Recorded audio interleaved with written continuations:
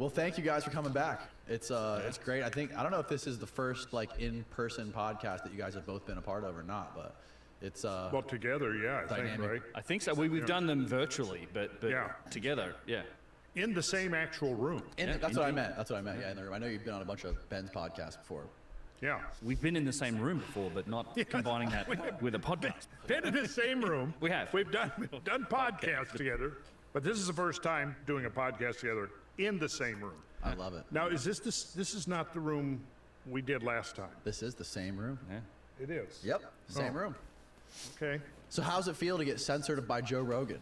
It was a relief because, well, it's kind of a long story. I know he didn't really, for people listening, you didn't really get censored by him. The video, No. you guys just decided not to publish it for some reasons. Well, but there was a lot of people that were going crazy about that. Yeah, a couple of reasons. The one reason was, well, first of all, let me just give you a little of the background on this. I had been on Rogan with Graham Hancock, and the question of what kind of energy technology may the ancient cultures might they have been using, if any. And I don't remember exactly. I think maybe Graham or Rogan, Joe looked at me, kind of deferred to me, and I kind of mentioned offhand that, I had an idea what it may have been.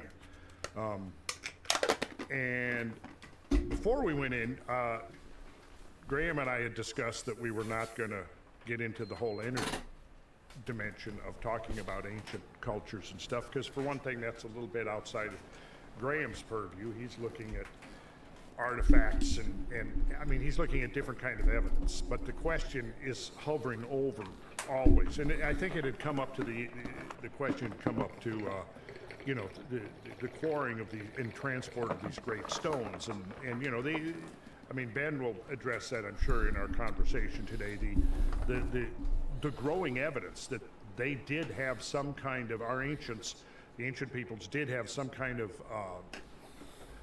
a technology that has been lost. Okay, so I just kind of dropped an offhand remark that, I kind of thought I had some ideas along that lines, and instantly Joe honed in on that and insisted I talk about it. And I didn't intend to talk about it because I felt at the time what I knew and what I had learned, to talk about it would have been premature.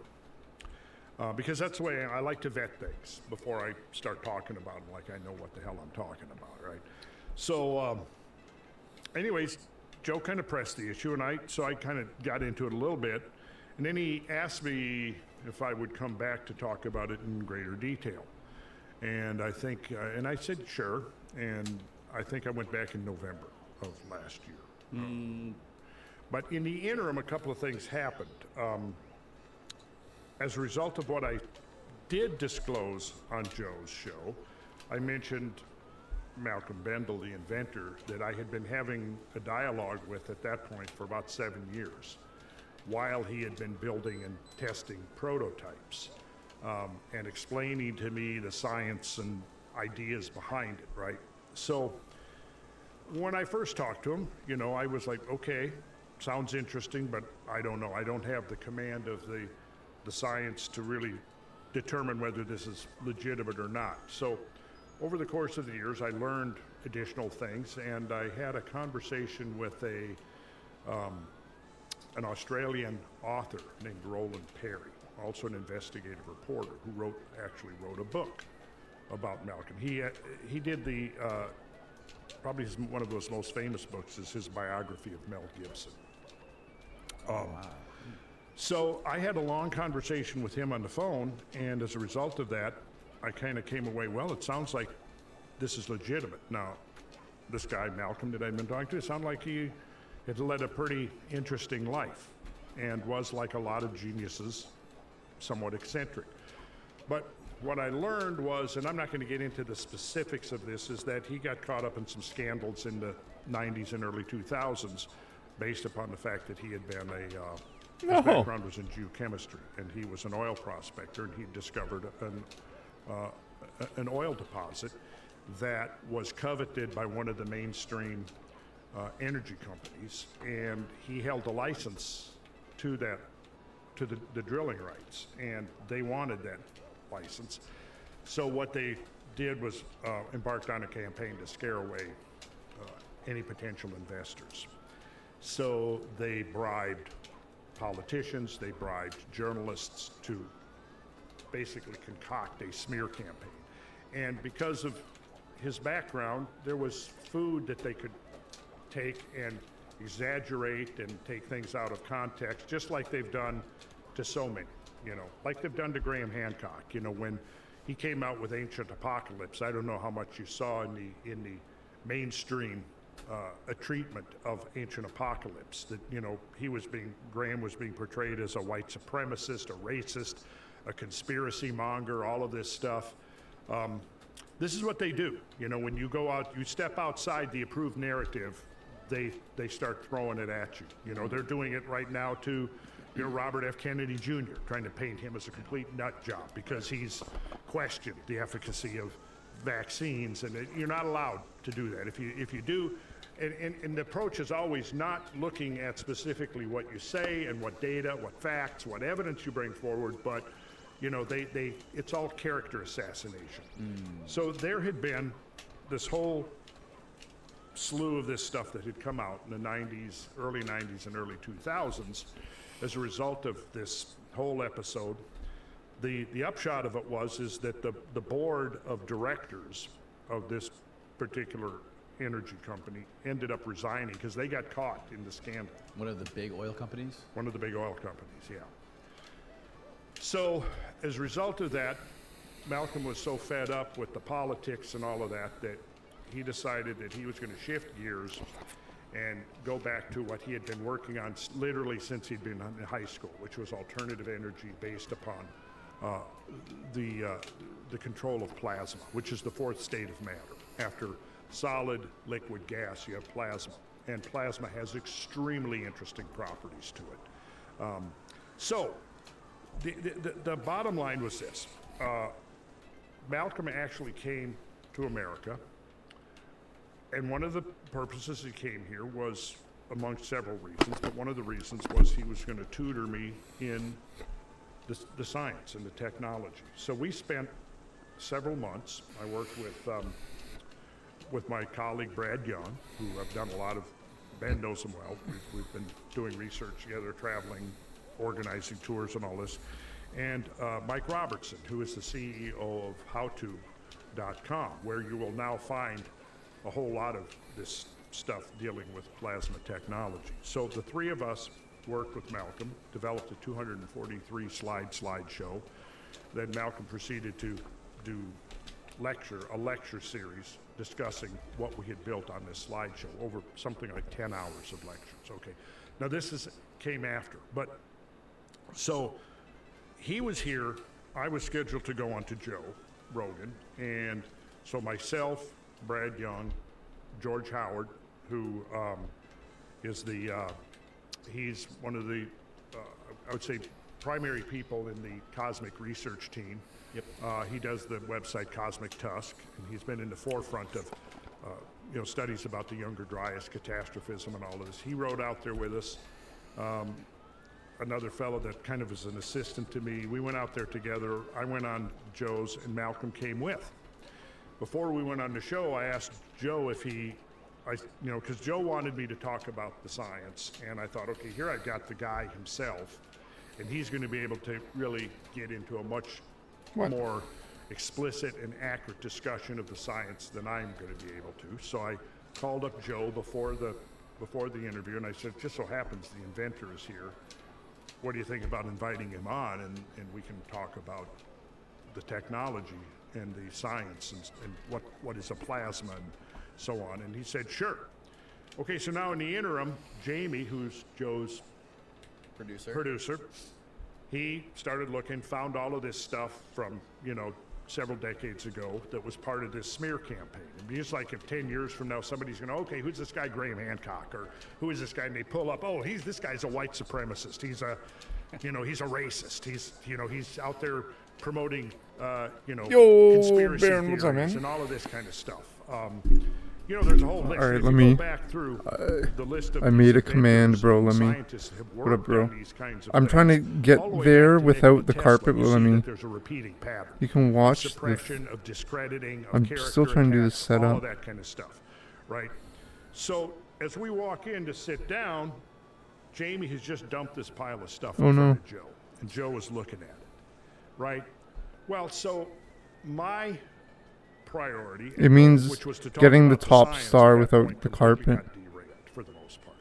And it got into the politics, the scandals, the conspiracy theories.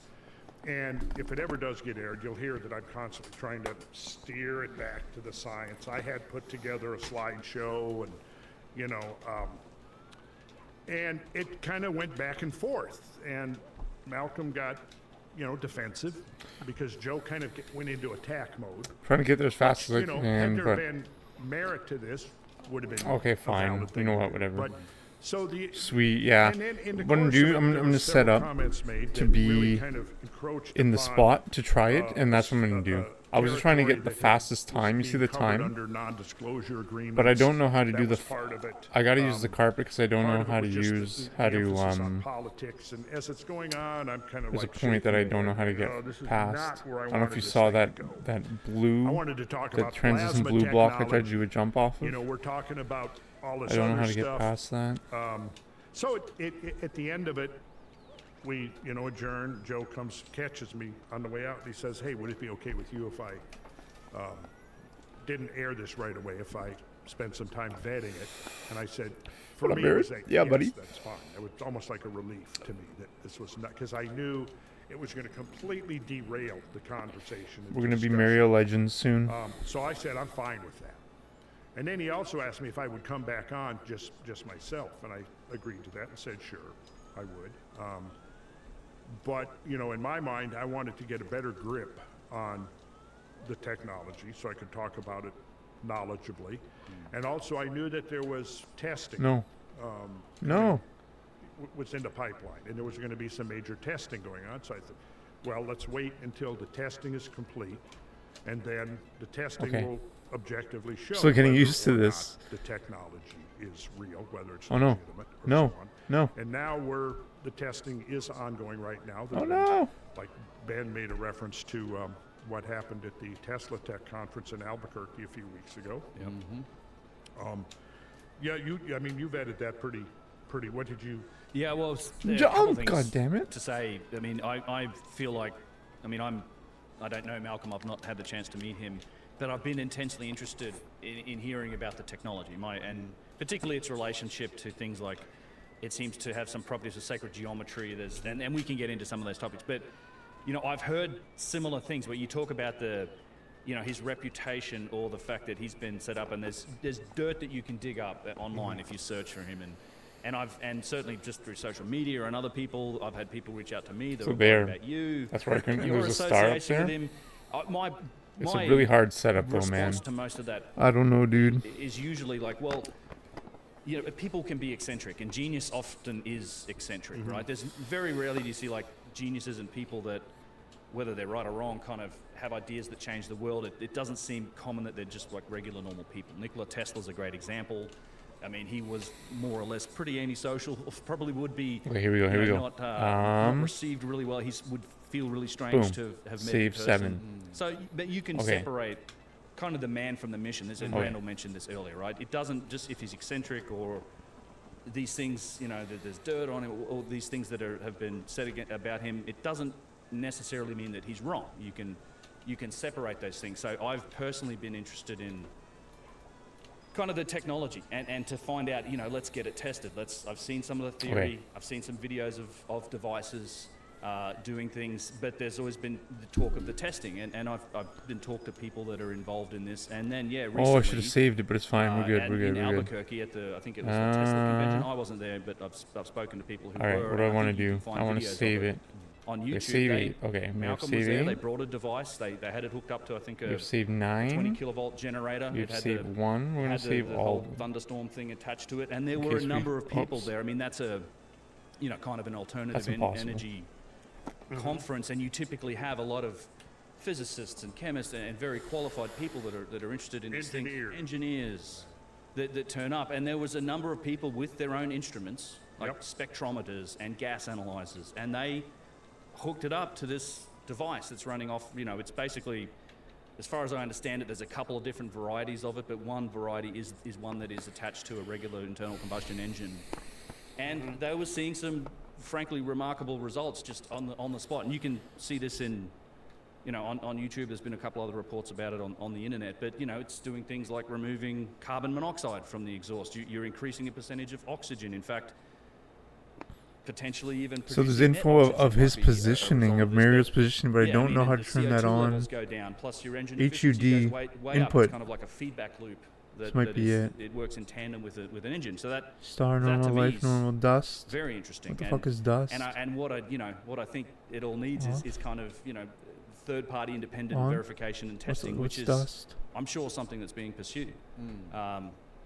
So yeah, Small, it was large. that Tesla conference and the data that came out of that WK-DISP? was pretty interesting. And What is this? I mean, Memory? personally, technology aside, WK-DISP I'm display? I'm interested On. in some of the theory behind it and its potential application as something that may not necessarily be a new discovery so much as a rediscovery. Because as Randall said, I'm fairly convinced that there's plenty of evidence that suggests there were some powerful tools and techniques and technologies being employed far in the past. I think it's the only way to explain some of the signatures we see in stone, some of the logistical achievements that have been made.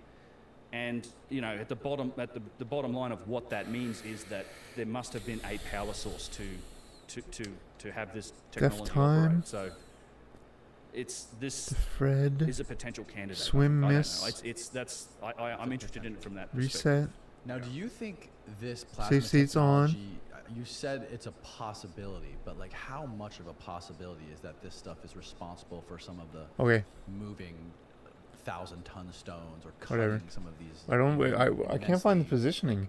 hard stones. Whatever. Well, let me put it this way. fine. Now that I've got a better grasp of what it is, the more I learn about it, the more it seems like it would be the prime candidate Really? for an alternative technology and a technology upon which an entire civilization is based. Yes. I need to watch the Simply video to see what the likely. setup is. Because where I time stamped it is so literally ubiquitous. The whole the idea setup of spot. Plasma technology in the fourth state of matter is real. And there have been a lot of scientists who have been studying it for decades. And so it's well-known phenomena. And it lends itself to all of these kinds of things that, the alternative energy community and alternative ancient history community have speculated about. It seems to fill a lot of the gaps in that knowledge. And so ultimately it's going to be, the testing and building of prototypes. And that's why Malcolm's got a nonprofit organization called the Strike Foundation. So they've applied for some patents, which are applications of the technology. Turn I'll give you right, an example. kick. A chimney scrubber that would be, on a coal-fired plant. So they've got a patent on that, right? But the basic principles are being put out for free access with the idea to encourage people to take those principles and work with them, test them. So we got somebody right now who's going to be Oh my attempting God. sort of a You backyard just turned, mechanic Mario? who's Why gonna be can't doing you a fucking turn, you retrofit of bitch? his car Is that it? with That the looks pretty technology. And perfect. That's one of the That looks perfect to me. one of the applications. Let's state You this can one. retrofit any kind of engine or generator that operates on fossil fuel, whether it's regular gasoline or kerosene or natural gas or diesel, and it'll have the same effect. The data is out there. I mean, I was talking with George Howard the other day, and he's saying that people are building these. Like, if you Okay. sit through the Pretty 10 good. hours of content, All right, here we go, it's my out there, friends. and you wanna- Here we go. It you looks have the pretty skills perfect. to wanna I still don't know find how to get one of all these the and other use it info up. as an application. See how You he can, and as has Randall said, the people are. I've seen a few different videos on M YouTube of people and all the other positioning shit? building these or That's how I could really running these- confirm if these it's systems. right in the right spot or not. Yeah, I mean, I know that the data is going out there, at least on the Oh, I need to theory punch. side, and There, boom. it's contained in those 10 hours of lectures that are up on YouTube, I believe. Yes, it is. Yeah. So it makes the engines, you said, twice as efficient. About twice as efficient, yes. So I guess like the problem will be figuring a way to scale it up, right? they've scaled it up to a 400 kilowatt generator. So that's, industrial level. And Malcolm said in one of his presentations that it all is based off of sacred geometry. Well, yes, because, for example, the spheres are in the ratio of 4 to 3 to 2. And that's your fundamental number, 432. And the lengths of the pipe, the diameters of the pipe, all of these things are in those ratios that we get from the ancient canon of That's it. Here we go. which is interesting to me. Wow. Otherwise, they don't work as effectively if you don't use those particular ratios. Okay. Now we're gonna do a whole separate podcast on this stuff and go like super deep into it. So I don't know if there's anything else that we should show for now, but I do want to sort of dive deep into the fundamentals of sacred geometry, because that's something that we did not cover on our first episode. Yeah, that's a great idea. I think that's an excellent idea. Can you give people a basic rundown, sort of an elevator pitch of what sacred geometry is and how it ties into prehistory? With the busy fall season already in swing, you might be looking for some wholesome, convenient meals for those jam-packed days. Factor, America's #1 ready-to-eat meal kit, can help you fuel up fast. With chef-prepared, dietitian-approved, ready-to-eat meals delivered straight to your door. It's a great way to save time, eat well, and stay on track with your healthy lifestyle. If you're like me and you're far too busy to always make sure you're eating well, that's where Factor comes in clutch. You can skip that extra trip to the grocery store, as well as all the prepping, shopping, and cleaning, and still get all the flavor and nutritional quality that you need. Factor's Shit always fresh, breaks. frozen Yeah, meals this ready is, to go I in don't just know 2 why. minutes. All you have to do is heat and enjoy. It's So you can just, get it Factor's works fresh pretty meals. well. Round up your meals and replenish your snack supply with an assortment of 45 It's starting to plus crack a items, little including bit, but breakfast it's doing items pretty like well. the delicious apple cinnamon I got like a pancakes, little. bacon and cheddar egg bites, and potato bacon and egg breakfast skillets. Or for an easy wellness boost, try refreshing beverage options like cold pressed juices, shakes, and smoothies. All right. Head on over to factormeals.com/DJP50 and use code Thanks for being here, man. DJP50 to get 50% off. That's code DJP50 at factormeals.com/DJP50 to get 50% off. Back to the show. Well, excuse me, I think that sacred geometry is geometry, as most people know, with the additional component of there being a symbolism and a philosophy behind it that is you don't find in Euclidean geometry so much. Euclidean geometry is your definitions, your axioms, your propositions and proofs and all of that. Well, all of that is part of sacred geometry, but in sacred geometry, we also get into the idea of there being symbolical meaning to the numbers. And the other part of it is that the sacred geometry, you don't even have to call it that, but what you do see is that across the spectrum of nature, all phenomena manifest geometry. So if you look at the molecular level, you'll see geometry at work. If you look at the holy jeez, that's freaking so freaking level, fast. you'll see geometry at work. Holy jeez, look at dudes. the human level. Most people. Oh, you gotta get the that are 4th at frame. least Come on now. Educated about this kind of material know of the golden section, right? Also known as the divine proportion. Oh, I was keep used forgetting by to push A. Leonardo da Vinci and others going back to the Middle Ages. The diagram of the human body. Yeah, and the human body is a repository of the divine proportion. As it's Oh, I called, keep pushing the it. I golden keep ratio. forgetting to push A, guys. Oh no. And to Oh put shit. it simply, I think I might fucked it up. imagine that you have a line. This Load. is the simplest two-dimensional manifestation of it. Draw a line, Okay. and now you divide that line into 2 parts. If you divide it in the middle, now both sides of that line are the same length. And it's a very static situation. Nothing really, you can't get any additional properties out of that you could use in processes of growth, for example. You need to have an asymmetry, because now as soon as you have the asymmetry, now you have... Shit, I keep pausing every time. That's very static. Artists know that, right? So in the sacred geometry, what you're doing is an asymmetrical division of a line. In the one and only point where you create a proportional relationship between the length of the whole line, the Load longer 7. segment and the shorter section. 7 is also a good one. So in classes and lectures, I demonstrate this. It's much easier to grasp when you see it than just hearing about it. And I am actually in the process of creating a new level of sacred geometry courses, primarily aimed at the homeschool, the massively growing homeschool I movement. keep forgetting to push the button. Because I used to teach this. I did many years of teaching these principles to homeschooling classes of kids from the age of typically 9 to 17. Oh, wow. Discovered that when you incorporate the ideas of sacred geometry, it becomes 100 times more interesting than just your standard boring proofs and propositions and things. So, Yeah. but let's get back to that line. Okay. An asymmetrical line where the ratio of the small section to the large section is the same as the large section to the whole line. Does that make sense? So if you have a line and you divide it asymmetrically and you call the long length A, the short length B, and the whole length C.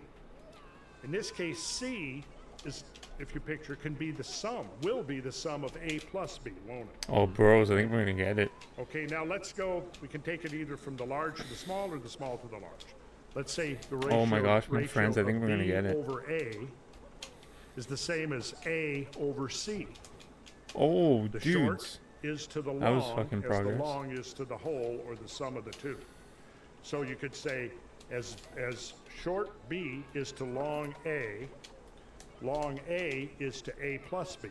And that's the basic mathematical expression of the golden section. And then when you solve that, you find out that it has a value of 1.618, 0, etc. It goes out forever, just like pi, okay?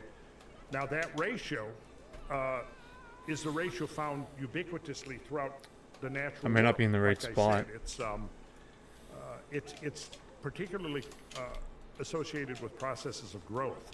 It's very much manifest in human anatomy. Oh, So I got maybe it. if Did you take see your that? cubit, which is Guys, elbow we're gonna get this. right It's there gonna built happen. into your anatomy is the ratio I was just talking about. So hold up your forearm like this. Now feel around on your wrist, and you will find that there's a little space in your wrist joint. You can feel it. See, Yep. look, my thumb is in that space. It's Yep. called the space of desktop. Okay, so now imagine that line is your forearm. Nice, from thanks, buddy. fingertip Yeah, to you see that? elbow, So we're gonna and do. that So we gotta hit that asymmetrical jump, division that is side marked jump. by that space, We right? gotta direct it towards now this, look the what other you get. thing, Small and then the is hard to part is we gotta large, as pause. the large is to your whole. We gotta which pause is a elbow to couple fingertip. times to change the direction of the stick right for there. whatever reason. It's right there. If you look at your fingers, Thanks, buddy. you I don't see, know if look we're gonna at, get look it. at the digit of your middle finger. Danny. Let's You be start honest. right here. You've got a joint right there. I mean, Now maybe. you notice the next joint is longer, isn't it? Yes. And then from the middle of your finger to your knuckle, that progression is in the golden Like that. ratio. So the small to the large is to the next larger, and then from there to the space of desktop, right? And then from there to your whole cubit. Now, do this. If you turn your forearm horizontal, and this is, you're standing on the floor, and this is the top of your head, then this space of desktop would coincide with your navel. So again, it's the scale invariant relationship, and those are just a few examples. You know, your navel is not the middle of your body. Right. However, when you're born, it pretty much is the middle of your body. But as you grow into the divine proportion until you reach adulthood. Now imagine this. Think No. about the proportions of an infant. Now imagine if you took an infant with those proportions, the size of their head, Oh, like that. You see? the distance that their navel divides their body, and you enlarge that to the size of a full-grown adult, and you saw that person walking down the street, you would think they looked strange, wouldn't you? A little bit, yeah. Yes, you would. Well, Something from Game of Thrones. so the thing is, you're growing into that ratio. You see what I'm saying? Yes. And everybody deviates a little bit. everybody deviates. Nobody's perfect, although there have been studies at looking at artist models and things like that. And you know, That looks pretty the good. further away you deviate from it, Let me the more, I guess you'd say, change the save idiosyncratic, to state. use a polite term, that you Let's see, this is look. 5. Let's just try. And there have been studies done by artists and things looking at the 5. proportions of the human face. Now, for example, if you do this, if you take, you make a rectangle, and you use the short length as the short side of a rectangle, and the long length as the long side, you now have a rectangle that is called a Dudes. golden rectangle. We're actually That actually not golden that far rectangle is off. frequently used theory. to frame the composition of paintings, of architecture, many things like that. Also, artists came to understand that a golden rectangle will perfectly frame the face, the height, because you notice if your face was as wide as your Guys, head was tall, it's happening. again, you would look strange, Yes. right? Right. So, and then you can divide that rectangle. So if you think of this as a vertical rectangle, and I may have a slide of this. If you enclose your head into a vertical rectangle, golden rectangle, then if you lop off a square, what's left is another golden rectangle. So the square defines your brow ridge, like this, from your chin to your brow destroying my ridge would be a controller square. already, though. What's left I over might up switch here is another controllers, golden honestly. rectangle. I'm But gonna you switch can controllers right now. subdivide the features of the face Oh no, hopefully everything doesn't according to the explode. golden ratio. So you find it in your height, in the division of your navel, you find it in your forearm. It's all manifest throughout the human body. But it's manifest in all realms of nature, particularly in growing things. And we find it in molecular, plays a very important role in the geometry of the DNA molecule. Yeah, I mean, it's reflected in the spiral helix Wow, nice. of DNA. Cool. If you take a cross section of the molecule, if you cut it and you look at that cross section, you'll find it reflected in that. So I like the golden ratios. I kind of think of it as a constant of our. Well, I just of our, fucked up save 5, I universe. think. It's a universal constant. That, Yep. and fine. you can go from the DNA. There's something that's the size of a molecule or a DNA helix, up to the structures of galaxies, and you'll also see in that spiral structure of galaxies the golden ratio is reflected in that as well. So it's like a natural constant. It's in nature, it's in life, as Randall says. Like it's expressed in nature, particularly in things that grow. But it's also seems to be it seems to be a constant in the very fabric or construction of our universe, like from the smallest levels to the very largest. So it's a kind of a fundamental principle of reality. And what is this? Well, this is a two-dimensional model of a section of a DNA molecule. And DNA is made up of these bases, these nucleotide bases, adenine, taurine, and you can see that they are a series of interconnected pentagons and hexagons. Well, your pentagons are a pure manifestation of the golden section.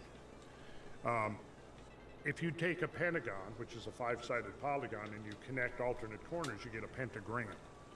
And the pentagram, if you look at it, it subdivides completely into the perfect golden ratios Right. of the sides. So this is just, and this is one of the things I teach in my coursework, is how you find this geometry embedded in various things. So this is an example of your DNA molecule.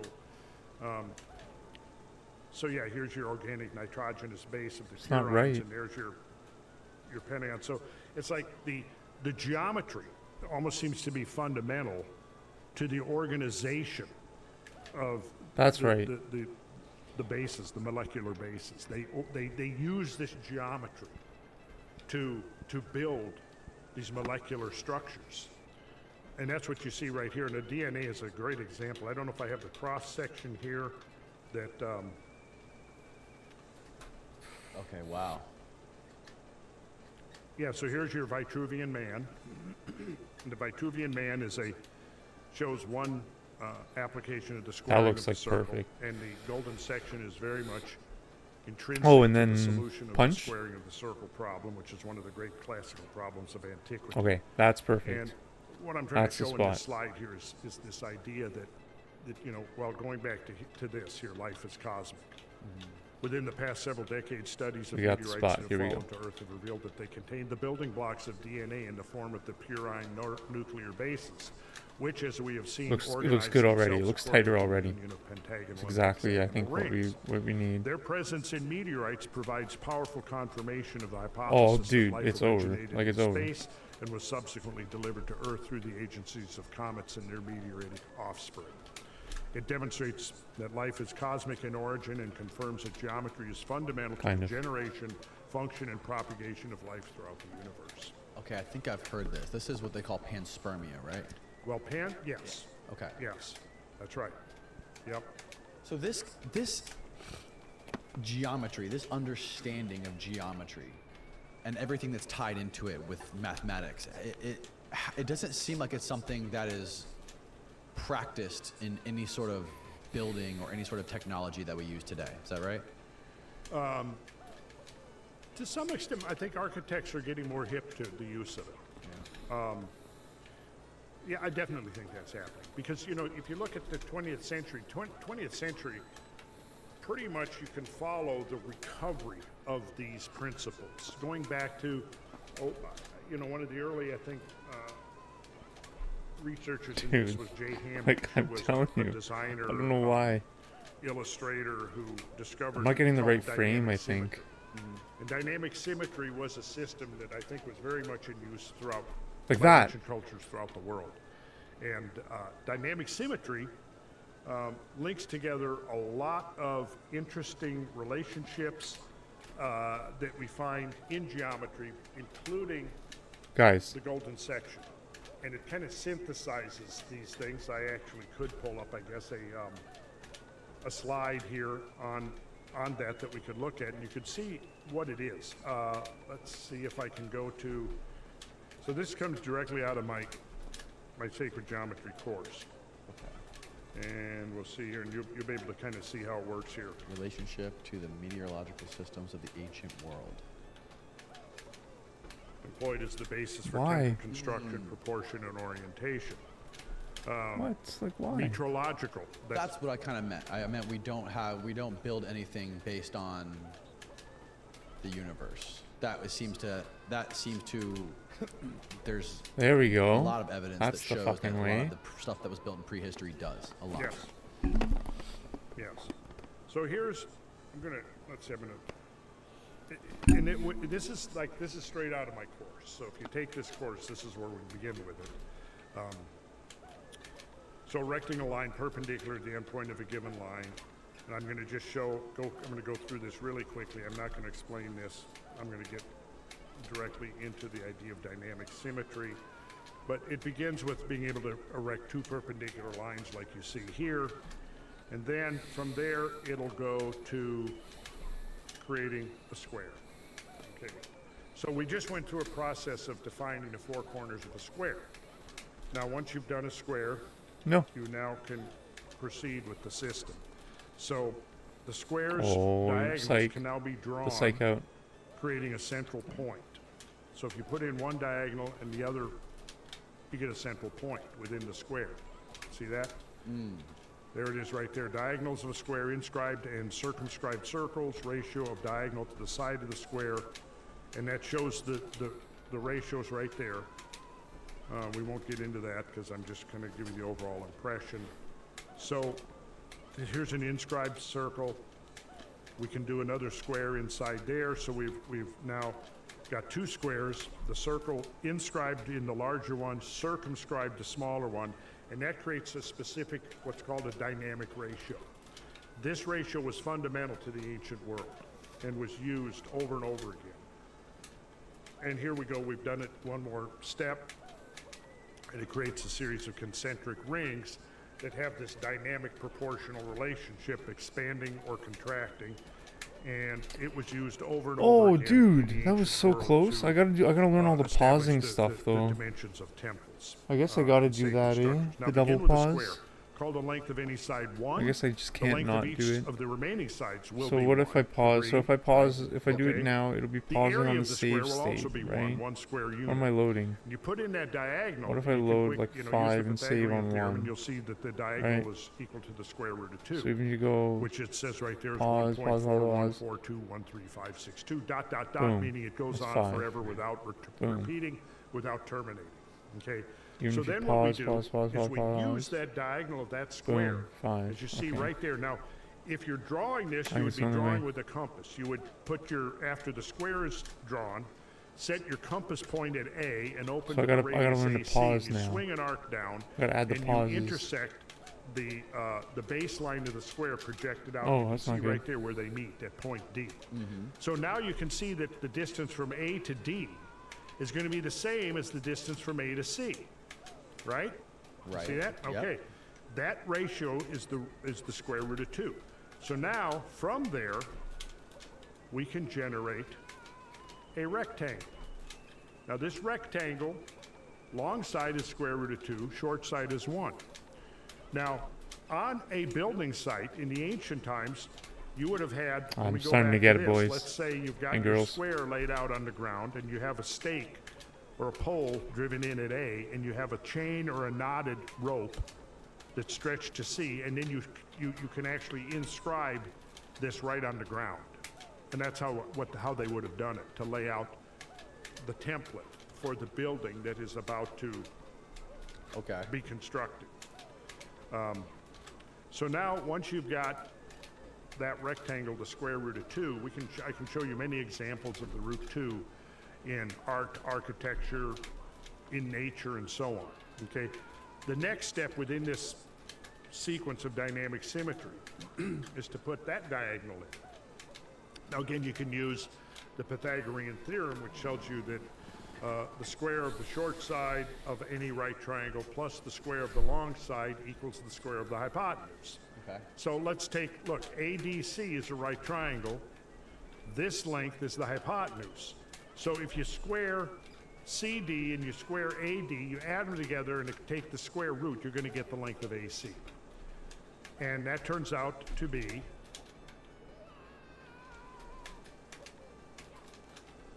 go through this. I'm just showing, this is what we do in class. I show people how to construct these. Now here's what happens. We take the perpendicular to the diagonal and we get BE. Now did you see how I got this point right here? We can back up. It's not too important you see that right now. But if you put in the diagonal, and then I draw a circle like this, and notice that the circle radius is the same as the side length of the rectangle. Okay? Right.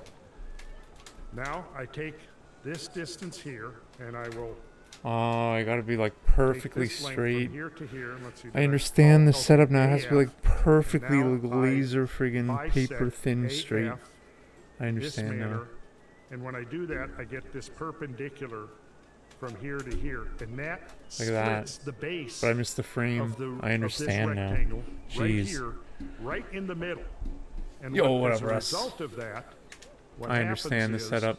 So this we get a setup, series as of per these that scale video, invariant yo, triangles. what up, Russ? We got a new command too, I can explaining go through this literally whole- they all have the same proportions. what I'm trying to do. And then ultimately, And as you can see, I'm actually kind of what close, which is happens insane. is I didn't even I think I'd get, even get this far. two duplicates. of So the original- setup by Let's see. Crytholith, And I can create what are called the like that, whirling almost. But it rectangles. was the wrong frame still. And these whirling rectangles are showing actually So I gotta, like, vortex wall jump? phenomena that we can find in nature. See, we get into all of this in the classes, and you'll notice the symmetry. then I'm gonna try to pause there. What up, bro? Alright, man. This sequence. We're becoming Mario Legends, dude. Good. This is what we want. We want Danny's brain to be melted. Hand me those salts. And so Like that, what we like got that, here like that. now Okay, is I one gotta of the things watch. that makes them Gotta dynamic watch. is the fact that these rectangles are infinitely replicable. You know what we might do? We might watch either it right growing now. or reducing. So look what I've got here. Now you can see here that rectangle in blue is the exact proportions of the original rectangle. See that? Yes. Look at there. There it's going around. And I can continue by creating a series. I can create a grid. All right. And this grid is I think I'm scale gonna pull up the video. invariant, meaning it's self-similar. Sorry, simply Right. for playing your Right? video And this is one of the key on stream, key but it's gonna add a ideas of view. sacred So, geometry is the self-similarity so we should go, of boys. forms, which means that if you're creating a composition, let's say you're an artist, you're created a painting that the canvas ratio is a root 2 rectangle what we're just looking at here. Well, you can divide this root 2 rectangle up just as I've shown you here, so that all of the parts reflect the proportions of the whole. Now you have what the Greeks called stereometry, which is this relationship, this harmonic relationship between the whole composition and its mathematics, its proportions, and the parts. So like if you look at this, you can see that within this, I'm showing here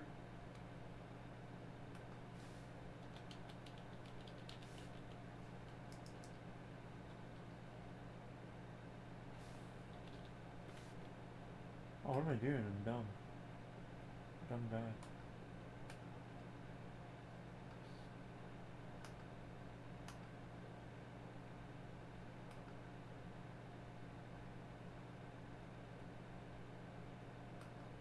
Off with that same logic.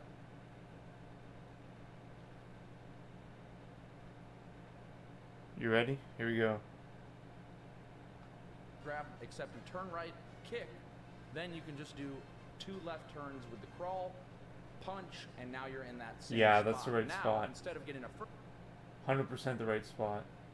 first frame wall kick, you need to go for a 4th frame wall kick.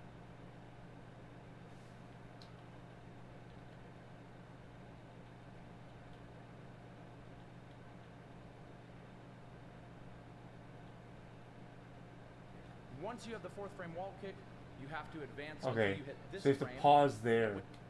See? See how I didn't pause there at all? You gotta pause right there. And then now you gotta hold okay, now let's watch. Point, you start holding down until you get to this frame. Then you start holding right.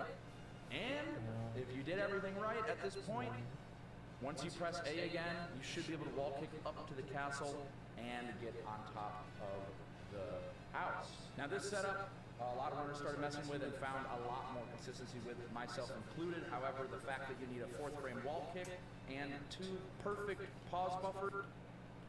Now this setup to the castle right, you get to and now kick. Myself included were struggling. Shit from the old. Starts off rotational turn with the crawling, which a lot of runners, myself included, were struggling with. It starts off with that same ledge grab, except you turn right, kick. Then you can just do 2 left turns with the crawl, punch, and now you're in that same spot. Now, instead of getting a 1st frame wall kick, you need to go for a 4th frame wall kick. Once you have the 4th frame wall kick, you have to advance until you hit this frame. Pause. At which point you start holding down. We pause. And then we hold down.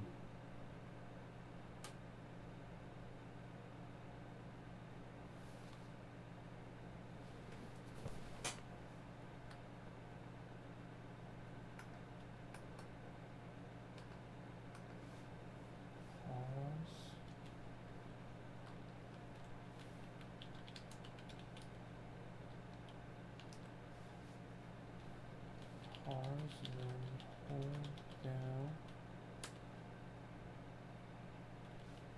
Then pause and hold right.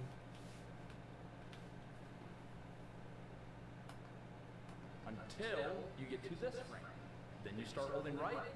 And if you did everything right at this point, once you press A again, you should be able to wall kick up to the castle and get on top of the house. Now this setup, a lot of runners started messing with and found a lot more the house. Now up to the castle and get on top of the house. Now this setup, a lot of runners started messing with and found a lot more consistency with, myself included. However, the fact that you need a 4th and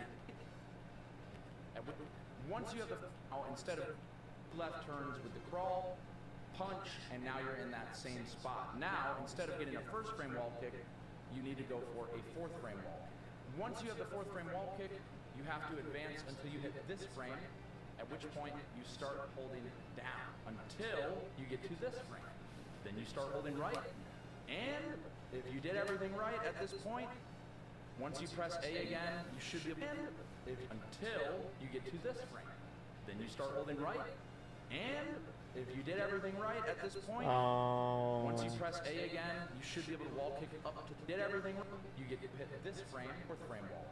Once you have the fourth frame wall kick, you have to advance until you hit this frame, at which point you start holding down until you get to this frame.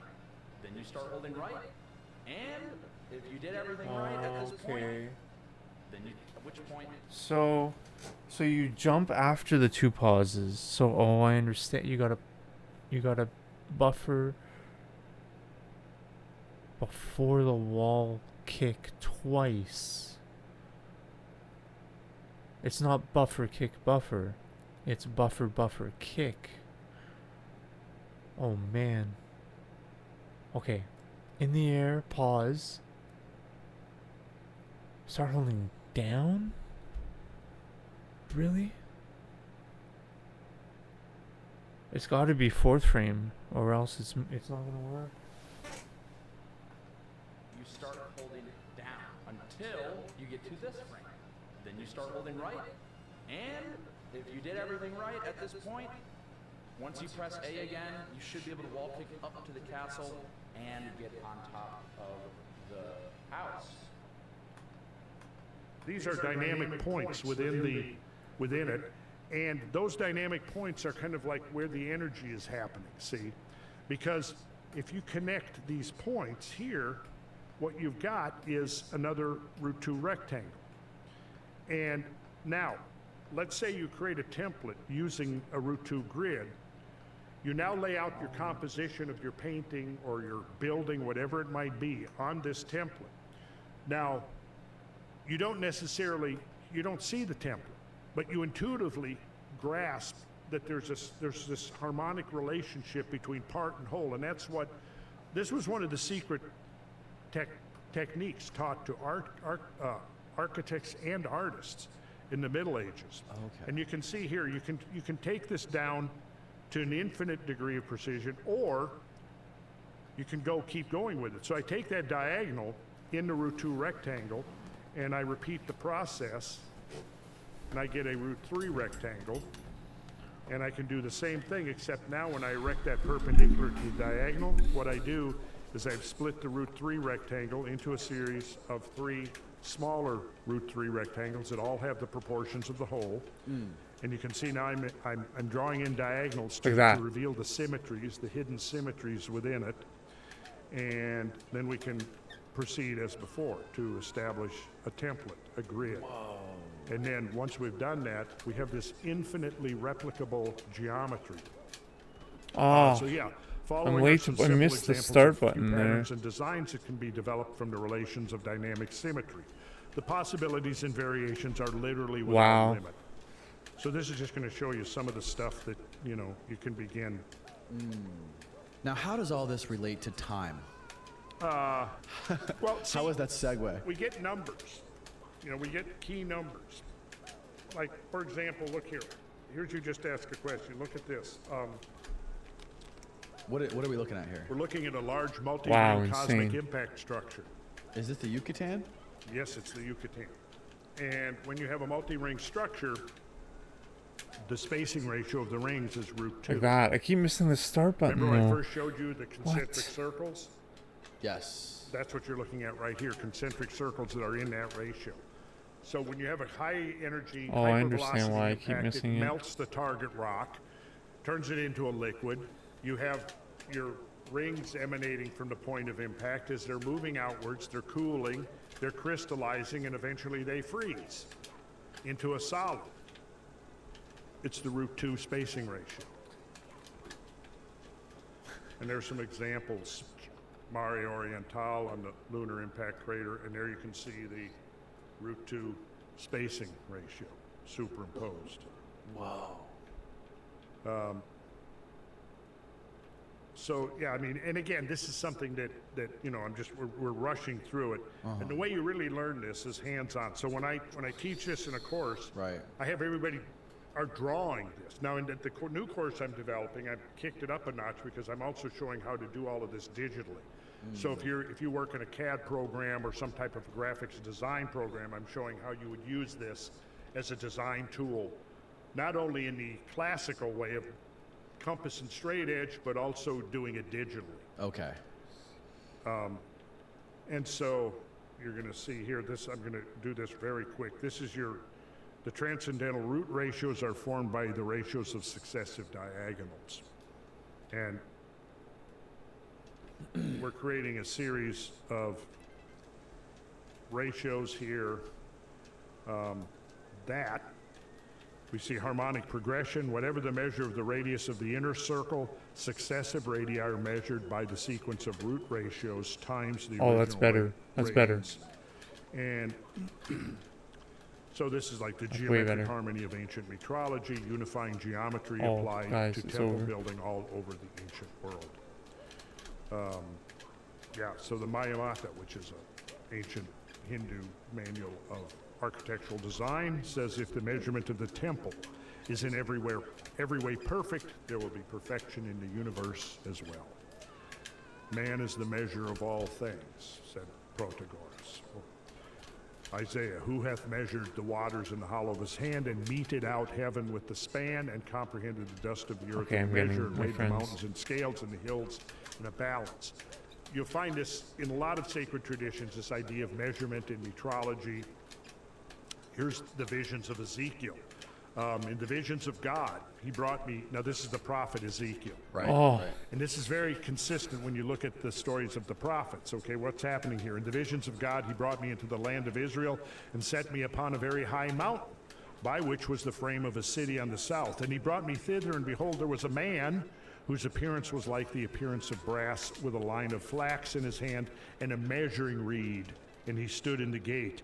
And the man said unto me, Son of man, behold with thine eyes, and hear with thine ears, and set thine heart upon all that I shall show thee.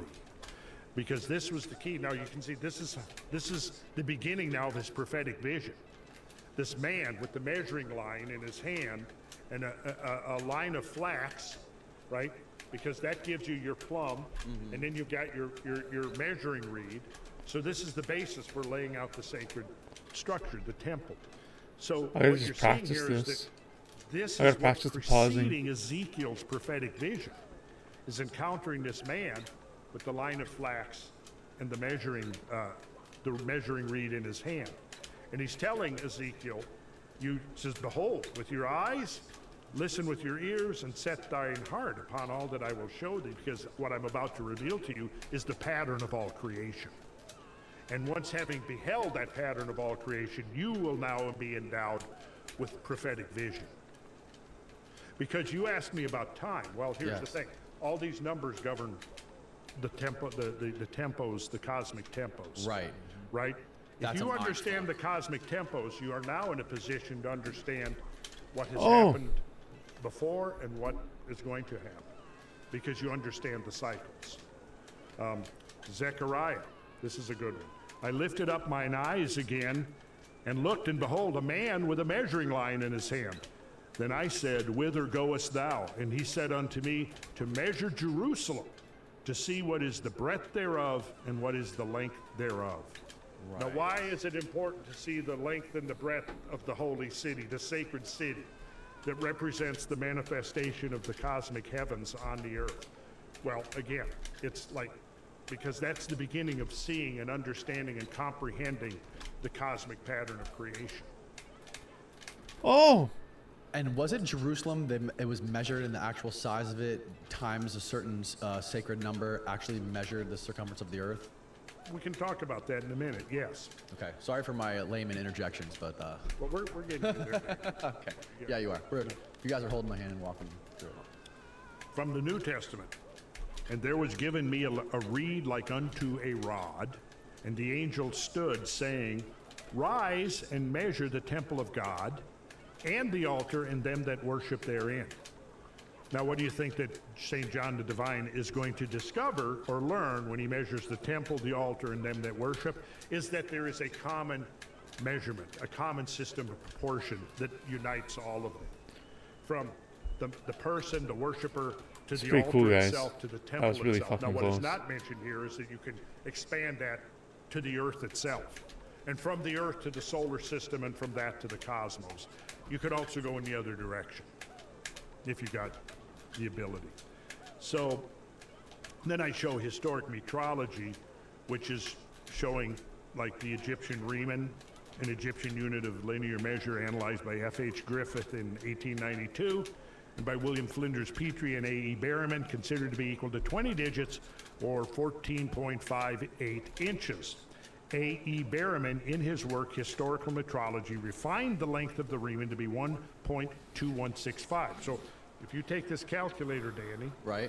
put in 1.2165, now that'll be in feet. That's the length of the remen. So you can see that it's a little bit, now this is an ancient Egyptian unit of measurement. The remen. The remen. It's a Okay. little bit longer than our foot, right? Right. Okay, so now there was another unit of measurement used in Egypt called the royal cubit. It was discovered by Isaac Newton in his analysis of the dimensions of the King's Chamber of the Great Pyramid based upon the survey of Greaves in 1637, which in fact I'm sure you were well aware of. Also mentioned in the writings of Herodotus in his description of the city of Babylon. With slight variations, the accepted length of the royal cubit is taken as 1.72 feet or 20.6265. Now put in 1.72. Am I clearing out the 1.26? No, leave that. Actually, okay, here's what you're going to divide by 1.72, 1.72. right? Okay. Now, you see there's a little 1 over x button? Oh no, I hit equals. Okay, you got to hit equals. Okay, you try this again. Okay, let's go back. Let's go back to this. 1.2. Put in 14.58 inches. Okay. Okay. Got it. Now divide by 20.6265 Okay. equals, what'd you get? 0.70685. Okay, so now do you see the 1 over x? Because we're going to flip the ratio. The 1 over x button. It should Oh, it's a button. Got it. Let's see. 1 over. third row. Yep, got second it. column. Hit that button. Okay. What'd you get? 1.414711.934. Okay, 1.414 This is cool. basically. Yes. Right. Now, I like this. right to the right of that button, you'll see x squared. Hit Got that it. button. What'd you get? 2.0014. So what you're looking at is the square root of 2. So what you just did, Danny, was you showed that the ratio of the royal cubit, the remen to the royal cubit, so the Egyptians knew this. If they drew a square, which was 1 remen on the side, and you drew its diagonal, the diagonal was the royal cubit.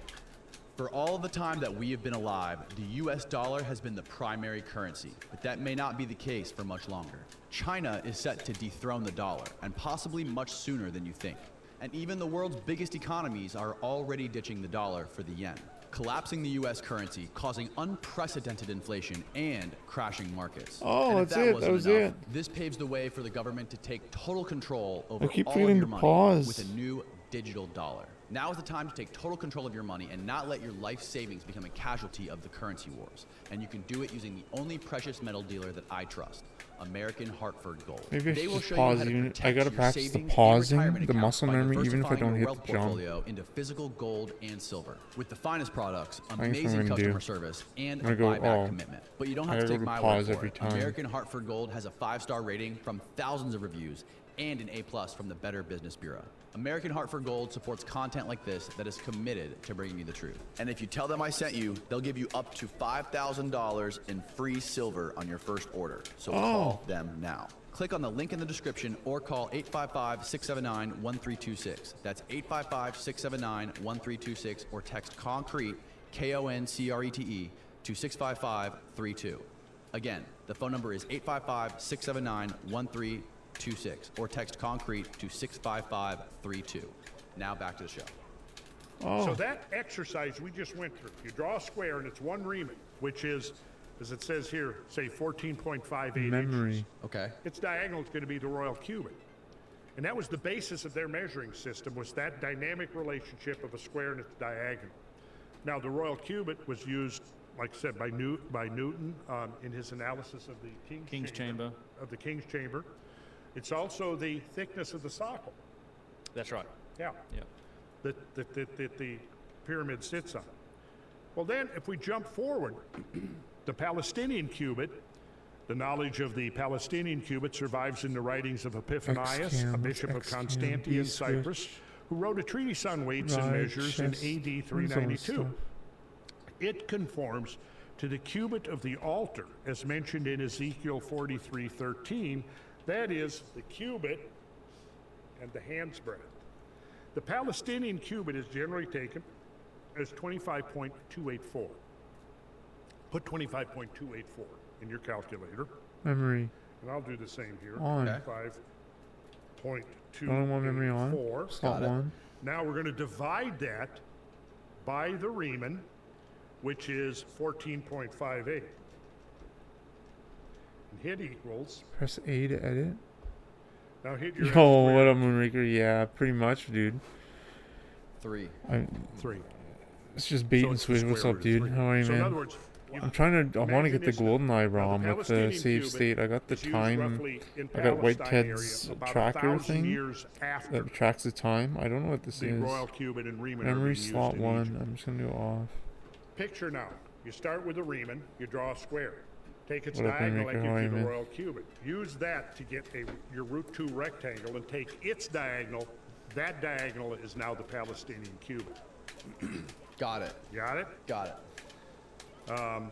Oh, that's it. That was it. So now we've got the Roman pace, I gotta the pause origin though. of the Roman mile. Now, you know the mile comes from the pace, Oh, right? You shit. know what a pace is? We're getting Just it, like boys. a human walking. A human walking. So I gotta hold Now imagine down, right? if you're going to pace out, Hold you've got down. the field, and you want to know roughly how big it is. You don't have a measuring tape. You figure, oh, it's about an acre, but I'm going to pace it out. Yeah. Well, if it's in the old days and you're a surveyor, Oh, or I a missed builder, it. an architect, Did you're you gonna see that? know pretty I think precisely I the paused length too of late your anyways. The pace, first one? because that's a And now I common hold way of right, but I'm not gonna determining get the jump land anyways. measure, is you pace things 69? out initially. There's Toad. You know, we didn't have transits and builders, instruments. Oh, back how am I then. gonna We used unpause? things like ropes How the and fuck do I unpause like chains and this? Back then, what are we talking about back fuck? then? anywhere before, from a few 150, 200 years ago. Okay. All the way back. Okay.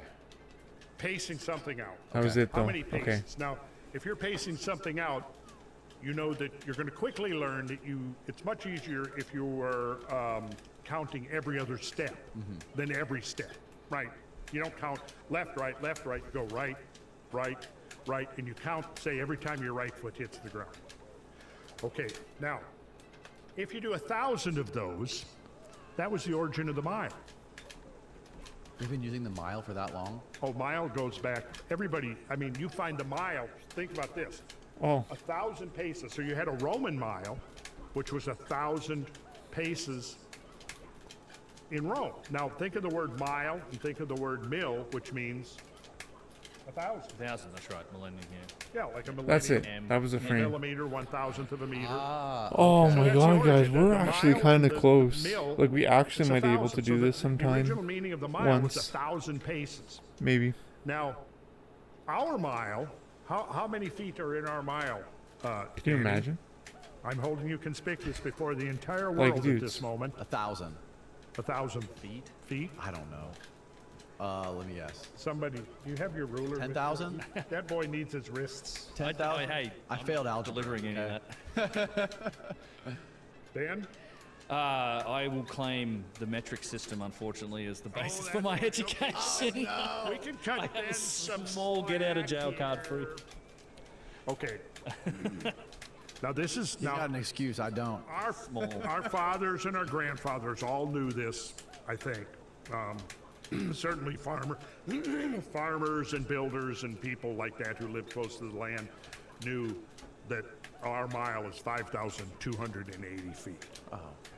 Now, if Oh, you divide that was it. 5,280 feet by Yo, thanks, dude. 1,000, you'll get the length of the You know what I piece want to do upon if I which ever end up our getting it? I don't want mile to get ahead that of we use myself because I today's might base, never do right? this again, but I might want to try speedrunning this star, but the hard part is getting to this point. That means that each I had to use the pace carp is to get to this 5.28. point. 5.28. Very good. Right, 5.28 feet. You should, if you had your notebook there in class, I would be getting you to write that down. 5.28. 5.28. Okay, you got it. 5.28. Now you look at the Roman pace here, and it's equal to 4.86 feet. So they were shorter. They were shorter. You got it. Now our mile is part of the imperial system that goes back to ancient Britain. Now, I've looked at the surveys of Stonehenge, for example, and if you take the big outer ring of sarsen stone circles, within a few inches, it's 105.6 feet in diameter. Oh, that's it. That looks like the exact like And fucking if you frame. look at So we gotta hold down. sarsen stone uprights, which are the big stones forming that outer 82, is circle, that full? that ring, there are lintels on top. And those lintels are Oh, an average guys. size of 10.56 feet. This is like fucking 10.56 perfect. times 10 is 105.6. I think I'm too low though. Think about that. So I gotta hold Okay, right so now. If you were to draw a ring This is my best on attempt the yet. ground, a circular ring that's 105.6 feet in diameter, Thank you, Simply. Stonehenge would fit within a few inches within that ring. So I have to Now, the fact that they unpause were using a consistent unit and of measure is push A at the same verified or time. How the confirmed by fuck the am I gonna fact do that that? the distance, if you go around that ring, Right. and there's 30 uprights, which are most Oh, of the that was so surveys and close. studies assume that there Oh was a ring man, I within gotta 30 do of the those wall uprights. jump like Several that. of the lintels, Guys, the that was- horizontal lintels I hit the that wrong have those frame. uprights are still in place. Their average You can check the length input is display, hit the wrong frame there. 10.56 feet. Was I late? So think 10.56 times 10 gives you I think I might that, have been that late. ring. Okay. Okay, got that? Got it. It's Now so what's hard to tell though. 105.6 times 100? 105.6 times 100. No, times 50, I'm sorry. 528. 5,280. Our mile. Oh, that's it. Yeah. So, what does that suggest? It doesn't prove, but it suggests that the builders Oh, of guys, Stonehenge were using I think a I system might have of paused measurement a couple frames too late there. You from which see we that? derive our mile. You see how I kind When of do we think slid down the Stonehenge was wall a built? little bit? But this is a Well, it's really good Neolithic. attempt. Yeah. I mean, talking like, I think it's How the what, fuck am I gonna unpause? 5,000 BC or somewhere like that, maybe even earlier. Oh, So, that was a yeah. good yeah, yeah, attempt. it's at least Neolithic. I mean, At least Neolithic. Yeah. So at least 4,500 to 5,000 years ago. At least, if not. Okay. This suggests that our mile is that old. And they were using, if they had a mile of 5,280 feet, and you divide that by exactly 50, they now draw a ring on the ground, and that's the diameter of the sarsen stone circle at Stonehenge.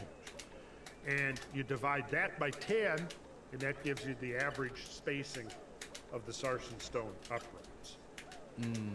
So, Why? Wow. yeah, that's That's bizarre. Oh, now, these are the kind of things we look at in the course today. Okay, so Okay.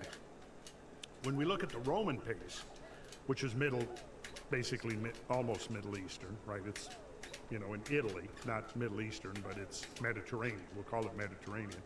We're looking at roughly 2,000 years ago when the Roman pace was in. And in Rome, it was well known that you had the city center, and the Roman mile was 1,000 paces out from the city center.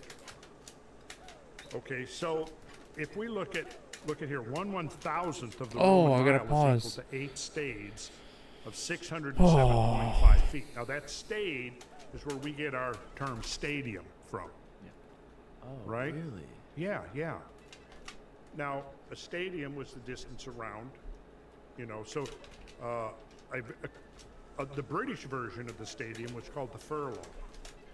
And we don't know how old the furlong is, but it was apparently very ancient. Now, the only place that I know of where furlongs are still used today Oh. is where, man? racetracks. Yeah, racetrack. Oh, horse race tracks. Yeah, yeah. But the furlong to the ancient Britons was 660 feet. 660 feet is 1/8 of a mile. Try it. 660 times 8. See if you get 5,280.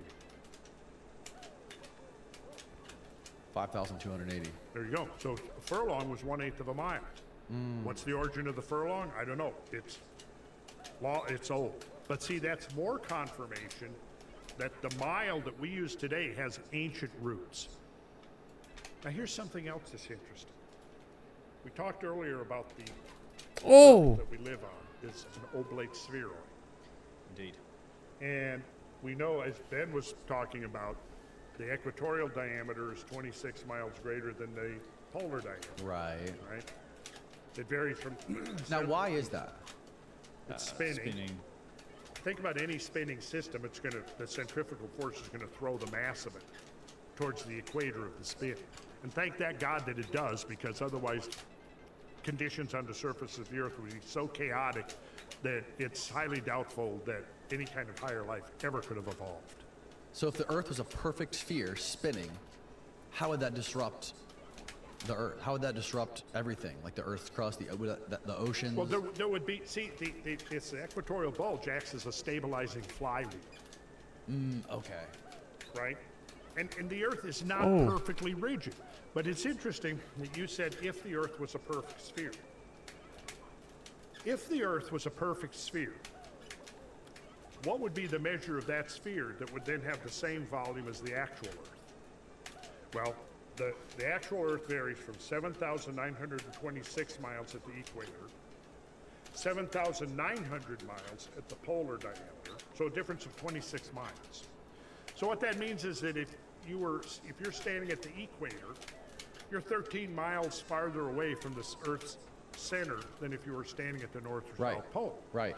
And then also you can think of it this way: if you travel from the equator to one of the poles, you're going downhill 13 miles, Oh, why? right? Right? Now let's think about this. Okay, so what would be? I'm glad you brought up the idea of the perfect sphere, because again, when we're talking about creation manifest in 3 dimensions, and the idea of sacred geometry is that behind the actual manifested 3-dimensional physical universe is this template, the template of geometry. In that template of geometry, you've got idealized numbers, okay? Now, the idealized number of the Earth would be what you just said. What would be the size of the Earth that was a perfect sphere, let's say, that had the same volume as the actual Earth? Yes. It would be Yeah. 7,920 miles. If we squished it into a perfect sphere. If it was a perfect sphere, Okay. same volume as the actual Earth, 7,920. Get that number in I'm your gonna head. write that down. 7,920. 7,920. No! Oh! Oh! Got that number in your Got head? it. Something Okay. like that, man. Let's go back to the furlong that we were Oh, man. okay? Furlong, we agreed, was 1/8 of a mile, 660 feet. How many inches in 660 feet? Gonna be the same number. 7920. What the fuck kind of sorcery is this? Now let's think of what we just saw here. Okay, we said the Earth, No, why? 7,920 Oh, guys, it's miles. like, that's pretty Miles, good, right? man. We've We're doing already pretty determined well. that the mile is a human-derived unit of measurement based upon paces. You go and you We're doing walk really out well. 1,000 paces on the surface of the Earth, and it's 5,280 feet. Whoever developed the mile knew the circumference of the Earth. Well, I'm not going to go make that claim, but there's something weird going on here. Now, picture, there's 2 things. When you say that the mile is 5,280 feet, each of those paces is 5.28 feet. So think you've got a Oh, ratio. dudes. The ratio is the length Dudes. of the human pace to the human foot. That's ultimately the ratio of our mile. The pace to the foot, 5.28 feet, and 1,000 of those paces is our mile that we use today. Key number, that ratio, 5.28 feet, okay? You got to keep that in mind. And I know that, you have to work with these numbers for a while before they become embedded as part of your consciousness, part of your framework, your conceptual framework of reality. You just saw that the furlong, 7,920 inches. So think of this. You've got a furlong, 660 feet. Let's say you lay that out underground. And I have actually done this. Oh my God! In a nice Look how high I am, field or parking lot layout. guys. This is the best attempt I've ever had. Look how high I am. Which, oh, by the way, is the width of your thumb originally, your digit. That's where the inch comes from, right? Put your thumb. On Oh, a piece of guys. paper, draw a hit on either side. Oh my God! You've got your inch. That's a derivation. I don't know if I'm ready. So all of this is connecting human. What if I get to the anatomy. top? You've What got am I your gonna do? I'm gonna freak out. I might You've got your pause. foot, If I get up you've to the got your top, I think I should pace, just you've got your pause. cubit, What do you think? right? So now this is all linking the geometry to the human I'm so anatomy. nervous. So now, here's the final thing that you want to get in your mind, the relationship. The furlong is to the inch as the earth is to a mile. No! Got it? Got it. Okay, let's go further with this. Are you ready? I mean, this is, we're just kind of like got one leg down into the rabbit hole. What I like to do is I like to get people that they put one leg in, then two legs, and while they're peering down, I come up So I gotta behind them just and I not give push them a B. I gotta just. I'll just hop up there, I guess. There you go. Out of Okay, so faith. I in the should just book of try not to push Revelation, B, honestly. We were talking about the Could that have prophets. been it? There, St. John the Divine, he's met with the angel with the line of flax and the measuring reed, and he's got to measure the holy city and all of this. Then later on, it's describing his vision of the holy city. And it says, the city lieth foursquare, and the length and the height and the breadth of it are equal. What would that suggest to you? Foursquare, but that's got length, it's got height, and it's got breadth. Cube. Cube. A cube. Okay. 12,000 furlongs. And the city lieth foursquare, and the length and the height and the breadth of it are equal 12,000 furlongs. Okay? How far is that?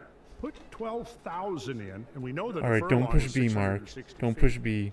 So go 12,000 Don't push B, man. 7,920,000. Don't push Now B. just look at the first four digits. 7920. Does that look familiar? Yes. Yes. So now Don't that's push a lot B. of feet. Let's put that into some ratio. That's the Earth. Yeah. Oh, That's guys. the measure of the earth times 1,000. Now let's put Guys. that, but that's feet. We just converted that to feet. Got We're it. so okay. close. That's why it's so But much. who can picture what's 7,920,000 feet? Let's Sorry convert for that yelling. to miles. So Okay. you're going to divide I'm just really by excited. 5,280, 1,500. 1,500 miles. Now what's the ratio between that and the actual earth? So here's what, you've already got that in your calculator, right? 1,500, yep. So that'll put 1,500 on top, divide by Earth, 7920 on the bottom. Now you're going to flip that by hitting 1 over X, so that you put the big number on top and the small number on bottom. Okay, I just did. Yo, Ninja, what's up, man? Yeah, buddy. Yeah, I'm so glad you're here, man. Because I wanted to show you, dude. I'm like, 2,8. check this out. Oh. No, maybe not. What's up, bro? What in the fuck? I'm glad is you're here, this man. right Legend, man. Okay, so now? It's all connected. Oh, check that out. Yo, you see that? And then I saw Simply's in other video. words, I there's a whole timestamped set it. of ratios The proportions. carpetless. embedded in creation. So he itself. says, I actually paused like literally the Whether we're perfect spot talking right here. sacred scripture and If you're on the prophecy, right whether we're hat talking angle architecture, on the whether we're way, talking yeah, I art, think whether we're so. talking I growing followed the things, Simply's video. whether The we're thing talking is, about the yo, great temporal you know how to do this, right? time You, this cycles. is We're gonna find the how same do you, numbers, the same ratios at he work. has positioning information. I don't know how to bring So up this Mario was- position information. This was sort of your Anyways, let's try this. So he says to hold down. into the sacred architecture of reality. When you begin to see these connections across Oh. time and space from one level of phenomena Oh, I to think it was another too level. far. And then right. And it was the basis for prophecy. And here's why. That's what he said. If Like everybody this. you knew only had a memory that went back 6 months, But you I do not know how to had a do this. memory Position that went info is a back Game full Shark year code, I or think. more, so Oh, that no you way. saw- Thanks, you buddy. knew- like, imagine this. I use this analogy in Yeah, the it looks whole pretty climate good. change scam that's going on. Okay. If you started tracking climate change, and you started looking at daily Oh, whoops. temperatures, and you had no memory of what came before, and you started keeping your temperatures on March 1st, Kick. and then you go through March every day. Some days it'll be a little warmer, other days it'll be a little cooler, but by the time you get to April, May, June, you're going to Matt. see a definite upward So let's load the trend. loads. Let's load the save state, Now, right? if I'm you gonna don't load the have save any state. Let's see if it's the memory exact of same before position. March 1st, you're going to think, oh my God, Yeah. this temperature that I'm seeing now in June. I is mean, it looked like it. unprecedented. But They have somebody a practice comes along cart, and whatever that whose means, where they memory can goes put in position for and speed multiple years, info. they'll say, well, no, this is normal. This is part of the I prefer normal to save cycle, them. Thanks, buddy. right? But the difference between that let's say, who only goes, whose memory I think I'm only getting goes back like I'm to getting March the 1st, and jumps this other right. person I think who knows like that. that it's cyclical. That's pretty who fucking knows good. that, yeah, That's it's also gonna pretty get high. hot, it'll be That's hot that's in one of my August, and highest guess what? It's jumps. gonna start I'm not saying cooling it's off. good as in it'll. And then by It's December, accurate. I'm just January, saying it's good the as world is in. gonna be your world I think that I you hit inhabit here is gonna the be a very jump, different maybe. place. But from here on, I That don't person is know what to profit. do. I mean, I know what to do, but The prophet is the Be person cool. that Save knows slots, you can the save grand here. cycles and Oh, you knows can. Where we are in those I can save cycles, here. and therefore, they are able to say, yes, in the future. what this save is gonna slot is this? happen. This is Now, 1, I think. Say, for example, I grew up in Minnesota. I think this is 1. So All right, every let's. year it's like, when is the first So let me freeze see. Let gonna me occur? change When is the the save first slot thaw then. gonna So this is occur in the 1. spring? Well, Yeah. we don't know the exact date and time, but we certainly know the 3. window. Okay, we're loading Same 5. with Okay, now if I pause again, we'll be on 3. You're not necessarily going to know the exact date and time that something is going to happen, Yeah. but you're going to certainly know the window within the window of So this one I probability hold within which that's down. gonna happen. Right. As per the That's Simply what video. separates the prophet is the person that has the long view and understands the cycles and where we are within those cycles. So if you're in Minnesota, I guess the You know what to date do? would be Okay, when the load first 3. freeze would This is probably be save 3. somewhere No, this is around save 1. mid-October. This is save So 1. as Let's you're go load coming up 1. the first, second week in Okay. October, the prophet is going to know that first day of freezing. Oh no, is but it imminent. lows. It They may doesn't not load in know the pause. It exact loads date in and the time, but they know it's imminent. See, And that It wouldn't is work like echoed that. throughout history, going back to as far back to like the implications. Switch stick that directions in 1 of frame. this Right. geometry and Holding some up of 1 the frame. old Yeah. structures that we found. Hold Basically, left. it implies Yeah. that they understood. So they the understood this Simply video long says hold history. down Yes. here that's and that's what I would then read into it. right after. So That like somewhere, what this is showing, and I mean, we just scratched like the that. surface. Right. I think what it's showing And then is you that push A. somebody back whenever, Something like that. I would trace it right back into prehistory. Yeah, Very it's the first one is sophisticated down and then the second one is architectural right. creation. And they As- understood not only the spatial Right. relationships, but the temporal relationships. No, as I pushed R. and they were able to apply pushed them R. in terms of sacred building, in terms of a technology. Less than 20 hours. Yeah. Because it turns out, see, that the plasma energies, when you transition from a plasma to a plasmoid, what it is you are now confining the. I just wanna do it the once, erratic man. see, when you go from solid, Thanks for being here, got- dude. You kidding me? electrons hoping you'd be here. and neutrons bound tightly together. Right. Go to a liquid, they're still bound, but there's a much greater degree of freedom. Go to gas, they're still bound, but now you've got even greater degrees of freedom. What if you ramp up the energy even a little to the next step? Well, now you've got a complete disassociation between electron and neutron. Your neutron is now just an ion, and now everything is completely free to move. Thanks, man. How do you No, I now pushed R begin again. to Jesus Christ. exploit that or utilize that is you create containment fields. Those containment fields are governed by sacred geometry. And I think there we're looking now at the key to understanding what an ancient system of technology that a civilization could have been built upon. Maybe. Now this is hypothesis definitely, I think, warrants further testing. Don't push R, goddammit. But we're interested in a very interesting time now because now we have the potential to actually test it. Right. And it is being tested as we speak. That's a lot. No. Look at the stuff Ben has been. Yeah. I mean, how do you explain that? You know, you can't really. You have to dismiss it. Thanks, man. And isn't that what pretty much the critics are doing? Well, yeah. It depends which element of it, but in general, it's a head in the sand kind of approach and dismissing it. Yeah. Yeah. I mean, logical fallacies notwithstanding, that's what happens. But this is why I'm interested in it from like a perspective of could this have been a potential root of a technology that was used, because we're seeing the same system. We're seeing this employment of these principles, these sacred geometric principles, in the architecture, in the artifacts, and then when you hardest see part it employed is in what is a potential unpausing technology and pushing there's an A. I alignment think I there. got it. It's like, Alien all finger. right, so they were clearly aware of and deploying these principles in their works, and it was like a fundamental building block of what they were doing. We see it in the sites, we see it in the temples, we see it in the objects like vases, and then we see evidence for some form of technology. And now it looks like there's a technology. Oh, thanks, buddy. Thanks, man. Discovered that is built using Means a lot, man, these coming same from you, dude. principles that we see The deployed and Mario employed in other Legend aspects of these ancient cultures. Like 17X you know, 16 that's- star, for those that don't know. It's hard to Ninja just say, well, lifestyle. that's just pure coincidence. Insane. it's, And some of these vases that you've discovered, I mean, is it true that it would take Emulator a run. very sophisticated computer to replicate some of these things and the symmetry?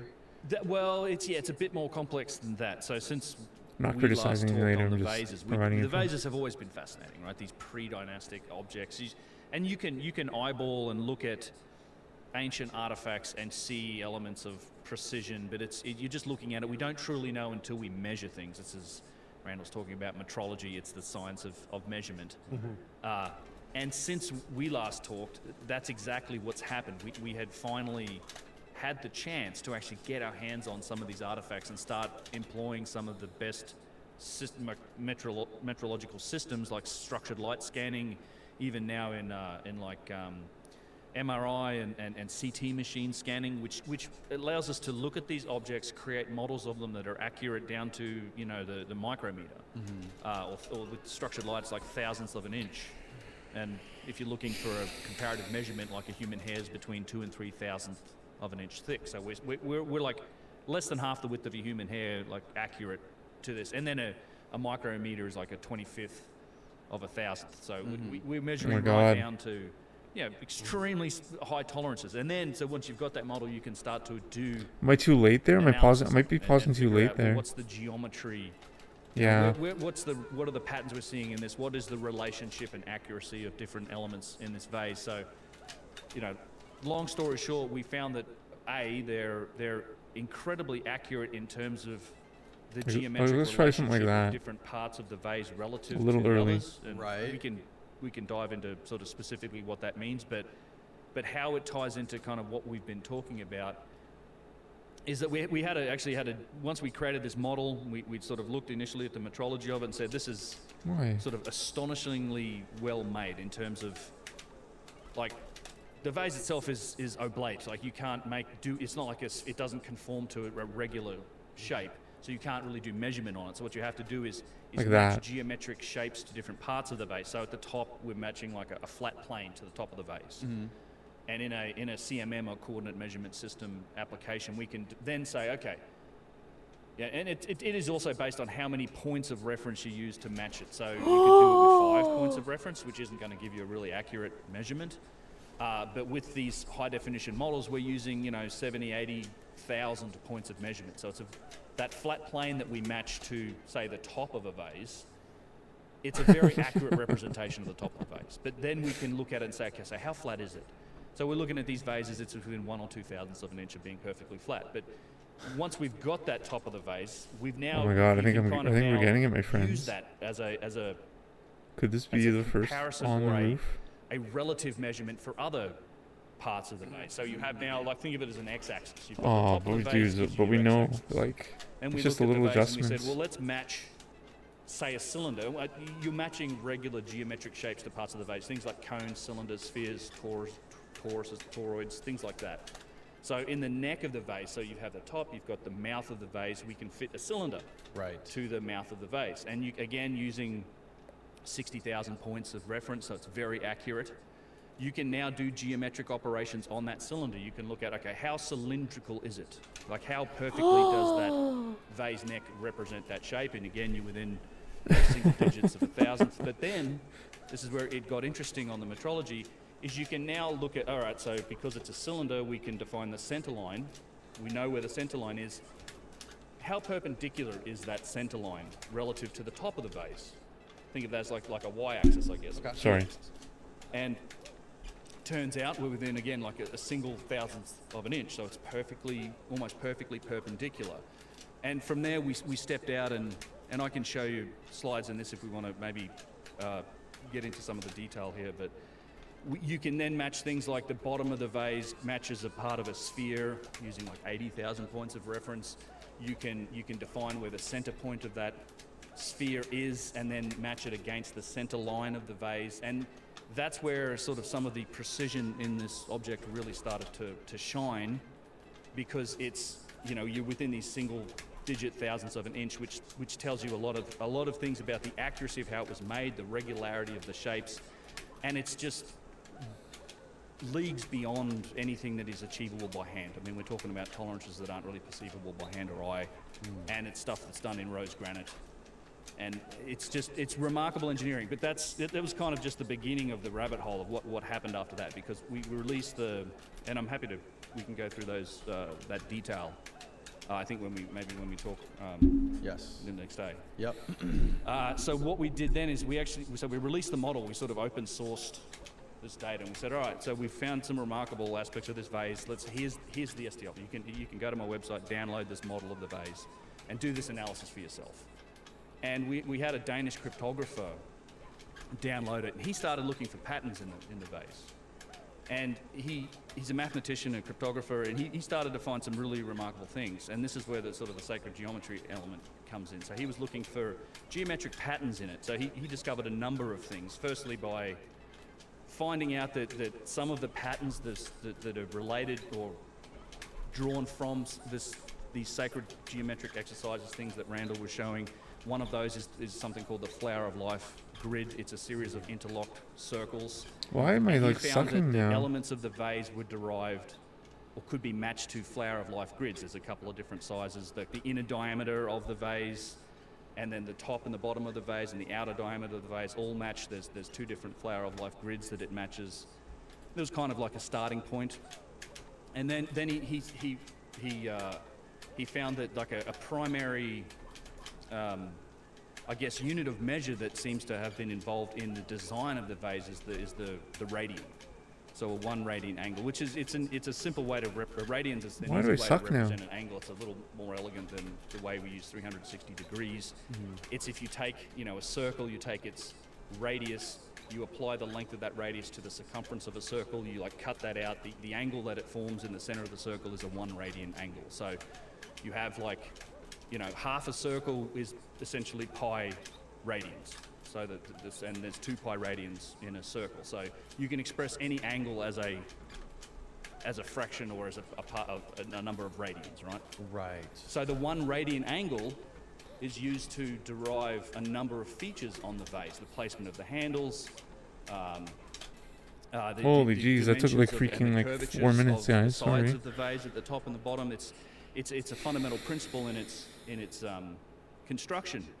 Further than that, he found that all of the curvatures of the vase, and now you're talking about curves like, because these vases are shaped like this, right? So all of the curves are essentially, sections of circles. They're like the circle's kind of the main primitive that's used in its construction.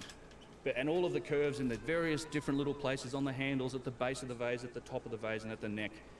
You're talking about circles or sections of circles that have radii measuring from 42 millimeters at the high end down to like 1.1 millimeters at the bottom end. So you're talking about a circle with a radius of just over a millimeter. All of those radii of specifically those circles, the radii of those circles, they all match a specific algorithm that he discovered in this What do I phase. wanna And it's do, only right? Hold those right radii here, that right? match this. Something he called the radial traversal pattern. So it's Like that. every curvature that's used in the vase was only, it all matches a single algorithm. If there were different sized radiuses, they wouldn't match this maybe it's pattern. just too You don't low. see that. So each Maybe I'm not of doing anything these wrong. curvatures are related to each other through this single algorithm. Effectively, what you could do is represent the vase mathematically with this algorithm. So we thought, that's interesting, right? So we went into CAD, and he said, let's create a vase Oh, that's so close. based purely on this algorithm. So let's build one from scratch, just using this algorithm, and then compare it to the model of the vase. So he did this, and then he compared the model of the vase to this model that he'd created just using the radial traversal pattern. The median deviation of measurements between the vase and the pattern that he created using the mathematics was something like 2 micrometers. Whoa. So it was, yeah. So this is it. If you scroll down, abstraction set in granite. Yeah, if you scroll down a little bit. Did I see a vesica there? Holy This is what you were showing us Like, earlier. it's pretty high, guys. Look how high that is. Yeah, if you keep going, I think this is the second article that he Oh, wrote. this has got to be it. So this is the radial traversal pattern. These are the radii of these circles that fit it, and so you can essentially what Mark found. This is Mark's article, and I'm happy to show more detail onto this. I'm just trying to.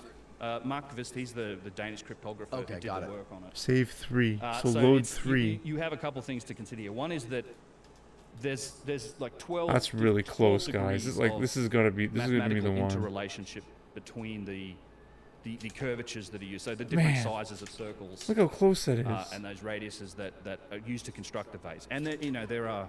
Man, It's like only what? those. Like if you had different sized curves, like different circles that we used to create the curves, it wouldn't fit this pattern. We wouldn't see it. It's not an accident. This thing, it seems like, and you can express the vase Oh mathematically, man, and it matches. it's so close. Nice, thanks, If you scroll homie. down a bit, That was it you, talks about buddy. the You median suggested it. deviation. You're the one Go that up a little.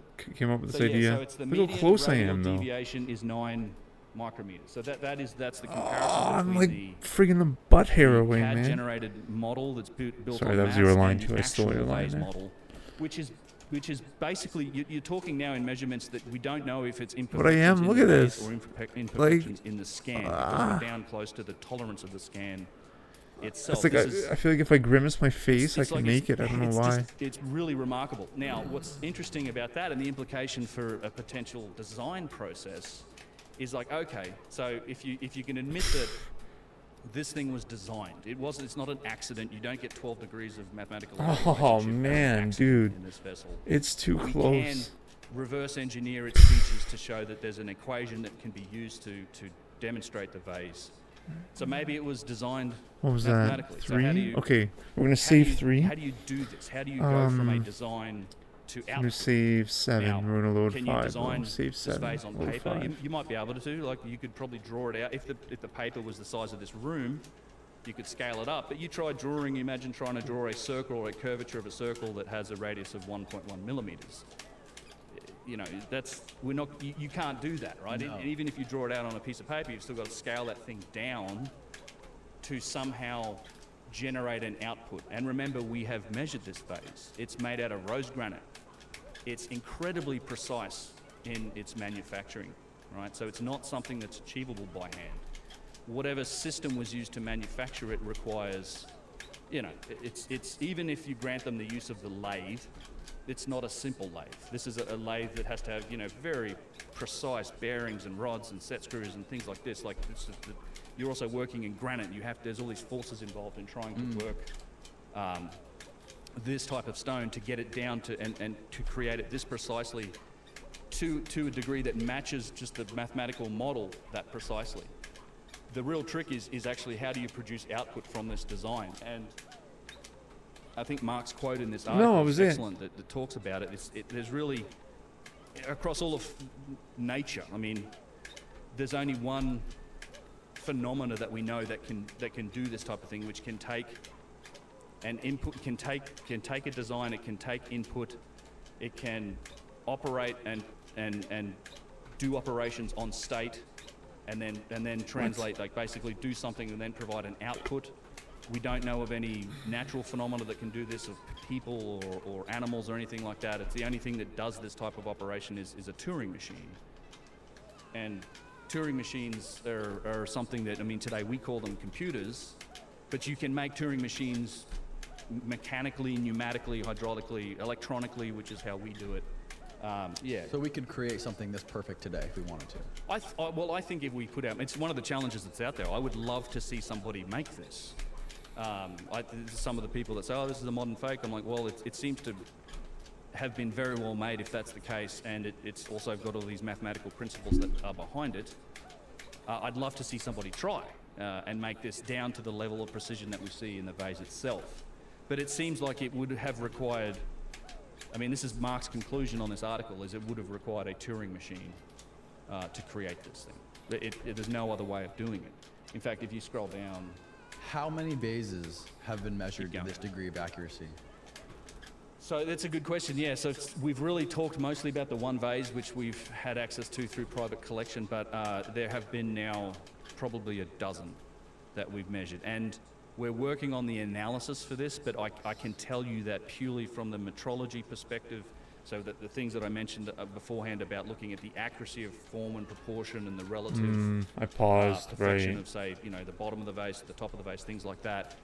Some of these vases are even more accurate than this one. Like they zero out on the thousandth scale. And as you also see, this is the divine proportion here. The golden ratio is represented in the vase in a number of places.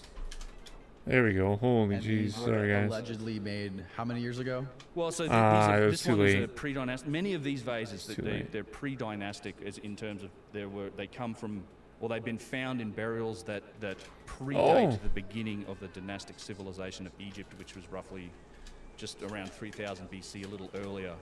A little later than that is kind of when the first dynasty kicked off with the Menes, the first pharaoh of the first dynasty. Around 5,000 years ago. At least, I would say they're at least 5,000 years old. Many of these objects, and this one in particular matches the pre-dynastic vases you'll see in museums, and they're termed pre-dynastic because they're found in pre-dynastic burials, and they're found, and there's a lot of contradictions there, right? Typically, they're found in these burials along with very primitive pottery, which is always a strange contradiction to me. Is like, well, because they're found in the same burial, they'll say, well, they've come from the same period, or the same people have made them, which I think is always a very really good. sort of strange leap to make.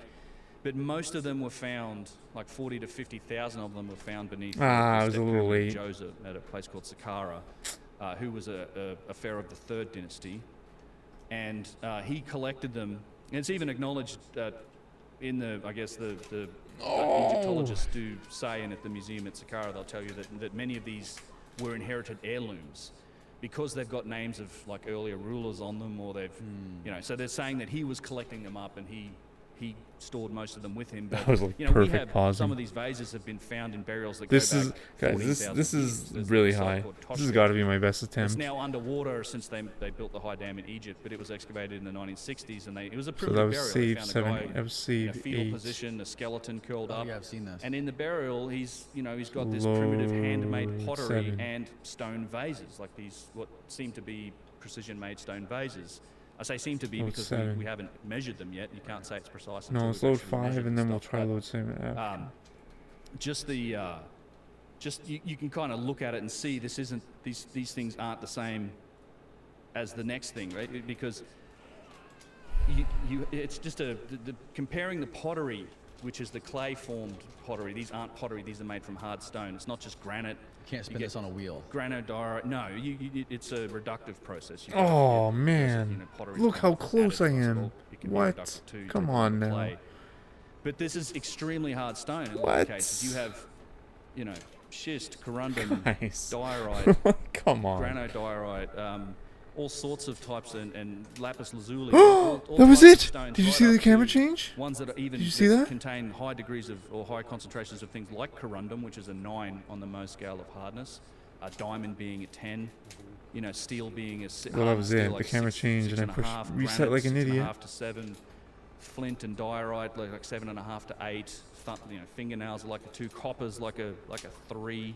So these are extremely tough substances, and there's just these thousands and thousands of these vases made from this material. What? And they're found in burials that often have essentially pottery that are set up and made to imitate the vases. They're even painted to look like them.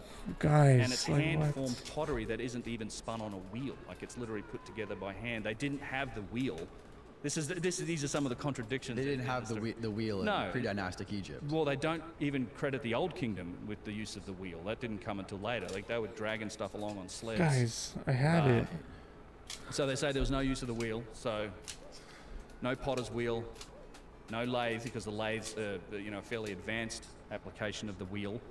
But yet you have these objects that display characteristics of sophisticated technology, mathematical design, sacred geometry, and they're I buried guess I just gotta with go higher.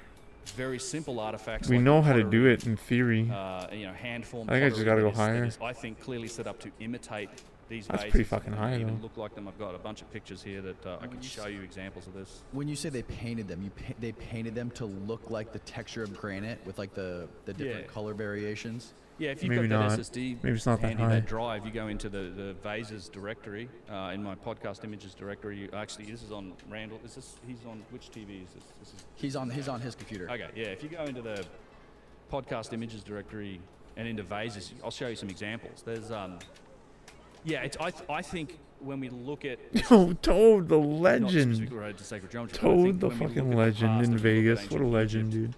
I think we need to be considering concepts like inheritance, renovation, renewal. So if you go What's up, Toadski, the fucking legend? displayed next to simple. Thank you for pottery, remembering me, dude. That's go up. Yep. 4. Imitation.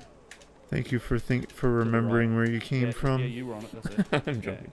So Not stuff where to you see came from, but I mean, that- your you have homies at here, home. these are pre-dynastic. This is in a pre-dynastic section in the Cairo Museum. Oh yeah, they dotted it. Yeah, so you have there's a precision-made sort of hard stone vase next to it's not a wheel spun, but a hand-turned pottery vase that's been dotted up to look like granite. Oh, it's so hot, You but see no this- humidity. I saw it in the British Museum earlier That's this nice, year. man. I've That got- sounds pretty I've good got to me, dozens of man. pictures of this type of stuff. I'm fascinated by it. We're but becoming pretty Mario clearly legends, dude. imitation. Check Like, this out. This is, I mean, if you're in the business of making pottery vessels, This is a and really you good find attempt. like a hard stone, you're doing stonework, right? You're probably working with limestone and softer stone, and you find a granite vase or something that's made from extremely hard stone, and it's made with perfection. You would see it. I mean, you would notice it, and it would become immediately precious. It would become an artifact that is valuable, and then you would probably try and imitate that. Once it's what Stream we do snipe today. Steven tonight when he bikes to the casino. It's human nature to do that. It becomes precious, and then it gets buried with you, and then maybe it's an heirloom,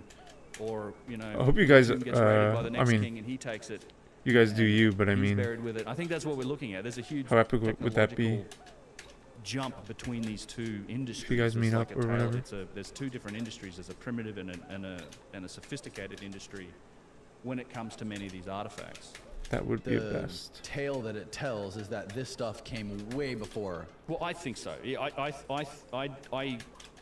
I think that a lot of this Fucking the legend, man. advanced stonework and Thanks- the thanks for artifacts fucking were tuning in, man. potentially inherited from Did you just an arrive? earlier time when with a, I mean, not- from a I mean, civilization that had at the access hotel or to more whatever? sophisticated technology and potentially even knowledge in order to be able to make these things, design and make them like we're seeing. And at the same time, we're seeing, because we kind of know what tools and techniques the dynastic Egyptians used, right? We found their tools. We found No.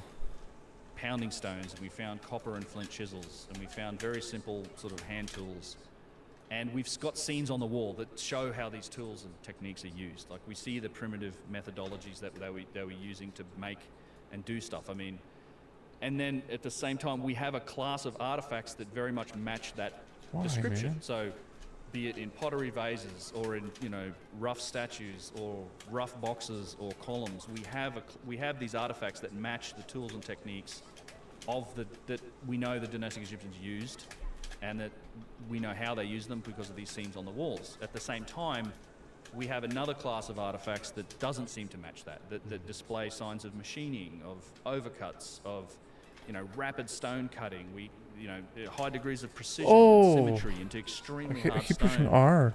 We've got the logistical challenges of objects that weigh up to 1,000 tons and more, being moved around. So it's an insane amount of work. It's not just with the precision, but with the moving of these enormous objects.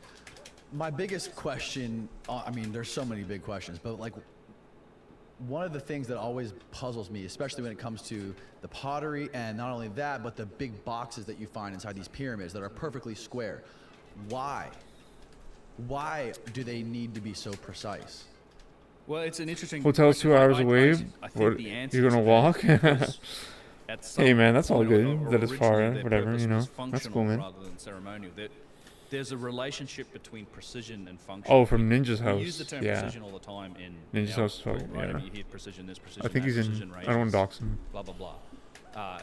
The actual understanding precision is kind I've of a never been, different though. thing. It's too nice You out do not not to. develop precision unless there's some sort of functional return on. Right. This is what Chris talks about. Chris Awesome, done bro. it excellent. He talks about Fucking this, and in shitty fact, there's here. been a couple of really good books written Canada about sucks. precision and how it was developed in our modern world. In our world, it wasn't really a concept that we employed until, the thing that started it originally, at least in the industrial world, was the need for naval cannons to shoot straight. Right? We used to create these cannons by casting them, and then while they were still hot, they'd fire a cannonball out of it and go, oh man, well, I hope that's going to shoot straight from now on. That's how we make it. And they were like, maybe if we cast it and then we actually cut out the barrel, or we start to try and make it more accurate, we might be able to shoot straighter and shoot further. And so that was sort of the initial foray into precision, and then that was followed by the need to make chronographers and watches and timekeepers, because this is essentially how we eventually were able to measure longitude. You have to be able to measure time accurately to calculate longitude. And then once the industrial age came, steam engines and steam power became a thing, and so you have to start to worry about the precision engines and being able to make surfaces that can contain pressure. And so you do this in order to get a functional return, right? And if you go all the way up to our modern world, we have silicon processors that are down to like 7 micrometers. In creating transistors, where we can fit millions and millions of transistors in complex logical circuitry down onto a footprint that's this big. And it's cost billions of dollars to develop that capability. But It's we do something it like because that. there's a It's massive something like functional that. return. Our entire world is We're built so on the close. transistor and the integrated circuit. Everything we use, from washing machines, it all is part of it.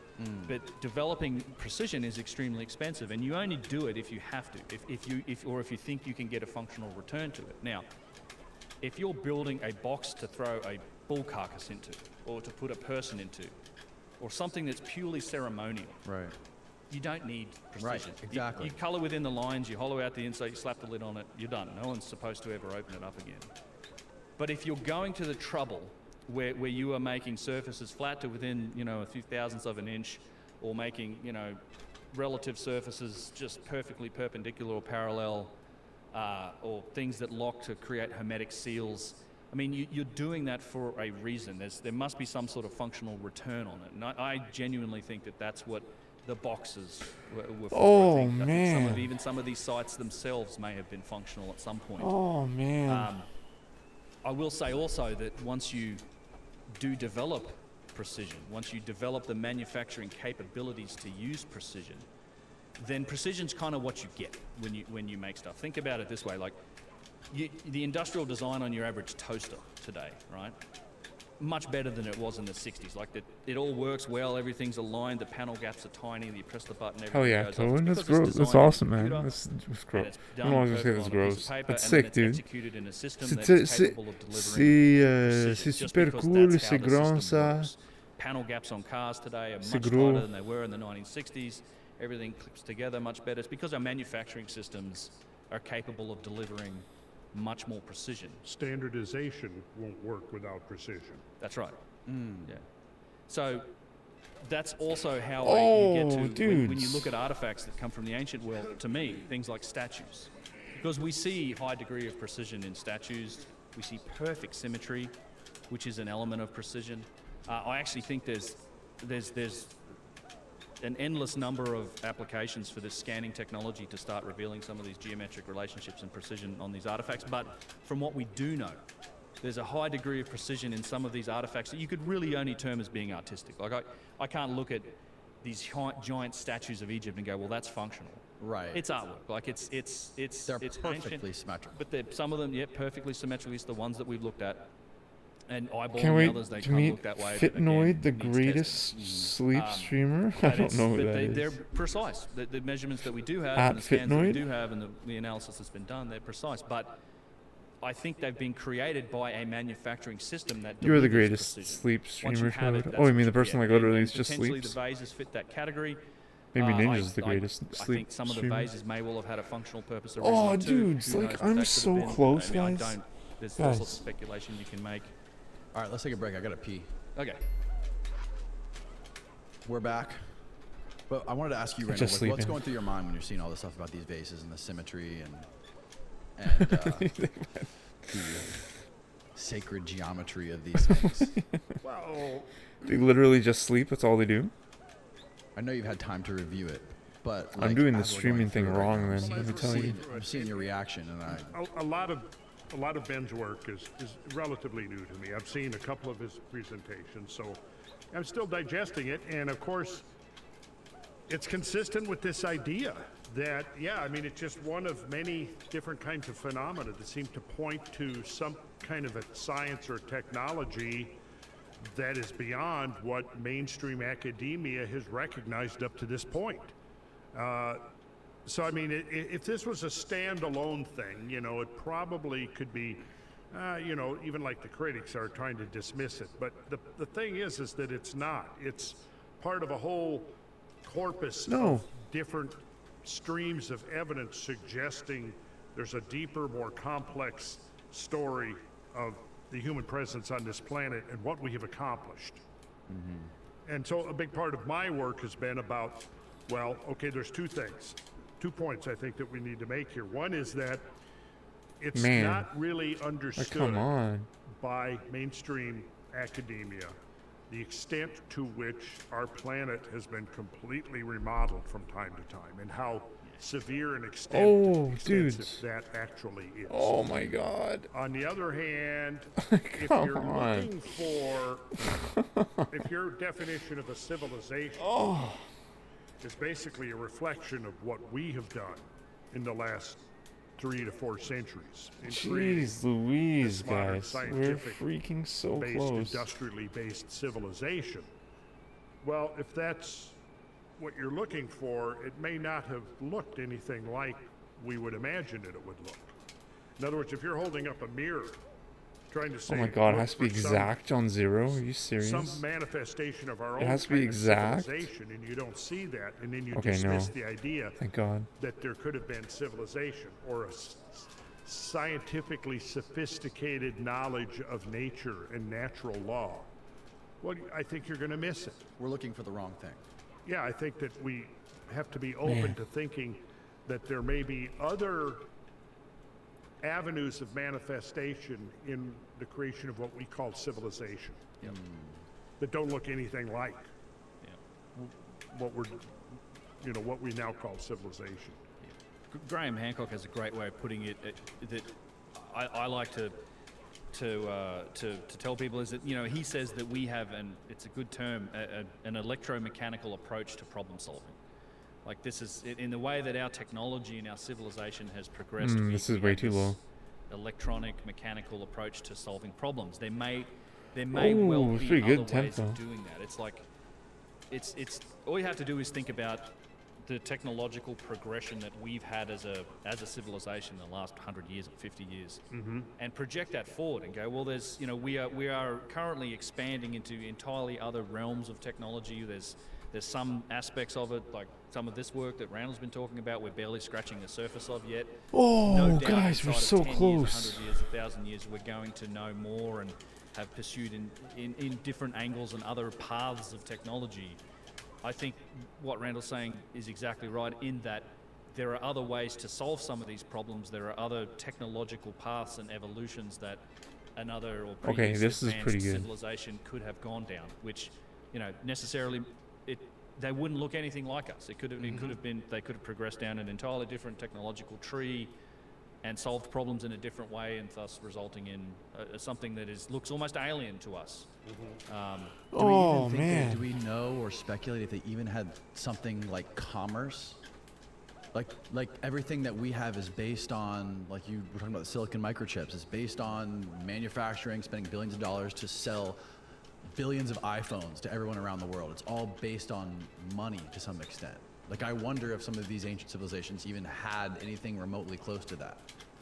I think anything that we would attempt to surmise about that would be speculation. However, when we do look at, ancient cultures, we do see extensive commerce, trade networks thing. That's one of the things discovered now about, the Chacoan culture of the Southwest.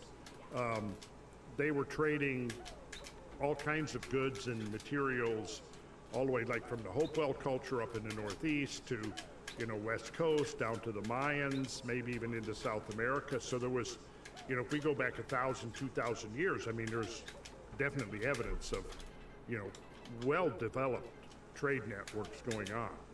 And I think trade, is a natural thing for people to do.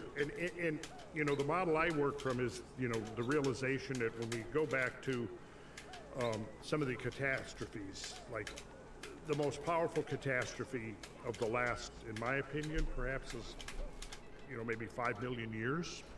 Gonna go into American Walmart and see what the big deal is. Nice, buddy. Enjoying my man. Yo, Toad in Vegas, and he's hanging out here. Legend ASMR. Use habitat loss as Legend a measure you. of how extensive I'm so hyped for you. I'm so a excited, man. catastrophe would be. So happy for you, And man. then we can measure Dude, habitat I'm so loss by happy for you, looking man. at species extinction, because particularly when you're looking at the top of the food chain, you're looking at, the larger species require more habitat. They require more time for generational turnover. You deserve it, man. And when we look at the mass You extinction deserve the of best. species at the Younger Dryas, we're seeing half of the megafaunal species on Earth. Because you are the wiped best.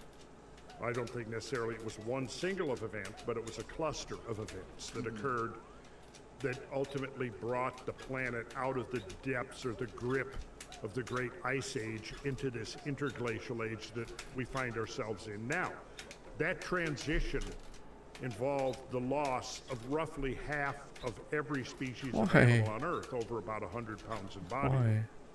That is an enormous extinction event. Now, it doesn't compare to some of the great extinctions in Earth history, like the Cretaceous Tertiary dinosaur extinction event, which wiped out perhaps 70 to 75% of all species. All right, I gotta do a little before. That's what we were looking at with the picture of the diagram of the crater impact. Like earlier. that. That's right, about 66 million years ago. Okay, or even worse, the Permian-Triassic extinction event that wiped out perhaps 90% of all species, terrestrial and marine.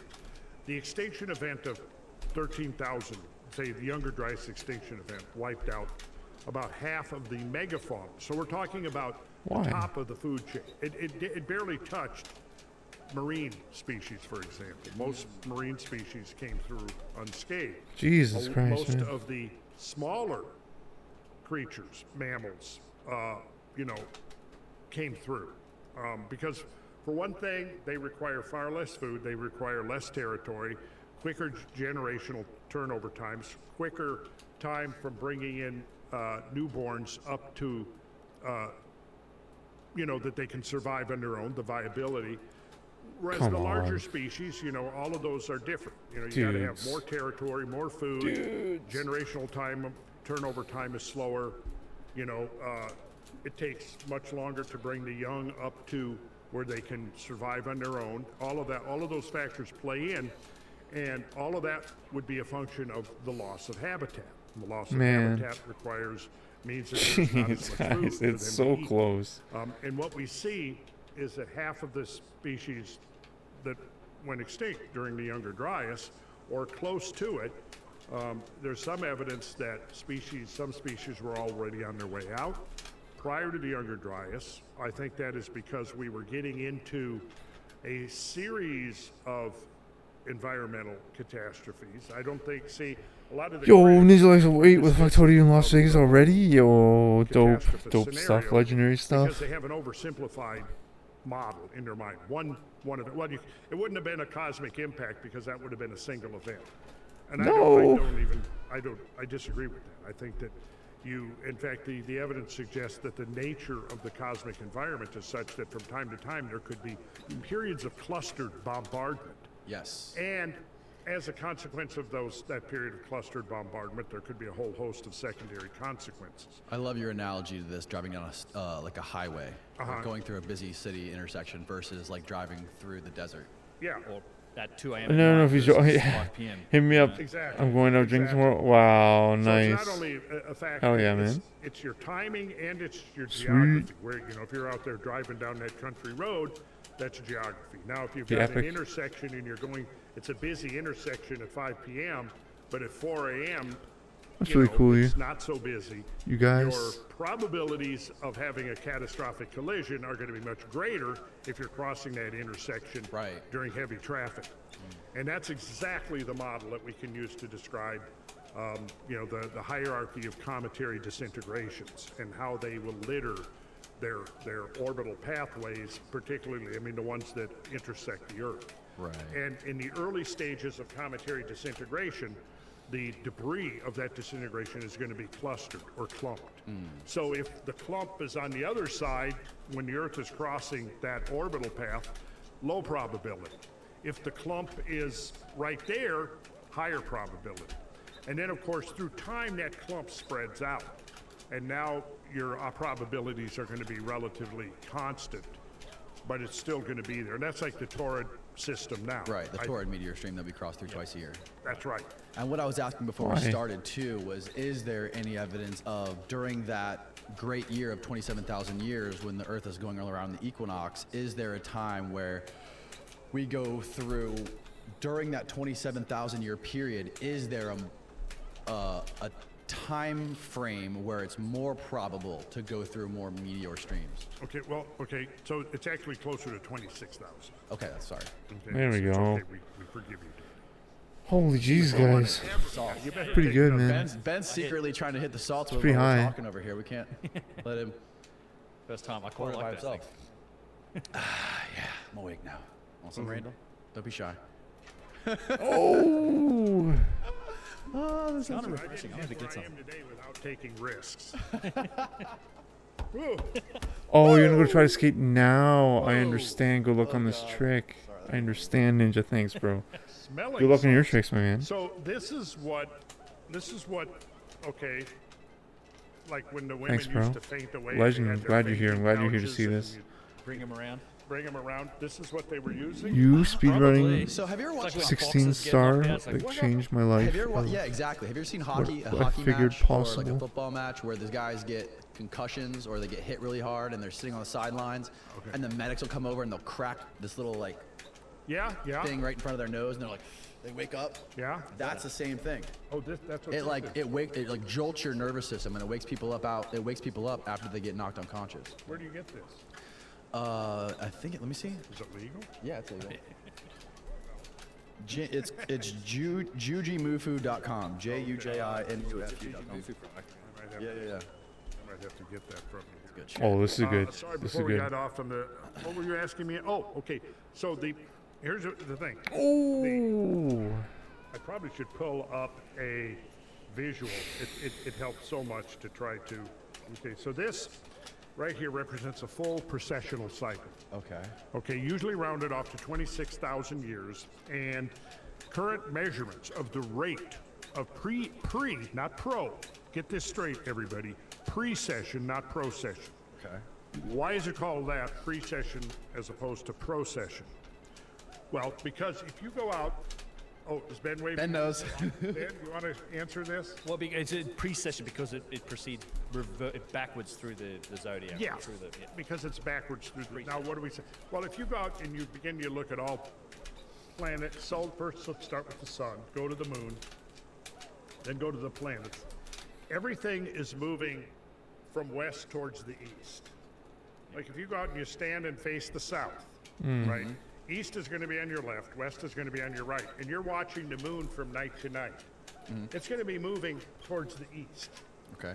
If you watch the sun from day to day and month to month, it also, if you were able to like blot out the sun momentarily and see the backdrop of stars, you would see that it's moving against the backdrop of stars almost 1 degree per day, and it's moving towards the east. If you look at the planets moving, you'll see the same thing, with the exception of retrograde motion. If you're facing south, you're saying.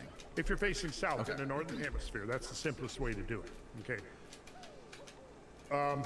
Planets do what's called retrograde motion, which is not. It appears it's a visual illusion. It appears that they're backing up in their orbits, but they're not really. It's only something that occurs when the Earth is lapping the planet.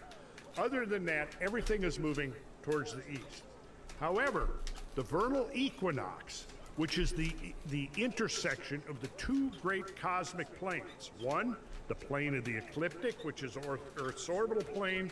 Two, the celestial equator, which is the Earth's equator projected into space. Now, the thing you got to realize, I'll use this straw, perfect. Okay, imagine this is the Earth's axis. Right? Well, the Earth's axis is not perpendicular to its orbital plane. Like, let's suppose that Ben's head is the sun, and the Earth is going around, right? Yes. Okay. Man, so we're there's a really plane of close. the ecliptic that Hold on a would sec. coincide with Ben's nose. Yeah. Hold on a second, take a little break. Okay. Well, the Earth's axis I'll is be back in a tilted minute, probably need some 23.5 food. degrees. I'm gonna Right. keep it on, but I'm And it's gonna going around, and that's what gives us the seasons. make myself a plate Right, of because food here's- and shit and Let's say hi say to me. this would be Father and shit. winter. The northern hemisphere is tilted away from the sun. So it's further in. It's summer. Summer. Now it's all right. Got it. And these two are the equinoxes, where day and night are of equal length. Okay. Now, Earth's axis is not forever fixed in that orientation. Right now, the Earth's axis is pointed towards Polaris, the North Star. Half a cycle ago, it was over here pointed to Vega.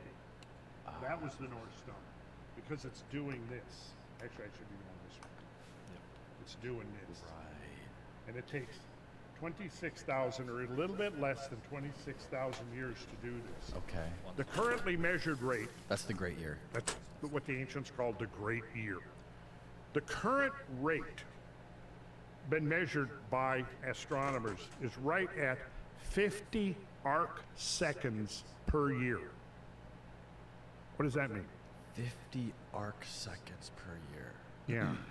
Okay, so you know that every circle is divided into 360 degrees. Right.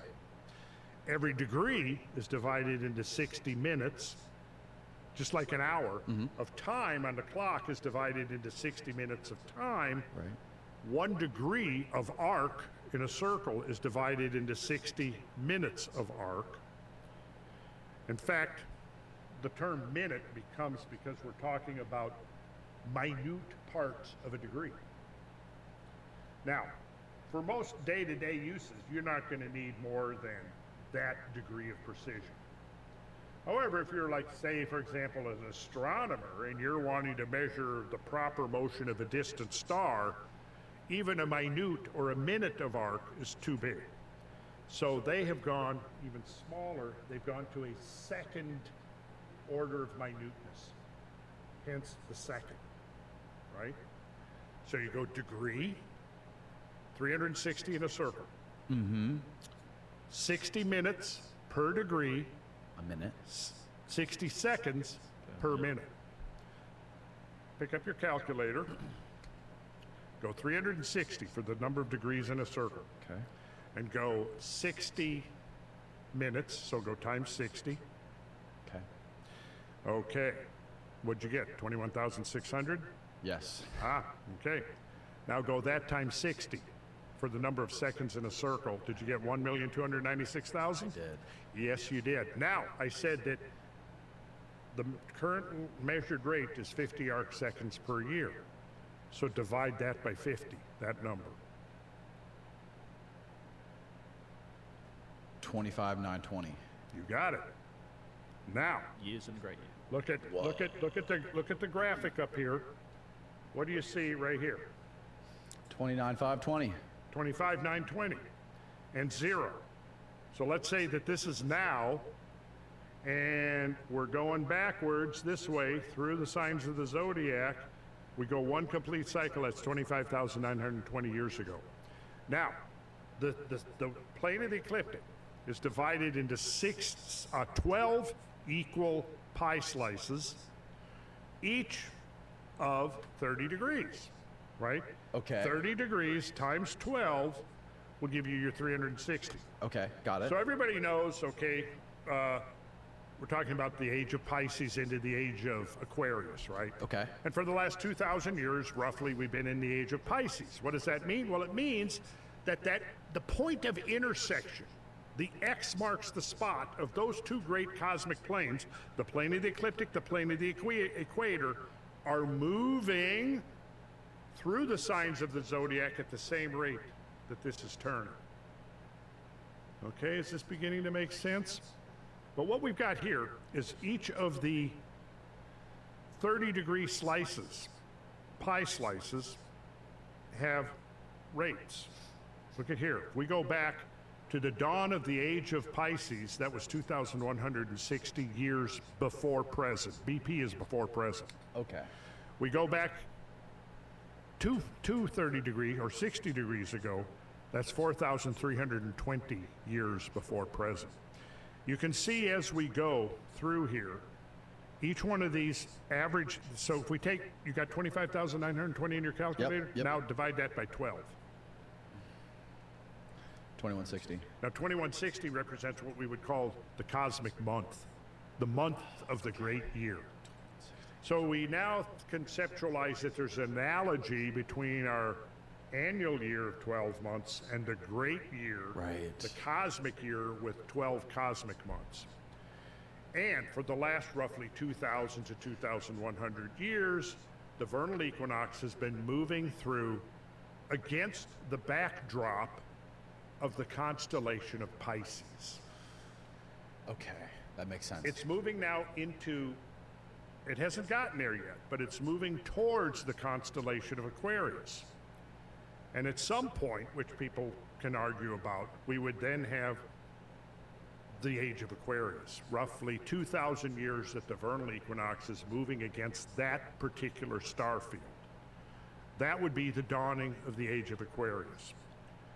And on that note, could you do a few bars from the classic song from 1969? You have a much better voice than me, Randall. Well, maybe if we all do it together. Okay, you start. This is the dawning of the age of Aquarius. That's it. Okay. Of course, they got the astronomy completely wrong in that song, but we won't get into that. They got the idea right. How close are we to that, though? Do we know? Well, it depends on how you define it. We're not close. We're actually 300 to 400 years away from the vernal equinox, moving actually into what we now define as the star field of Aquarius. 300 to 400 years. Yes. That's pretty close in this scope. Oh, yeah. We're almost done with Pisces. Yeah, the age of the fish. See, and then if you go into the mythology, look, the founding of Christianity, how much fish symbolism? Follow me and I will make ye fishers of men. I will feed you fish and bread.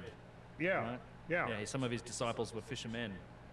yeah. People that drive around with the Jesus fish on the back of their car are actually acknowledging the astronomical age Yeah. that we're in. It's, Ichthus, the fish, ichthus, right? Okay. So there's, it's- and if you go to Hinduism, you had the fish incarnation of Vishnu, fish symbolism. If you go back then, the previous one, the age of Aries, you have ram symbolism. You have ram-headed sphinxes in Egypt. Moses. Moses, right? What did he? With Moses, ram's horns. He blew the ram's horn. Yeah, exactly. Moses Yep. So Moses potentially is a representation of the age of Aries, the bull. There's a lot of that, and if you go back, The ram. the ram, because I was going to say if you go back to the age before and so if you go, what's the time for the Old Testament? So if Jesus, let's say, represents the age of Aries, you're talking rough intervals of, 2,100 years. When did Jesus come in the New Testament? It was roughly 2,000 years. 2,000 years. What was the period before that to Moses in the Old Testament? Roughly 2,000 years. Right. 2000 BC. And if you think when Moses was introduced to us, he came down off the mountain with the commandments and he found his worshippers doing what? Do you remember? Worshipping the golden calf. The golden calf, because the age before the age of Aries was the age of Taurus, the bull. Yeah, so now They're worshipping the golden bull calf. age is now obsolete. It's going past. We've got a new age with new energy symbolized by the ram.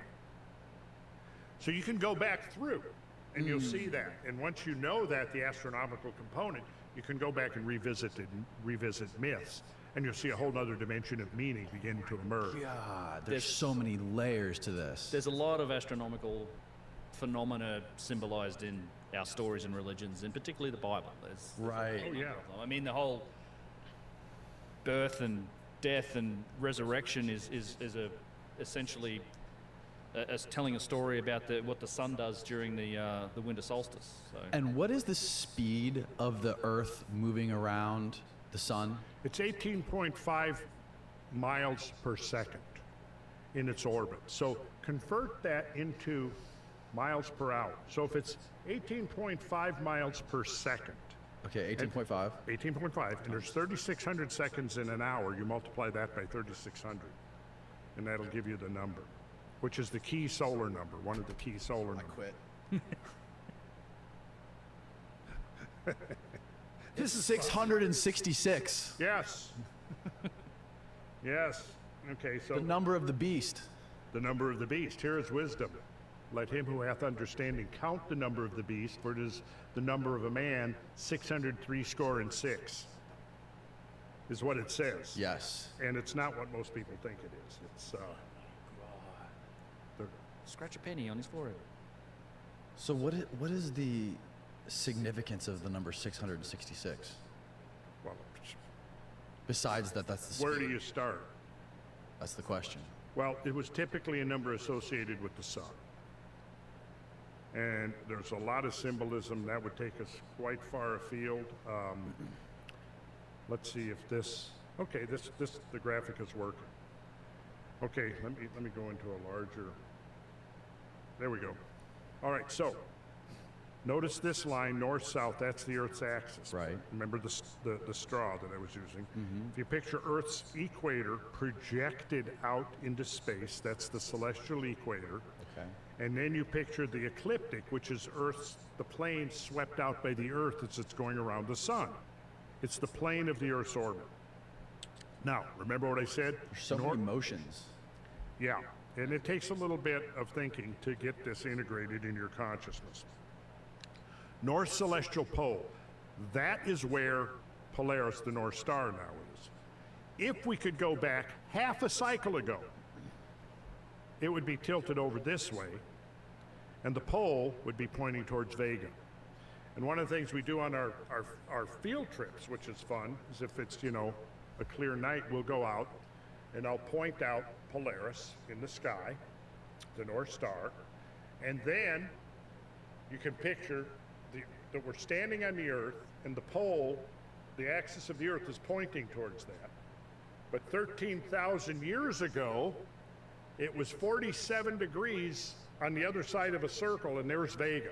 So now if you can actually picture what's happened is from Vega, 13,000, or half of that number, 12,960, half of that number around brings us to now, Polaris. One half more cycle, 12,900 years from now, 13,000 years, the pole star will be Vega.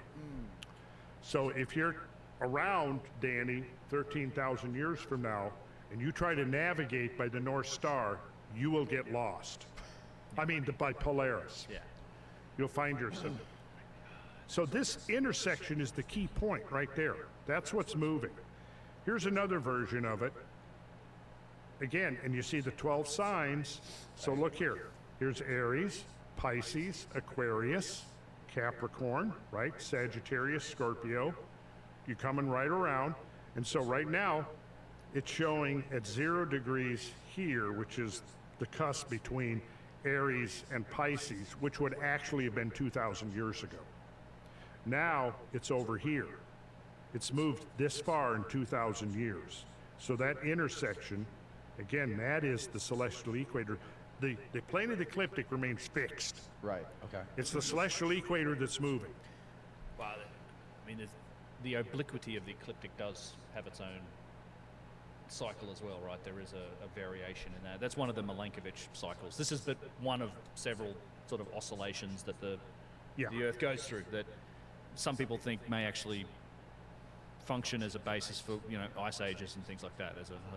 There's a whole bunch of them. There's like a 41,000 year cycle as well for the obliquity of the ecliptic. And I pretty much will concur with that. I think it does affect gradual accumulated climate change over thousands of years, no doubt. I don't think it explains things like the Younger Dryas, though, where you have, you know, major shifts from glacial to interglacial within a few decades. Right. It seems to require something of an external injection of energy into the system. That's exactly. It's a great way to put it. Yeah, cosmic shooting gallery. You know? So here's your homework assignment, Danny. Find a nice flat open space, draw a big cross underground, and get a chair and sit right at the middle, and sit there for 1 year. I mean, now you can take breaks to eat and go to the bathroom and stuff, but come back and sit there for 1 year, face the south, like this guy is doing here. And what you're going to see is this changing, look, summer solstice, the sun is way up here. Right. Winter solstice is way down here. The equinoxes, it's right in the middle, right? Got it. And you'll notice too that if summer solstice, notice the path of the sun above the horizon is much longer than it is here, isn't it? Mm-hmm. Well, hence because the day is much longer. Now, let's do something. I'm going to go back to these numbers. Let's see if I've got these numbers here, because you're going to see that certain numbers recur over and over and over again. Let's see if I've got them here. Yeah, like here. Let's go to this one. Okay. These are part of the canon of sacred numbers. Okay. Now, here, let's say here we are now, 25,920 years. Here's graphics of the star patterns. Okay. Right? Half of this number, 25,920, gives us 12,960. Curiously, this is within about a half a century of the Younger Dryas catastrophe, the start of it. Which one of the, where did the Younger Dryas happen? Right here, at the cusp of Virgo, Leo. Got it. Right here. Okay. It lasted for about 1,300 years, or if we want to use the sacred number, it would have lasted 1,296 years, which brought it right to the center of Leo. And that was the end of it. And then we get from there into the constellation of the Crab, the constellation of the Twins, and this was the post-glacial world right here. Then we get into Taurus. Something interesting happened right here. Is that what I have done in this other graphic that I had up here. Let's see if I can Younger Dryas happened right in the middle of Leo. Yeah. Well, it ended in the middle of Leo. Ended in the middle. Ended in the middle of Started Leo. right Yeah. before Leo. Yeah. The Sphinx. This is one of the reasoning people talk about. I mean, slightly off topic, but you know, that's if the Sphinx happened to have been a lion, and it happened to be pointing towards the east and the sunrise. Right. It may be. That makes sense. That's one of the proofs that suggest it could be a marker. I mean, it might be the end of the Younger Dryas. It might be a marker for significant events on the planet. It's within one precessional cycle. And if it's a fact that the original Sphinx was a lion's head, the symbolism would be perfect. Right. Because now you're looking at the age of Leo. Right? But it may not have been. You're not saying that it would have been made in that procession, right? It could have been made on a previous Possibly. procession, right? Yeah. I mean, it's possible, but in terms of the Younger Dryas and nailing significant events, you also have other sites like Göbekli Tepe, which seem to be a celestial calendar indicating the Younger Dryas as well. it could be a marker for that. I mean, I've heard that used as one of the potential proofs to suggest it's older. I mean, along with the erosion and everything else. But it would be perfect symbolism. Right. So for the age of Leo and a significant event that we know happened based on right. all of the records. Sorry for the minor tangent, but it was just if they would have built that after the Younger Dryas, it wouldn't explain all the water erosion on it, right?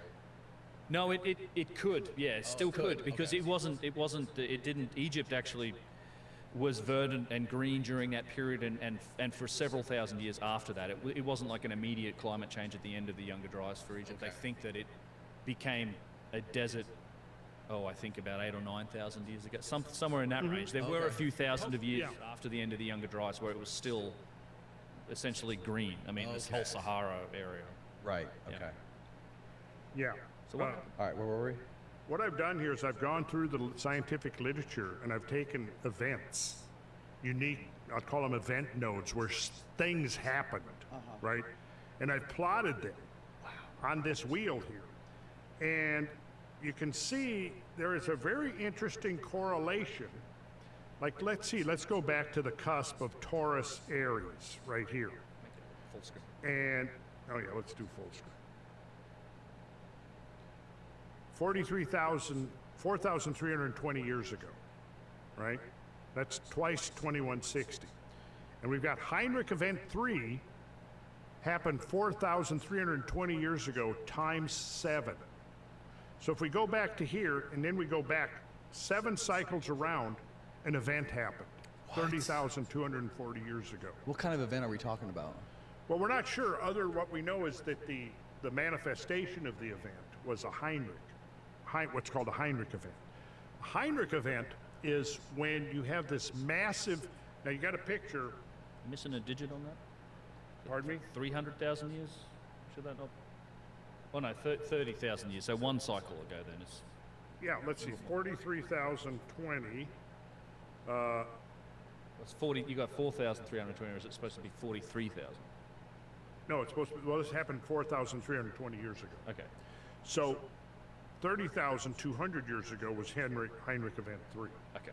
Got So it. if you go back to this event right here, and then you go 7 times around, right back to when the vernal equinox was standing in the same position in the sky, but 7 times more than this, you'll see that it was at 30,240. Oh, in intervals of 4320. I got it. Yeah. I thought you'd saying in intervals of precessional cycles. No. Okay. Oh, okay. Then if you go back to this here, this is called the onset of neoglaciation. So here's the end of the Younger Dryas. Here's the beginning, actually the beginning of the Younger Dryas. That arrow is Slightly off. That arrow is actually pointing to the end of the older Dryas. Okay. Yeah, 19620 was roughly the beginning of the Younger Dryas there. 12,960. Sorry, 12960. Yeah. Spoonerism. And then here's the end of it. And then by the time you get to 10,000, Which way are we moving around this wheel? we're moving this way. We're moving Well, counterclockwise. time moves this way, and if we go backwards in time, we're going that way. Okay, backwards in time is clockwise. Yeah, if we start here, if we go backwards in time, we're going clockwise. Got it. So we go from here back to, say, 8,640. We had a Heinrich event, again, at times 7. So at 60,480 years ago, there was an event. And again, it falls on the cusp of this transition. But 6,480 years ago, you had the onset of neoglaciation. Now what happened was, during the age of Cancer and Gemini, which are these 2 ages right here, the planet went into what has been called the climatic optimum, where temperatures were warmer than they are today. Now this is well established by multiple lines of evidence. Tree lines were higher, sea level was higher. The Younger Dryas is a flowering plant that likes cold weather. It's a polar wildflower. So in the older Dryas, in Europe, in Northern Europe, you had an abundance of Dryas octopetala, which is the plant, the flowering plant, gave its name to the Younger Dryas. That went away, and was replaced by warmer-loving species. They prevailed, and if you look on this graph, that's from right here, end of the oldest, driest, and there was a sharp temperature rise. The cold-loving Dryas octopetala did not like this rise, the warmer temperature, because they were adapted to a polar climate. Well, the polar climate came to an end, and you had a warming period for half of a cycle here. And then, very suddenly, at around 12,960 years ago, Dryas octopetala suddenly returned, the cold-loving plant. Now, that's an example of how you can use botany to determine environmental changes. Because if you go from cold to warm, plant and animal species will change. So cold times, you're going to have certain species of animals and plants. The warm comes back, and now you bring back in plants and animals that like warm species. Now, you can correlate that with studies of where sea level is at. So typically what will happen, temperature rises, more glaciers melt, sea level rises, right? The latitude of warm weather warm climate shifts to the north, just like if we go back to the medieval warm period, say 1,000 years ago, that lasted roughly from 900 AD to 1250 to 1300 AD, sea levels higher, you had much warmer weather, warmer climate, you had a flourishing wine industry in the British Isles, right? Which didn't exist until genetic modifications allowed the reintroduction of vintner, what do you call it? Vintner grapes, which is wine grapes. Yeah, wine grapes into England. That's also when Greenland was colonized by the Scandinavians during this warm period. Well, the warm period gave way to the Little Ice Age, and then when the Little Ice Age came, you had this expansion of polar ice, like sea ice, that cut Greenland. Now, during the medieval warm period, Greenland, Yo, Toad, can't believe how cheap everything is in the US. To Iceland, to Huge Greenland. bottle of spring water, meal replacement When the drink, carton medieval water, warm period water. ended, Wow, sea insane. Ice, the polar ice extended Crazy, far bro. to the Thanks, south. man. Hey, I mean, nice, man.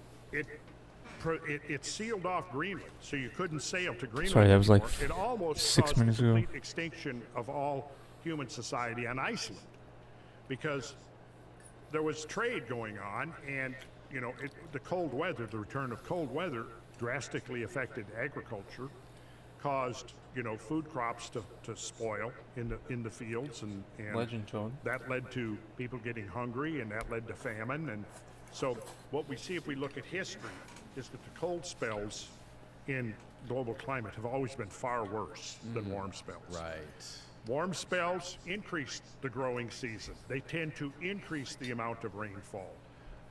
I've documented and talked about this extensively on my Cosmographia slideshow, podcast, showing that the overwhelming evidence that warm periods have been benign times for human society, usually associated with, like if we go back to about 540 roughly AD, the onset of what is called the Dark Ages cold period saw famine, it saw pestilence, because pestilence follows naturally in the wake of famine, because people get malnourished, their immune systems become compromised, and now you have opportunistic diseases. So in 542 AD, after 6 years of cold weather and repeated crop failures, you had the Justinian plague.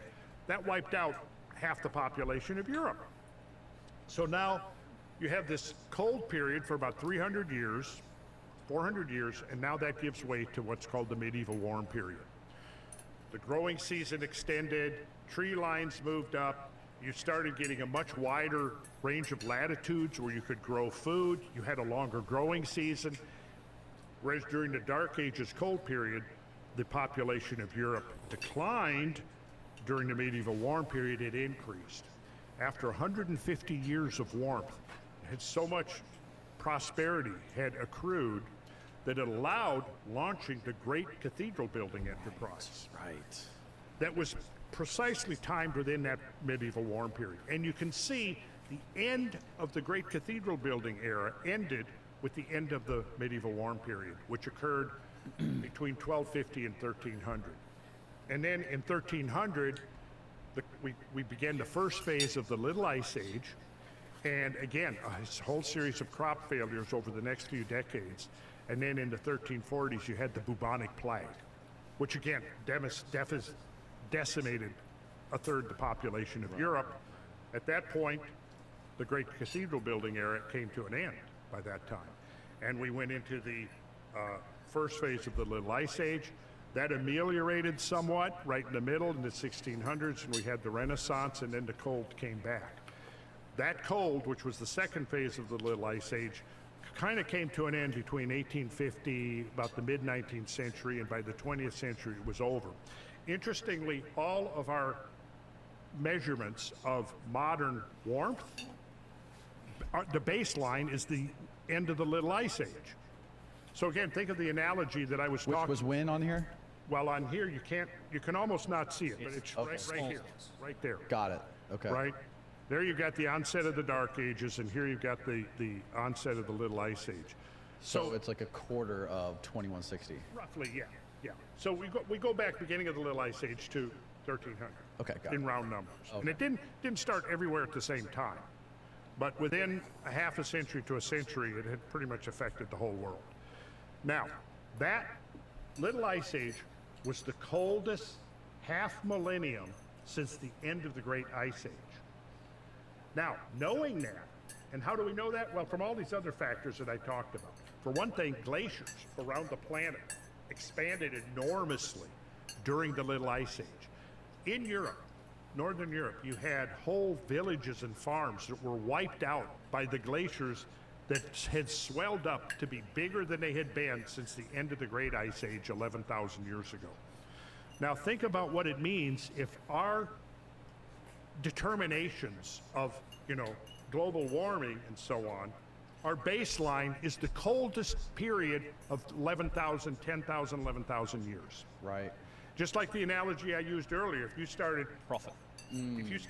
marking climate warmth, but you started at March 1st, and then you get to June, well, obviously, yes, each month you're going to see records being broken. Right. Right? See, that's what people are not taking into account, and the scientists that know this, some of them are pointing this out. They're being dismissed as climate deniers, even though there is no such thing, because nobody denies that the climate changes. Show me one professional, one scientist, Right. one meteorologist that's denying climate change. They don't exist. It's a completely fabricated concept to try to discredit anybody who's pointing out that the whole climate change narrative has been manufactured, and it's based upon certain assumptions that completely don't come out legitimately once you've examined them. Because most people don't realize, okay, well, we're measuring glacier recession from the point at which the glaciers were the biggest they were in 10,000 years. Exactly. Yeah. And see, this is what's not being told, and it's deliberate. It's a deliberate deception. How far back did some of these glacial core samples take us? Oh, Well, 400,000 years, I think, at the maximum. You're talking about the ice core samples? The ice core samples, yeah. yeah, Greenland and Antarctica are going to be the longest record.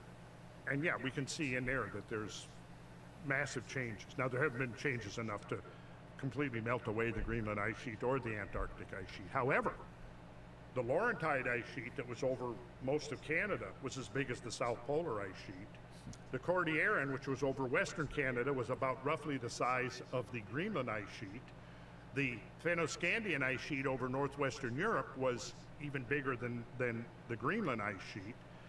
All of that ice melted away literally in a few thousand years, and we don't have an explanation for where did the thermal energy come from to affect that drastic change that could cause that much ice to melt away that quickly. And given that we don't really even have an explanation that anybody, that there's a consensus around what causes the onset of an ice age and what causes the termination of an ice age, if we don't know that, how in the world can you claim that the science of climate change is settled? Mm-hmm. It's ridiculous. It's ridiculous. And if somebody says that the science of climate change is settled, or they they call anyone who questions that consensus a climate change denier. Right there, those two things are telling you either they don't know what the hell they're talking about, or they're phonies and they're lying. I think people get lost in the politics of this. People don't understand the history of this, and it's more nuanced, where people are arguing over whether humans contribute to climate change or do humans not contribute to climate change. Of course, humans do contribute to climate change. The question is how much and how significant is that relative to the natural forces? And I argue, we look at the history of the climate change on Earth, that natural forces are overwhelmingly the dominant factors. Right. And we talked about this a little bit on our first podcast, but the way they're measuring the climate right now, they have these like old sensors that are like near airports or something. Yeah. On top of tarmac. Right. Well, and there's manipulation of raw data going on too. They've literally changed the raw measurements from the past, essentially, cooling the past and warming the present, so that the trends match some of the computer models, more or less. There's a guy named Tony Heller who does some good. He's great. Yeah, he does Tony Heller does some good stuff. Some good videos exposing some of the way that's worked in order to kind of manipulate the data such that it matches the predictions that were made almost exactly. And it is political, unfortunately. I mean, I always find it telling the first moment you usually ever engage in some sort of skepticism around the narrative of climate change. You generally, first of all, have to then defend yourself as saying, well, pollution bad as well. It's like, for some reason, it's weird. It's like, of course, pollution is bad, and we should be stewards of the planet. But that right there is telling you that it's a political argument. There's somebody who did a study on this. I think it was Steven Pinker, who basically he reverse engineered people's view on climate change, and he said basically all you have to do is figure out their political leanings. Yes. And then you can figure out how they feel about climate change. So that's the point. I mean, the point is that the climate, anybody who studies the climate, and I've studied in depth for decades, knows that the climate has changed profoundly over and over and over. Right. There has never been a point which we can say the climate has remained stable. Right. It doesn't exist. So what you're now going to tell me is that all the natural factors that have been causing the climate to change, whether it's the sun, whether it's geomagnetism, whether it's ocean currents or atmospheric currents, or, changes in albedo, changes in the relation of the planets, which is also a very interesting theory, volcanism, I mean, we could go on with the list. Are you going to tell me now all of those are irrelevant and non-operational anymore? And it's only because people are driving SUVs, And eating cows. And eating cows. Right. And eating cows. Yeah. But we're not going to eat cows tonight. We're going to eat seafood, right? We're going to eat fish tonight. We're going to eat fish. Fish do not contribute to climate change that I'm aware of. Give it time. Oh my God. But I think that the ancient peoples knew that there was a tempo of global change.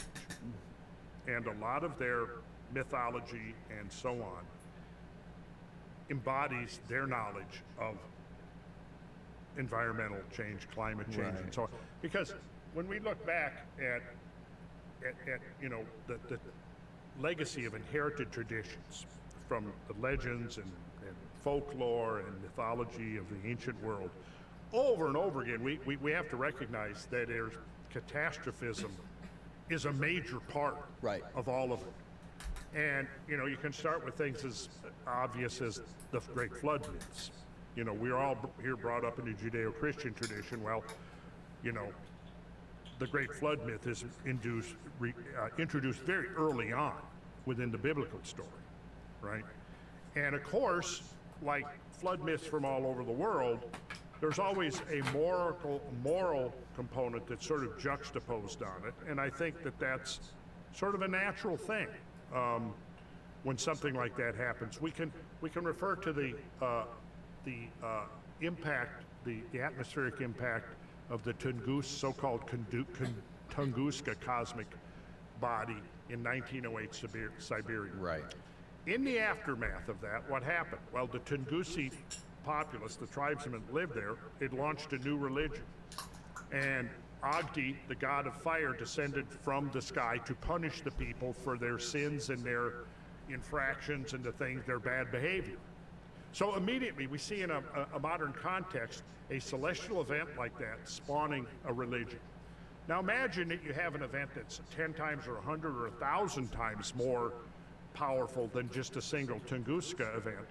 Obviously, yes, and when you start looking at flood stories, I mean, one of the things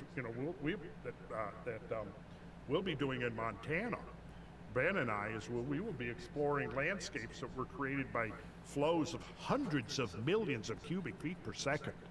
We'll be exploring landscapes that were carved and created by water flows that are 10 and 20 times greater than every single river on Earth combined. Now, if you survived something like that, yeah, it's natural that the survivors of events on that magnitude would look at it in theological terms and moral terms and so on. But behind that veneer, that theological and moralistic veneer, I think we're looking at very natural events that we now know we can document, that events like this have occurred repeatedly in Earth history. Yeah. And the wonder of it is, in some ways, is how we humans did not go the way of the woolly mammoths. That is the wonder of it. Yeah. We did have a bottleneck. I mean, we know Yeah. there was definitely a bottleneck in both population and genetic diversity associated with the time frame of the Younger Dryas. It's kind of funny. There was a study done recently. Antonio Zamora's done some good little short YouTube videos on it if people are interested. But it is a study that shows that there was, across the world, all populations of humans almost everywhere, and these are disconnected, isolated groups, simultaneously went through a decrease in genetic diversity, and particularly in male populations, actually. And it's all associated with a period of time shortly after the onset of the Younger Dryas. And of course, the study's authors don't make a connection to, the Younger Dryas period because it's still a debated topic, I guess, in what you'd call mainstream science. But they said that, well, perhaps it was just some sort of somehow simultaneous change in breeding and preference patterns between these isolated and different groups of people that resulted in this genetic diversity. But it also coincides with this extinction event. It turns out we're megafauna. I mean, I'm certainly megafauna. Or 90% of the world's population got wiped out. Well, It's hard to say what it percentage. wasn't that. There was a bottleneck in population and in just diversity, but I'm not sure if it was that much. Yeah, it was probably, I mean, it could have been, I mean, we're just saying kind of at the beginning of piecing this together. I mean, clearly the human species was affected by these events. You don't have events that wipe out half the megafaunal species on Earth and not affect the other half of the megafaunal species that survived. It's not like half the species came through completely unscathed, but the severity and magnitude of those events completely exterminated half the other species, right? We know, look at how close the bison, the American bison, came to becoming extinct around the turn of the century. There was only a few hundred individuals. Now, we can go to the grocery store and buy bison burger, right? 1,000, 10,000 years from now, you could completely miss the fact that bison came this close to becoming extinct species. Because it's only, within a few generations, once we made up people decided that they wanted to salvage the species, it didn't take long for the species to recover. So, I mean, 10,000 or 12,000 or 13,000 years ago, a species may have come that close to extinction, but there was still enough numbers that the species within a few centuries could completely could recover. See, and it brings us to the question of, how drastically were humans affected? Yeah, and I think there's parts of the world as well. I mean, it's not, as you were saying, Younger Dryas, although it was probably the most dramatic thing to happen to the planet in maybe 5 million years. It wasn't 5 million. Yeah, I mean, it might have been the worst thing that's happened to the planet in 5 million, certainly from an extinction perspective. But it's not. There were parts of the planet that weren't as affected as as badly affected as others. Certainly, North and South America were tremendously impacted with the species that went extinct. We see a similar thing in Europe, but you look at Africa or Australia, and there seems to have been much less impact. I mean, that's one of the Africa has a lot of megafauna, and you look at the what we estimate the age of lots of that megafauna is still going to be like 2 to 3 million years old. Like those species also lived through the Younger Dryas. Australia is somewhat similar. Australia did undergo very severe mass extinction, but it was much earlier Yeah. than the Younger Dryas. Yeah.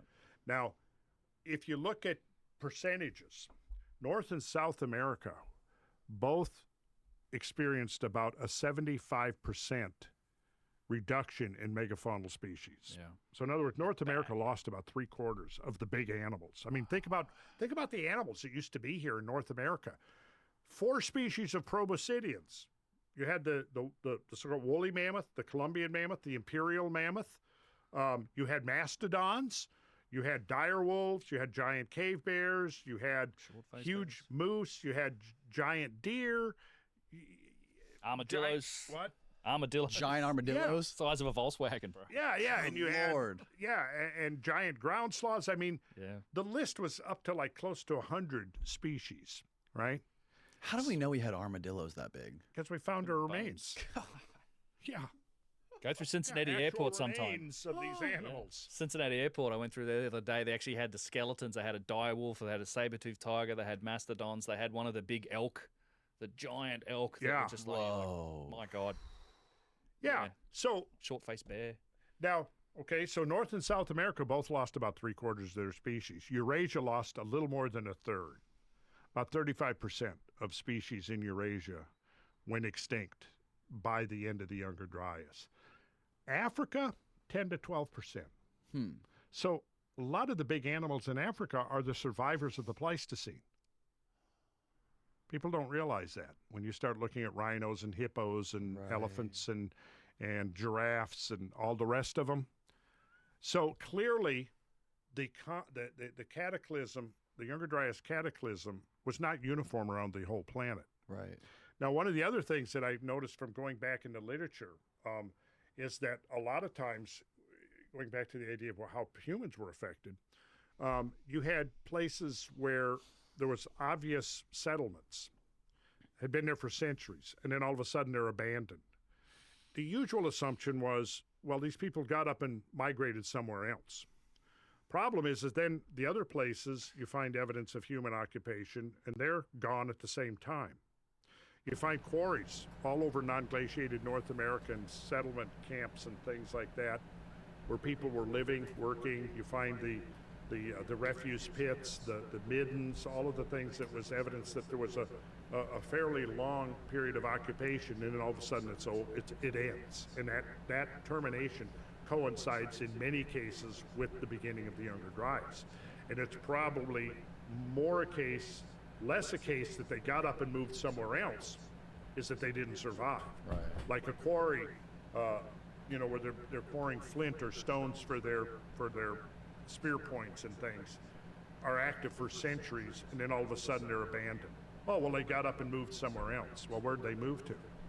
But what's more likely is that, that particular social group died out, and that was the end of it. How much debate is there over what caused the Younger Dryas, whether it be comets or solar ejections or all of the above? But there's still debate. I'd say that. Yeah. I mean, there's at this point 160 odd papers peer reviewed. That the vast majority are very much in favour of the cosmic impact / airburst theory. Airburst meaning like it explodes when it hits the atmosphere. Yeah, so it's initially I think people were thinking about thinking of it in terms of a single impact, but it very much seems like it was a series and potentially different periods of cosmic impacts and airbursts. Airbursts are also traumatic. I mean, there's actually been a few really good studies on sites that show cosmic impact. It's not related to the Younger Dryas, but Dr. Stephen Collins at Tel El Hammam basically discovered the source of the biblical Sodom and Gomorrah story. He did a digging on a site, and they've shown that site was actually subjected to a cosmic airburst, and it literally matches all the story that's in the Bible, which you would probably attribute that to the wrath of God if you had happened to witness that from, a hill a few kilometers away. But yeah, I mean, airbursts are bad as well. So there's still debate. I mean, there was a sort of another paper released recently that was attacking the theory pretty poorly, I thought. I mean, it's some of the opposition to it is quite strange. And some of it has probably no place in what I'd say is peer-reviewed science, like the whole requiem for the Younger Dryas paper is silly. You shouldn't. But safe to say at this point, there's still some debate. I mean, I'm not playing in that arena, but it feels to me like there's a vast amount of evidence supporting the idea. Yes. Both on the macro and micro scale, as well as cultural evidence in all of our There's like origin nano stories. diamonds that have been Yeah, found. so it's exactly. There's a lot of the papers focus on the. We have a number of sources of evidence. There's a lot of papers that focus on the impact proxies, the things they find in the strata layers of the dirt, the shock synthesized nano diamonds, the carbon and magnetic microspherules, extraterrestrial platinum and iridium spikes, the black matte layer. So all of that's in those layers. You have the evidence for catastrophic climate change that correlates with those strata layers that are found in the ice core samples. So we look at oxygen isotopes and other elements. There's like soot particles. There was a paper done looking at some of the particulate matter in some of these ice core samples in the Younger Dryas that suggest there were wildfires and like 9% of the world's biomass was burning. So you have these indicators there, and then you have the macro evidence, a lot of the stuff that I've really enjoyed Randall showing me, the evidence for just flooding the likes of what we're going to see in Montana, where just astronomical, channeled scablins, astronomical volumes of water pouring off, those ice sheets on the way to the ocean that sort of must have happened in, these catastrophic sort of short-term events. So you've got a lot of evidence that points to this traumatic period, and that something happened, and then there's all this scientific work that sort of says, well, these are all impact proxies. Mark, there's a great presentation done by Mark Young at the Cosmic Summit conference that we held earlier, which sort of looked at a lot of this evidence, and I think at one point he points to some of the rebuttals of the of some of the naysayers of this, pointing out that, well, no, we're not looking at micro diamonds, we're actually looking at like bug poop, and Mark was saying, well, bugs don't shit diamonds, so so do bugs shit diamonds? I don't think so. He said, he's a deadpan guy, and he just delivered that line quite well. What is the idea about solar ejections? I think that's worth considering. Now, see, because now we have a lot of evidence for a cosmic event at the beginning of the Younger Dryas, but there was also a catastrophic event at the Younger Dryas. The Younger Dryas is bookended by two catastrophes. The end. We don't have the same kind of proxy evidence for impact, cosmic impact, at the end of the Younger Dryas. Robert Schoch maintains that, I don't know if he's come around to accepting the possibility of impact, but he's been arguing in favor of a solar event, and I think that's totally possible. Particularly since I learned that there seems to be a correlation of the infall of cometary masses into the sun and a reaction in the chromosphere of the sun that translates into solar storms and coronal mass ejections. I'm going to do a paper on that on my website, or do a whole podcast around that idea. I haven't had time to fully dive into all of what's now known that we've gleaned from the information and insight that we have into the sun since we started deploying solar observing satellites. We now know a whole lot more than we did, let's say, since the early Thanks for your 90s. patience. I was on for like an hour. 5 or Sorry 6 about that. satellites that are looking at the sun. And We're gonna play for a little more. We're gonna try to get this. The evidence that seems to be emerging is that the sun is much more variable than was previously assumed. Now, when we go back to the beginning of the climate models and the first IPCC report, which I believe was 1992, they were not looking at the sun at all. They were still looking at the constant sun model. And so if the sun is not changing, then you can't blame the sun for climate change if it's an invariable sun.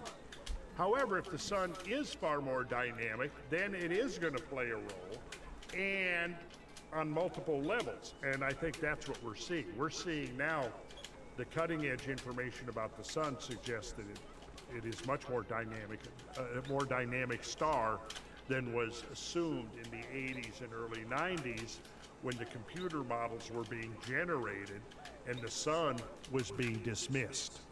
Solar constant was the was the working assumption. Well, if the sun is constant, then the sun is not contributing to climate change. Right. See, but that's wrong. I think at this point we can clearly, assume that that's wrong. Yeah, and the sun could entirely also be a source for cataclysmic events in the past as well. Like we've seen smaller versions of it with the Carrington event. And yeah, What was the Carrington event? there was, when was it? It was 18, I'm trying to think the actual date. We know that there were Oh telegraphs. man, we're getting so close, It was guys. 1870s. It was something, yeah, 1870. So it was essentially it was probably the biggest solar flare that's happened in that period since, and it literally set telegraph wires on fire, melted the Yeah. lines. And if it happened today, a Carrington event, Maui? it might fry all the electronics on whatever side of the planet it hits when it comes along, because it's a huge, part of that solar flare. It's just like, it's like EM pulse kind of thing. It can fry.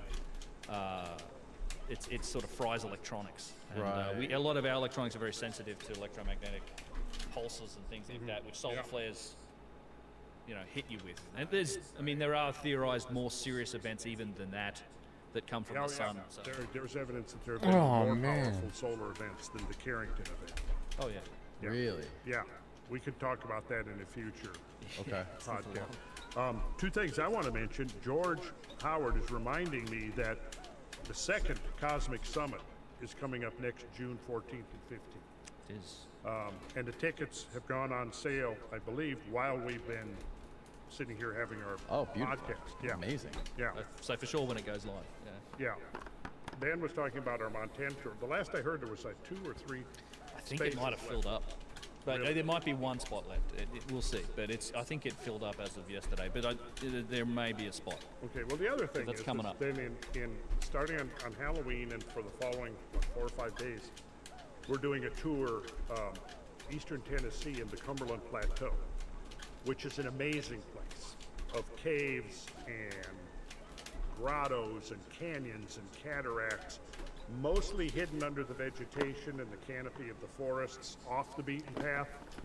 This will be our 4th tour up in that area. We get off the beaten path. We've got a great lodge reserved for the tour that we're going to be using as a base to do these explorations. And we've still got we've got probably 8 or 10 seats left open for that. And this, again, the people that come together around these things are, to me, and I get this feedback all the time, that people say, well, as awesome as learning about this natural history and the landscapes and the catastrophes and all of this, just as interesting and valuable and satisfying as the connections and the friendships that come out of it. Because, like Ben said earlier, repeatedly people will say, well, every day, I go to my family for dinner, I go, at work. There's nobody interested in this kind of stuff that I can talk to, but I come here and everybody is interested in the mysteries of our past. And that's a big part of what we're exploring in this. So it's not only about teaching people to read this decipher the landscapes. Because wouldn't you say that's kind of what once you've seen... Oh, it's for me, it's revelatory, and having somebody like you teach is great, like actually being able to look at that land. I mean, it's a place, these are beautiful places just on their own, but then once you actually get some of that context about what caused it, and you can start to imagine what actually happened here, it's just it's a whole other level. I mean, I've met people who actually live in these places, like in the Scablands, and you start to explain to them what happened, and they're just like, "Holy crap! I can't believe what you're looking at." They've been living in it, and They've been living in never it, even looked at it from that view. I can't they don't tell you know. how many people have contacted me saying, well, I've lived here in this landscape all my life, and I'm suddenly looking at it with new eyes. Here's an analogy for you, Danny. Imagine, like we look up on the screen, we see words up there, don't we? Yeah. And you can read those words. And because you can read those words, you extract meaning from them. You can make associations. You can understand things. But if you're illiterate, you'll look up there, and they'll just be shapes. They won't convey any meaning to you. They won't convey information at all, will they? Nope. If you're illiterate. What's up, Toad? So, what I'm getting at here is that there is a grammar, a syntax, a language of catastrophist geology that even most geologists 2 are hours not to what? To walk well-versed. back to your hotel? So what I've been doing for 40 years is learning that language. So when we go into the field, we look at things, and what I'm trying to do is teach people to be able to read that. And imagine this. All your life you've been going through and you're surrounded by words. And maybe if you're intuitive type, you get the sense that those aren't just shapes. There's some kind of meaning there, but you don't know what that meaning is. Now you come and we do a week-long intensive, and I start explaining to you, well, this is an alphabet, here's how you say it, and this is what this word means, and this word means. And you know, if you take letters by themselves isolated, what do they mean? Nothing. If you arrange them in a certain way, suddenly the word has meaning. Then you take those words and you put them in a certain arrangement, it's a sentence. More depths of meaning emerge. Put those sentences into paragraphs. You see what I'm saying? Now, let's say we do a week-long intensive, and you go from being completely illiterate, Like you're now told. you walk out, and suddenly words all around you start conveying insight and information to you.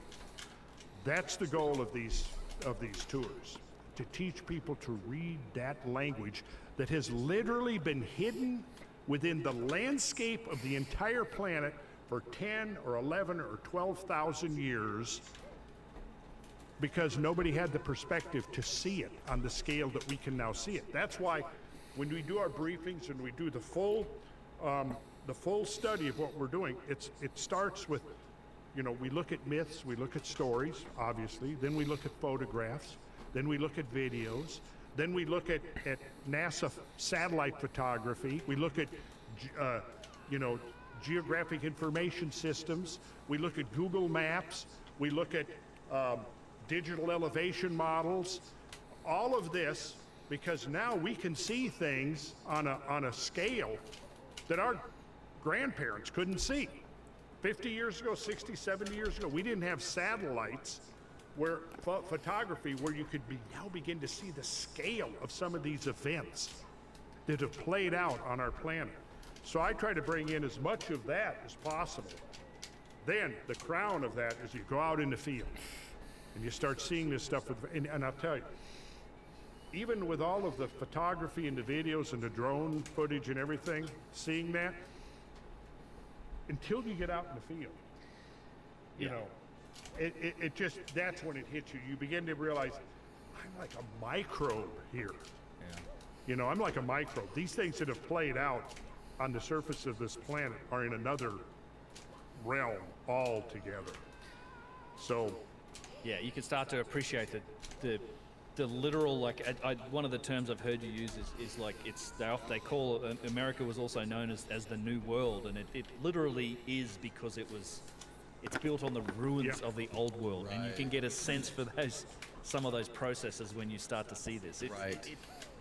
These catastrophes, and that's why I think catastrophism's such and the evidence for it is such an important key that unlocks the possibility for a longer timeline and civilizations and things like this, is because it literally changed the surface of the earth. It's between the flooding, the fires, the sea level rise and falls, it changes the surface of the earth. And this is the video we put What is this, the Devil's Canyon? okay, this is drone footage from Actually, none other I than did put this Oh shit, Ben Van Ben's work. Kirkwick. Yeah. Am I okay to? go. I sent it to you for this very reason. Yeah, okay, but I want to make sure that it's understood. This is Ben's work here. Yes. This is one of the places we visited. This was a canyon that was probably cut in a matter of a week or two, and Cut by. one of the great floods. Now let's take a look at this.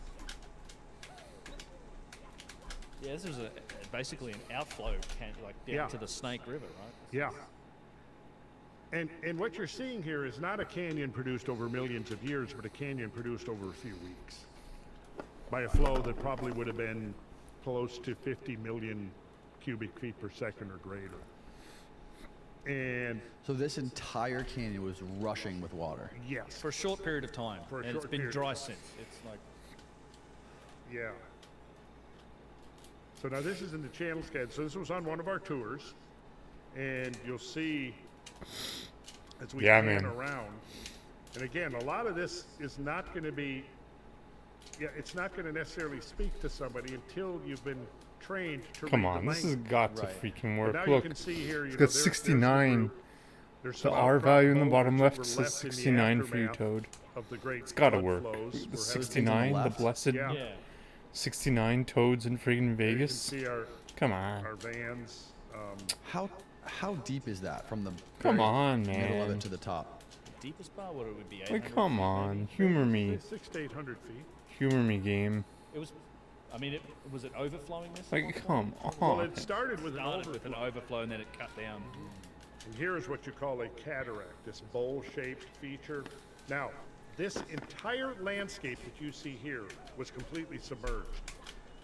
This Palouse Falls is that's the whole remnant, but you can see it's cutting its own little cataract there. But the cataract produced by the big flood was this big round thing that you're seeing all in here. This is one of our regular places to visit, and it's mind-boggling in scale. So this is one of your great features here. This is called Potholes Cataract. Picture out here, this is like a turbulent moving sea. Okay. The entire width of the scene here. It's probably close to 200 feet deep. It's choked with thousands of icebergs. It's moving towards the viewer.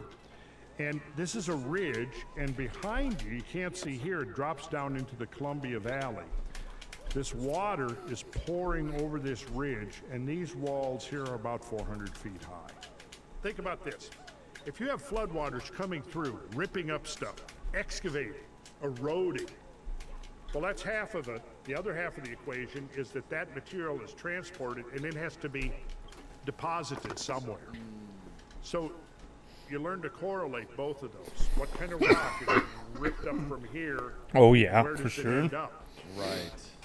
But you're going to see West 100%, Bar man. here, which is pretty amazing. We're coming around. This is West Bar. You're going to see it now. So are there giant rocks here that came from somewhere else? Oh, yeah. Glacial erratics. Yeah. There's rocks and huge chunks of granite that probably came from Canada that had Yeah. deposited out on this giant, like a strewn floodplain. And where these coulees ended out is just these boulder fields that go for hundreds of square miles of just Yeah. huge chunks of basalt, even some granite that Yeah. probably came from a long way away. And then you get these big erratics where, like haystack rock and things like that, that are just these giant boulders that were deposited.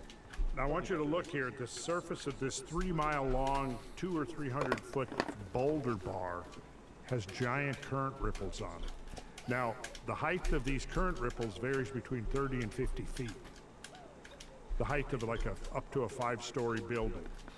And that's how we know without any doubt at all. There we go, look at these. These are the kind of current ripples, I mean, you'll see them walking along a sandbar in a creek. Except that these current ripples are gigantic. Like I said, from, Isn't this also seen in the Sahara? well, you have sand dunes in the Sahara, and they're being blown by wind, not water, and they're dynamic, they're constantly moving. These are not moving. These are pretty much like they were when they were deposited 13 or 14,000 years ago, when this gravel bar, it's actually a boulder. That's what you see when the tide comes out of the beach. Yeah, that's It's right. scale and variance, right? It's Yeah. a great example of it. Like the same sort of phenomena at work in small scale as it did with this. You Right. can imagine this current of water coming around the inside of this bend, just a giant current of water that left these current ripples. 50-foot high current ripples that are there now. It's almost impossible to comprehend. Wait till you see it firsthand, Danny. Yeah. You got to put on your bucket list that you want to go on one of these Yeah. tours. I'm coming. Yeah, no, haven't people pointed out specifically, I think it might have been Jimmy who pointed out that those things are near the reshot structure. Those water ripples. That was me. That was you? Yeah. Oh, okay. Maybe Jimmy got it from you. 'Cause I think I heard Jimmy say it too. Well, Jimmy has been arguing that the reshat structure is Atlantis. Exactly, yeah. I don't agree with that. Now, Right. I remember you were here last time. You said it's Azores. I think that the most if it existed, I think the most likely Why? place that's the most consistent in the details of Plato's two dialogues is the Azores as a remnant. Those islands are the tops of mountains whose bottoms are part of a plateau that about which there is a lot of evidence that it has subsided by a substantial amount since the last ice age. And I've got like 9-hour lecture that I do on that. It's a pretty solid case. I watched it. It's phenomenal. I watched it after our last podcast. Oh, excellent. Okay.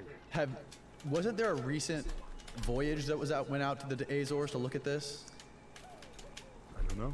We were talking about this. I thought there James was... Cameron I thought he was supposed to look at. I haven't heard anything about that since it happened. I mean, but I wasn't involved in it. But a lot of the science on A this, seamount dive or something? Could have been. Yeah, I don't know. it's unfortunate that a lot of the actual science looking into the mid-Atlantic ridge submergence sort of ceased, in the like 70s and 80s? Yeah. Most of the real science, once Atlantis became a dirty word, Right. they kind of stopped looking at it, but I think it... Oh, yeah, like for example, one of the seamounts back then was named the Atlantis Seamount. In the literature and everything, and I've got the old from the 50s, 60s, 70s, and then we get closer to now, the same seamount has been renamed the Atlantic Seamount. Really? Yeah. That's bizarre. Well, I mean, to try to, don't want to have that connection. To try to get rid of Atlantis. Yeah, the Atlantis thing. that woo-woo connection to Atlantis. Right. But what I try to show in my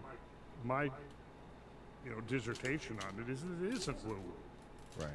It's, I mean, what's woo-woo? Come on, I mean, man. if you start like, talking about, frig off, dude. whatever, crystal spaceships or whatever, yeah. But if you stick to whatever Plato actually says, which is what I do, I pretty much break Plato's two wall jumping dialogues too down late? and go, what did he actually say? Might be Now, wall jumping too what late. is geology, geography, oceanography, Am I hitting the and wall so forth, as I wall jump? botany and genetics? What does all that say now I might be jumping too in the late, context guys. of what Plato said? And that's where I come up with, that to me Azores fits the bill. But I'm not saying the Azores was Atlantis. What I'm saying is that if Atlantis was real, of all the places that have been named as potential sites for Atlantis, I think the Azores is the most consistent with Plato. And where did Plato, he got his information from Socrates? Solon. Solon. Solon. Oh, Well, man, actually, like... from descendants of Solon. Descendants. In the Socratic form, it was Critias, who was like a great-grandson of Dropidas, who I think, if I'm recalling the succession, he got the original story from Solon, who got it from the Egyptian priests, who gave him the date, which was 9,000 years. In their sacred registers, is Sauntius was the name of the priest. And that would have been when compared to now? Well, Solon's trip to Egypt occurred about 600 BC. So if you add 9,000 years to 600 BC, which would have been 2,600 years ago, what's 9,000 that? plus 2,600? You see that? 11,600, which is precisely the end of the Younger Dryas, which precisely Like, it's coincides so with close. what's called meltwater pulse 1b. What was where that? there was a massive melting of the great ice sheets, pouring Guys, we're water so into the close, oceans, causing man. the oceans to rapidly rise. Oh my god. Coincidence? Maybe. But what if it's not coincidence? All the pieces fit. This is the stuff that I know you cover in your lecture series on it. But once the glaciers melt, you have isostatic rebound of the Earth's crust, which is the lifting up, like the all that weight of ice on the top of the globe here is going to come off it. So I think I love the beach ball analogy. Yeah. It goes up the mid-Atlantic ridge, which is where the Azores is located. Is essentially like, think of it as like a hinge joint in the crustal plate on the planet. So imagine, right. So imagine if the land over here is going up, and what's it going to do? It's going to pull that apart. So you're going to have submergence of the landmass at that mid-Atlantic gonna go ridge at under. the same time. Yeah, it's going to go down. It's So isostatic compensation. Yeah. Because the Earth is constantly trying to make equilibrium. So if one place goes up, someplace else has to go down, and vice versa. That's the geoid. It's trying to constantly adjust itself to fit the mathematical geoid, which is the perfect distribution of mass given the mass of the Earth, its orbital speed, its rotational velocity rather, which is what causes that bulge around the equator. So during the Ice Age, you had this enormous buildup of ice on the planetary surface, on the land. All of that weight, which is billions of trillions of tons, is taken out of the oceans. So like Brent said, the beach ball analogy, if you take a beach ball and you press it this way, it bulges this way, right? If you, Danny, get up and go over and sit down on that cushion, what happens? Isostatic depression. When you get your ass up off that cushion, you'll have isostatic uplift or isostatic compensation. It'll come back up. Right? I told this to Joe Rogan when I was explaining to him, and I said, Joe, you probably didn't realize that right at this moment, your ass is I'm causing so freaking isostatic close. depression of the cushion on your chair. He probably doesn't remember that. Canada's F, But man. The I did prices say are that. insane. Yeah. One more thing I wanted to Yeah, I cover know. before we get the fuck out of here I know. is the idea of the pole shifts. Magnetic pole. The magnetic pole shifted and the Earth did like a 90-degree I tilt. know, man. See, now a lot of these people that are speculating don't really even seem to understand the difference between the magnetic pole and the geographic pole. The geographic pole is the Earth's axis of rotation, right? The magnetic pole doesn't necessarily exactly coincide. In fact, it migrates. It doesn't coincide with the axis, the geographic pole, which is the axis of rotation. Those are two different things. Oh, dude, that Now, attempt was so freaking I good. believe, I've looked deeply into that when I was first studying catastrophism, looking at the work of Velikovsky and Am I missing something? Am I Charles supposed to Hapgood like and do something others. here? I don't think Charles so. Hapgood I'm just not. saw the catastrophic history of the Earth. He was trying to come up with an explanation. He came up with a relatively sophisticated model of crustal shift, not the whole mass of the planet, because he looked at the map The of it. crust, right, exactly. Right. Earth crust displacement was his theory. Right. I So it think, becomes disconnected from like the Yeah, mantle. man, I know what you mean. Yeah. The asthenosphere, yeah, the plasticky kind of Yeah. connection. You can think of the Earth as like the crust as being like the skin on an apple. That's like a relative thickness of it, right? But beneath that, we have varying degrees of like plasticity and connection. So it's like the Earth, the tectonic plates are sliding around on what is it, the asthenosphere that has this plasticky kind of properties to it. And Hapgood proposed that could have been disconnected and shifted violently or suddenly, and then and causing he catastrophes. proposed that actually before continental drift was accepted by mainstream geophysics and geology. Yes. Yeah. But of course, then when continental drift came along, this was a much slower process where Hapgood Oh, was come envisioning on, something man. much faster. Now, I'm not sure I'm 100% correct, but I'm pretty sure Look how that, high I am here. that Hapgood Come abandoned on. that idea. Like, dude. Eventually. He didn't abandon the idea of catastrophism, just the mechanism that caused catastrophism. Yeah. Now, I think it's the have closest I've been. Look at that. It's very different. I think that back to the subject of isostatic compensation, you figure that again, the geoid in equilibrium is spinning on its axis. So now, remember the 13-mile difference between The equator and the Arctic that's the radius. Yeah. radius. Yes. Oh, never mind. Yeah, radius. The radius, the diameter's double that, 26 miles. So so now you picture this. If you have a huge redistribution of surface mass, so let's say that the weight of the ice over North America depresses the area of North America under the thickest ice by a couple of thousand feet. Well, now it's not in equilibrium with its latitude anymore, is it? Because all of the surface of the Earth's crust, if it's in equilibrium, the northern latitudes are going to be miles closer to the Earth's center of mass than the equatorial. But now what happens if you change that distance by thousands of feet?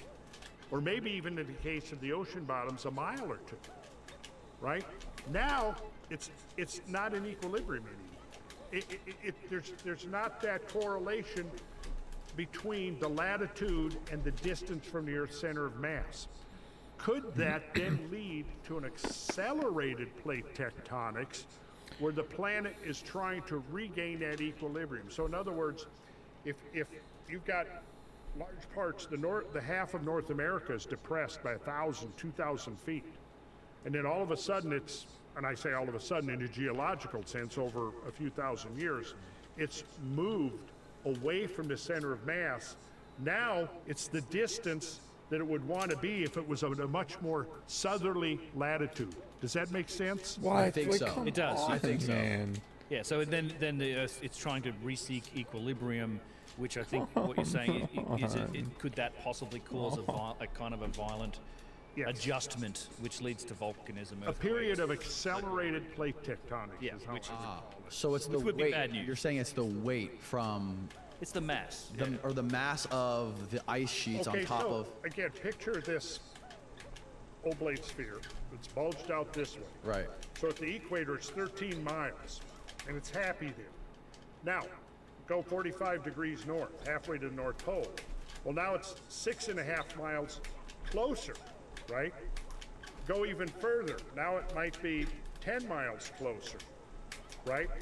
Now all of a sudden, This let's is imagine really high. that This might be my shifts highest attempt upward yet. by thousands of feet. Look how high he is, man. Now, where it wants to be happy, This is has gonna got to be further the- south. this has It's got gonna to be wanna the attempt. Farther away from the Earth's center of gravity. Got it. That makes sense. Yeah. And what would cause that to happen? Melting glaciers. Melting rapidly. glaciers. Because you've got this This has gotta huge be it. redistribution This has of got to be mass it. Right. Okay. from off of the land surfaces into the ocean basins. And during the onset of a glacial age, you've got the opposite.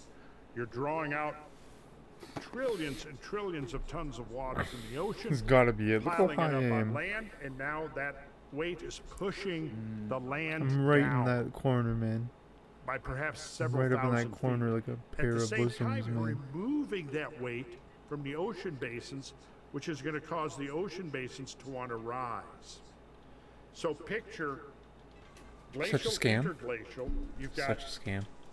water being extracted from the ocean, Look how high I building am up there. on the land It's surface. got to be it.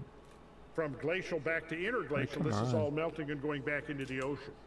So Like if you what? look at over a long period of time, hundreds of thousands of years, oscillation, glacial, interglacial, the shape of the geoid is pulsating in response to that redistribution of surface mass. Right. Now, I think there's a possibility, and I'm not a Come on, geophysicist, but I think it would be a possibility that that could introduce this disequilibrium that would cause the movement of the plates to try to shift.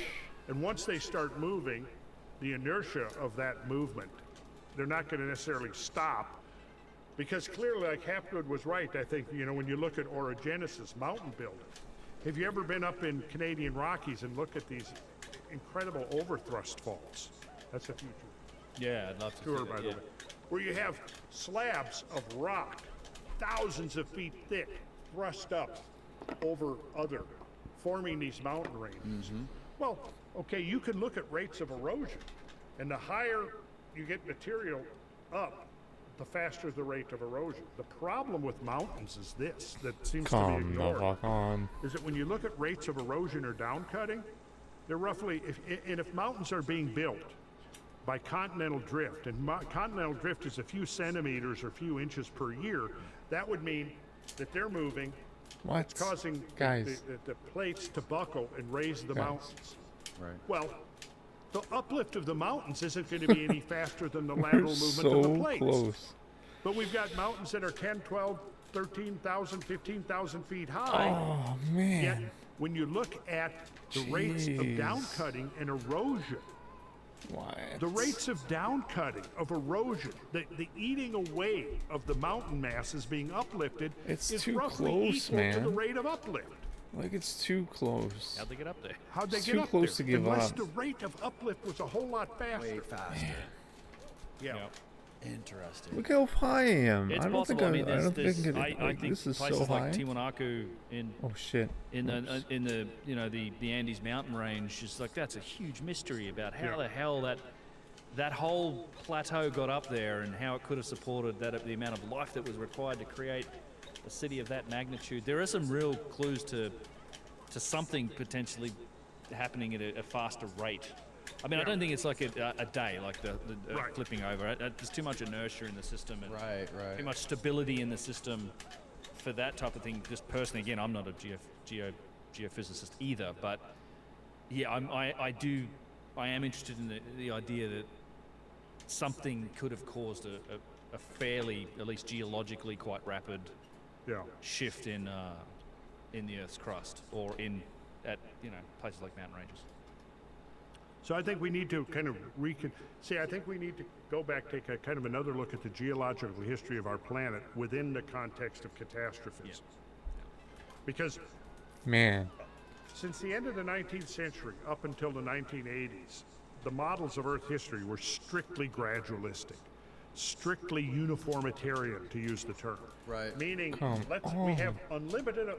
The biblical age of the flood of the Earth is 6,000 years.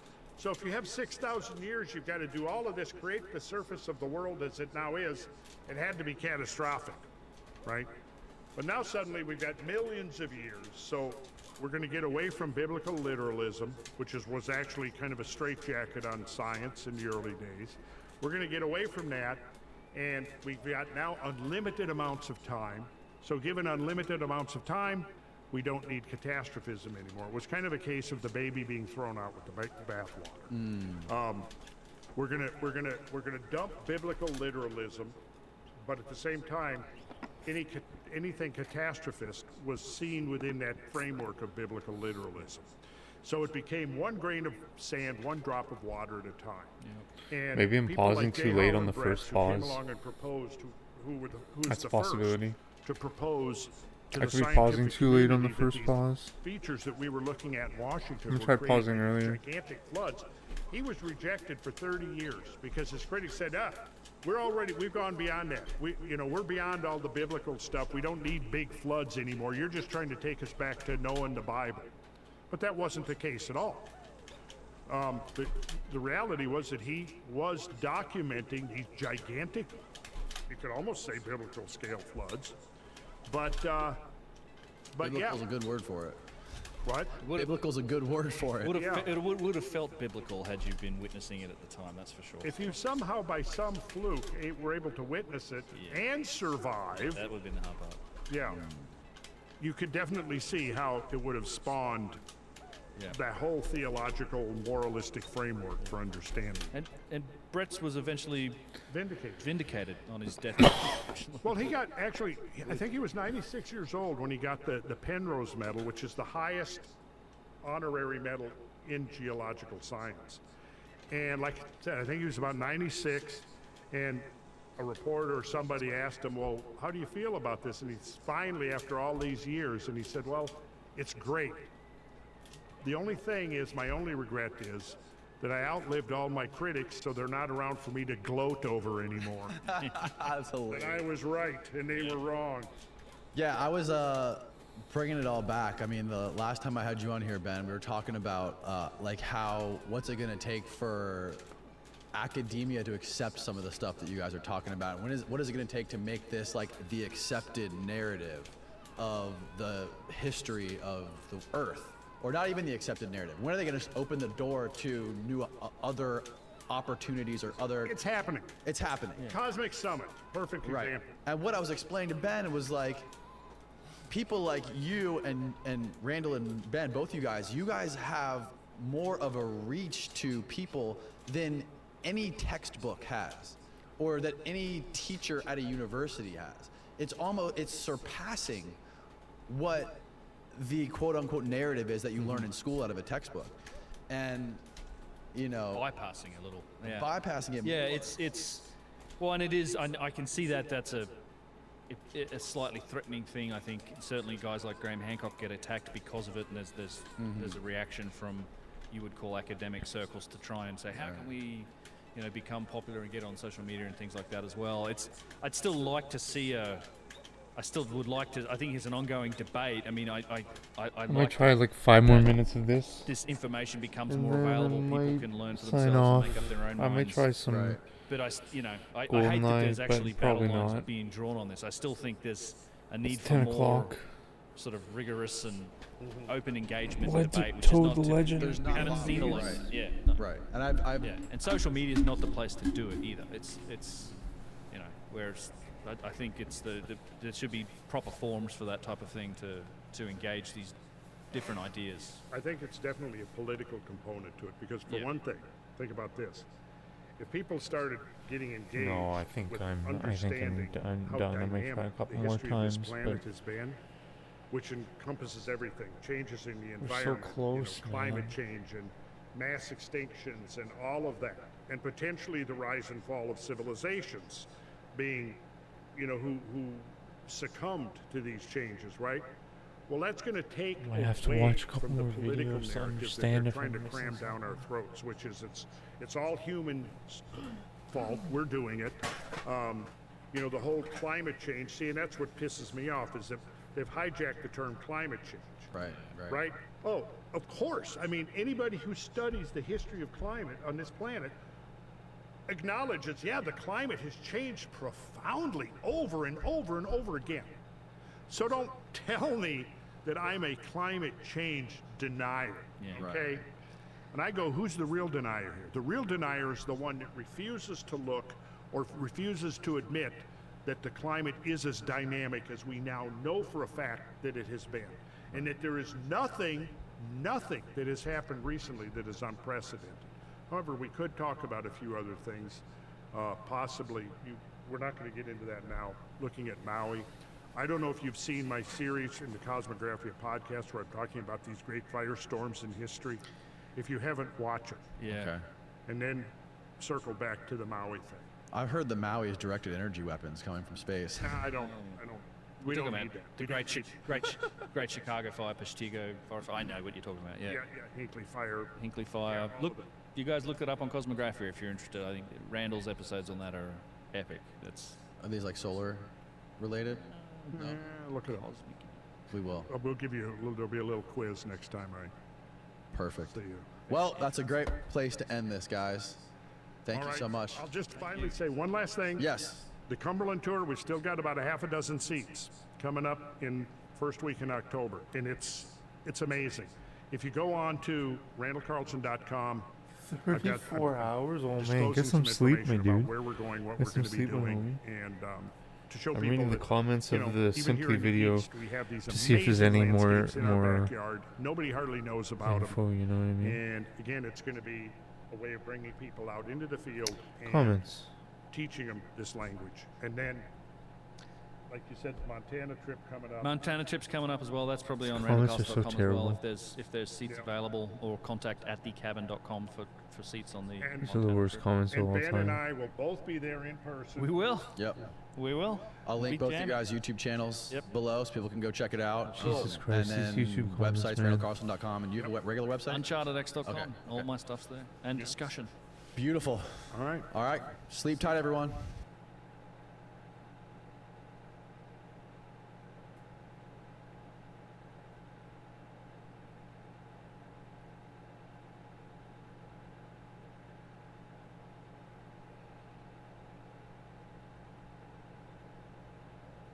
These comments are terrible.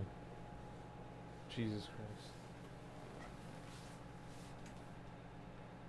Then you can just do 2 left turns with the roll, punch, and now you're in that same spot. Now, instead of getting a first frame wall kick, you need to go for a 4th frame wall.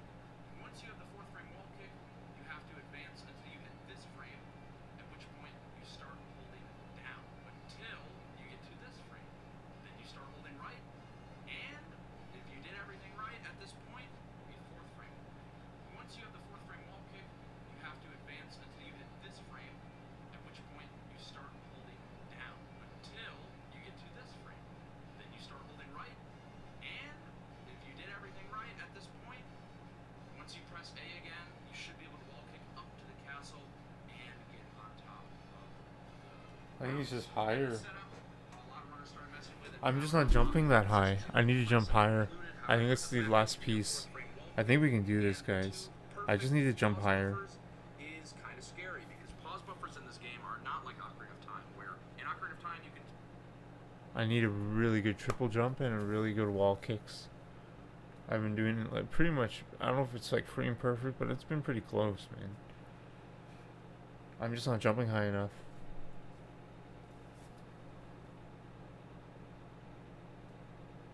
3 or 4 hours, you gotta sleep, bro. You gotta sleep, man.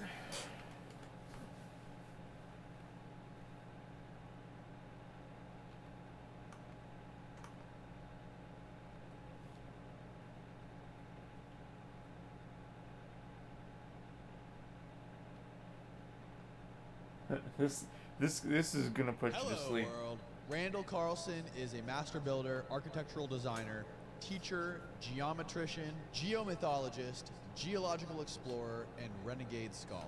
He has over 4 decades of study, research, and exploration into the interface between ancient mysteries and modern science. Randall investigates and documents the catastrophic history of the world and the evidence for advanced knowledge in earlier cultures. On this episode, we get into the Younger Dryas period, climate change, asteroid impacts, the city of Atlantis, UFOs, and all sorts of terrifying shit. Prepare yourselves, folks. This episode will make you question everything.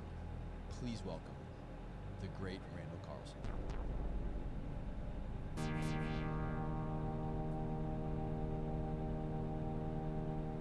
Mr. Carlson, thank you so much for blessing us with your presence today. Thanks for having me, Danny. It's a pleasure. Great little vacation, working vacation. Yeah, not too far. Yeah, we're having fun. It was an 8-hour drive. Not too Not bad. 500 miles. Could be worse. Better than an 8-hour flight. Yes. Yes, because I could stop and get out whenever I wanted and get Right. refreshment, and I didn't have to wear a mask the whole time. So, It's not quite like Alright, I'm gonna try for a bit more. no. I'm gonna try for a bit more, but we're doing actually we're winning. I think I'm gonna sign off pretty soon, to be honest. I know. Thanks for being That's here. great. Believe it or not. I'm always, come on, Florida, man. Yeah. We're not too far behind you. Nope, you guys aren't too far behind. No, We're all we're- doing a lot better than California. Oh my God, yes. And There we go. Like, where I live, that's a it's, nice height. Really pretty. That's a intense really good blue height. zone. That's a really good attempt. Here we Everybody go. dutifully wears their masks, but as soon as you get out into the outer areas, the rural areas, everybody's been going on. Okay, just that's like perfect, normal, but I've been pretty too much. low. Right. I spent a lot of time There's up a right in Dade spot. County, which is the northwest corner, and exploring up there. And I hardly have ever That's seen like- anybody wearing masks up there for the whole I think this it's entire perfect. thing. And last time I was up there, which was in October, I didn't see any corpses piled up on the streets anywhere. It's so strange. Like I was telling you, I was just in Asheville, North Carolina, and it's the first time I've been to a public place where everybody was wearing masks. Why? Well, It was there- strange to see. It was kind of What the fuck? shocking. I waited too Yeah. long? Well, I guess I that's- waited too long. In Decatur, where I live, it's pretty much the same. Right. I mean, I guess You so. go around without your mask on. You saying? You're the devil incarnate. Well, you actually just had. I COVID, did wait right? an extra frame Yeah, there we were out than in usual. Washington State doing a tour of the great floodlands up there, and we may talk about that a little bit here in our interview tonight. It's possible. Yeah, and yeah, we had there was 30 attendees and 6 or 7 or 8 facilitators, so about say 36 to 38 people altogether. And on day 2, Come one on. of the attendees started feeling symptoms, and he went into town, got tested, came back and said, I tested positive, so he and his wife left.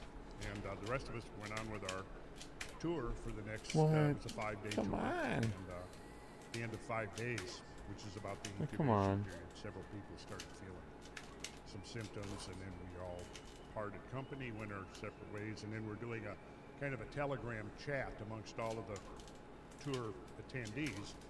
So it turned out about, I think, somewhere around 22 people came down with it, but nobody was too seriously affected. Here's God, what's man. interesting, the fellow that brought it into the room, patient 0, had been double vaxxed.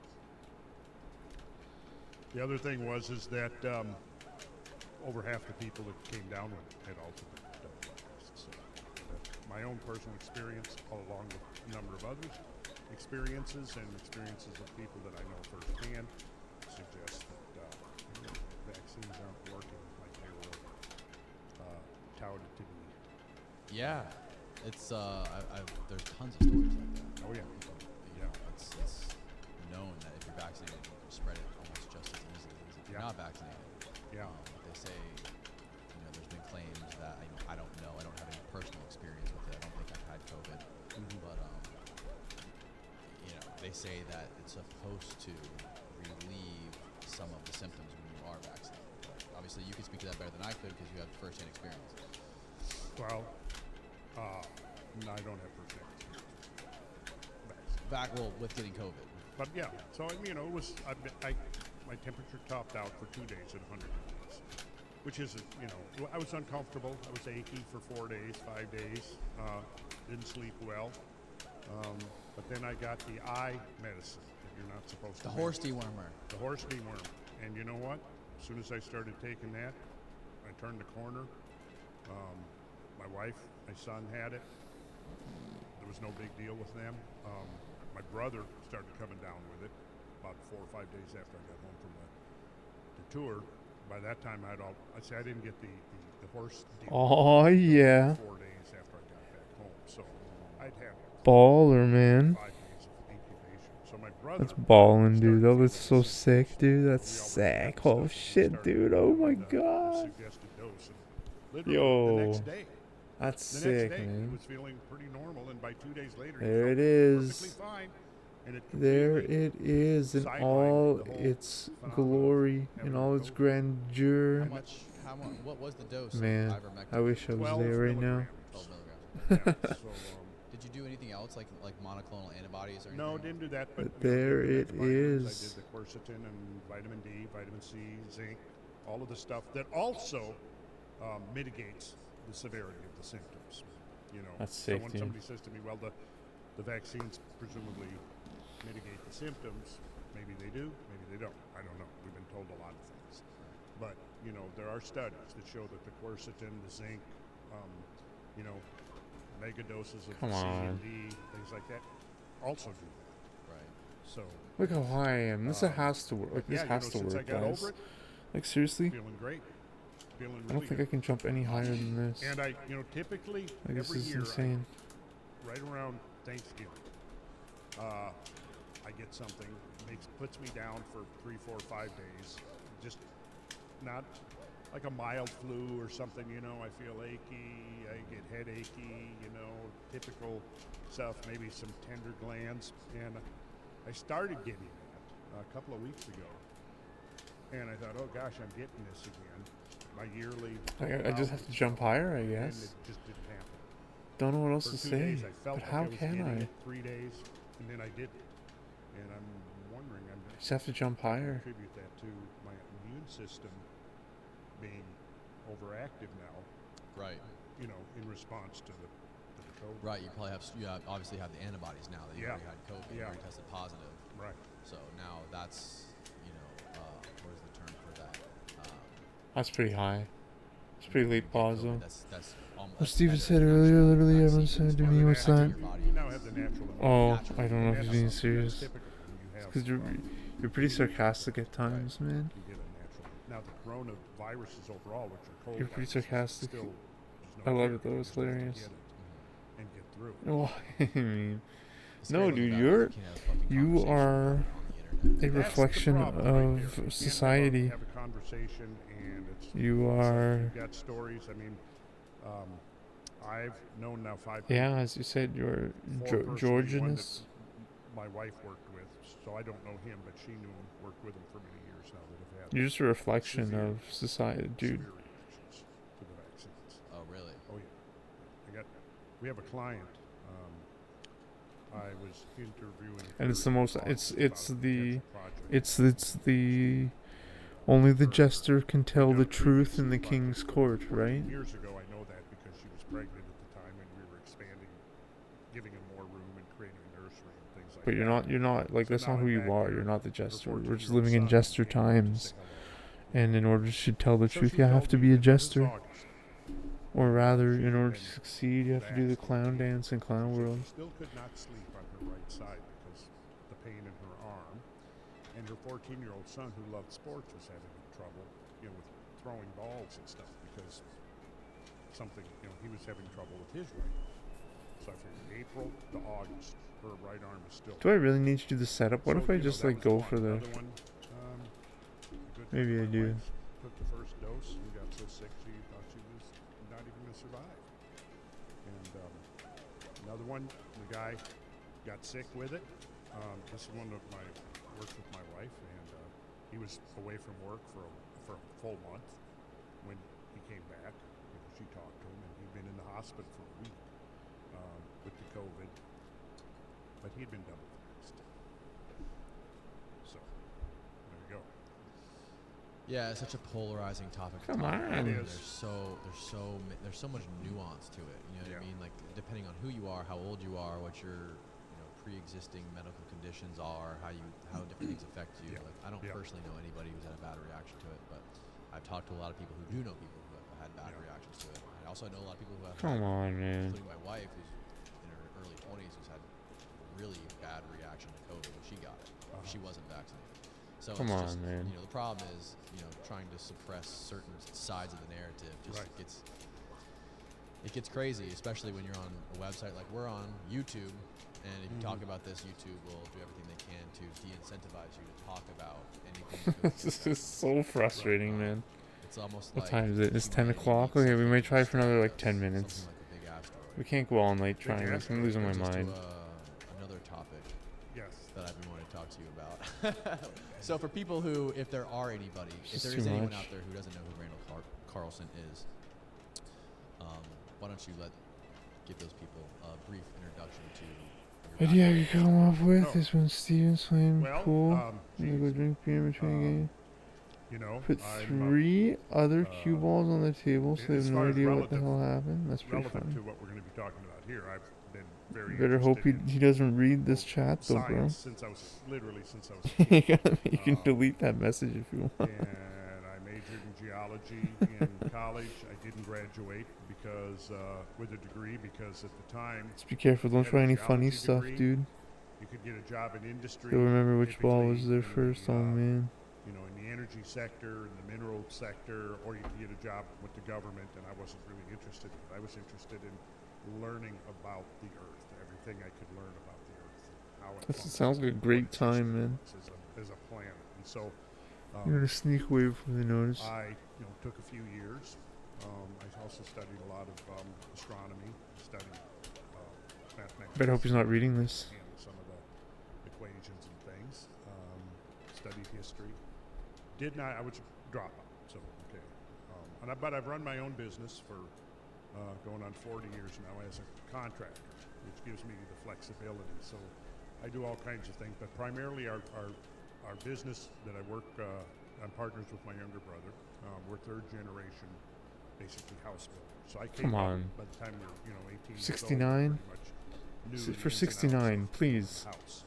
But Come on. I've been doing. I got Just a give me one. secondary income Like- coming from the podcasts that I do, online Why? sales, and doing tours. I'm doing a lot of tours, Why? taking people out. Basically, what the objective of the tour is, the tours that we do is I'm trying to teach people the Like my angle's not read right. the language of the earth, because the premise No, that I'm something's working not right. is basically this: My is angle? that inscribed into the surface of the earth, into the crust of the earth, is this epic story, this epic tale. And it's on such a large and grand scale that we don't really see it. It's invisible because it's Man, too big. I'm like so close. And would have been impossible It's too too close, a man. generation or two ago.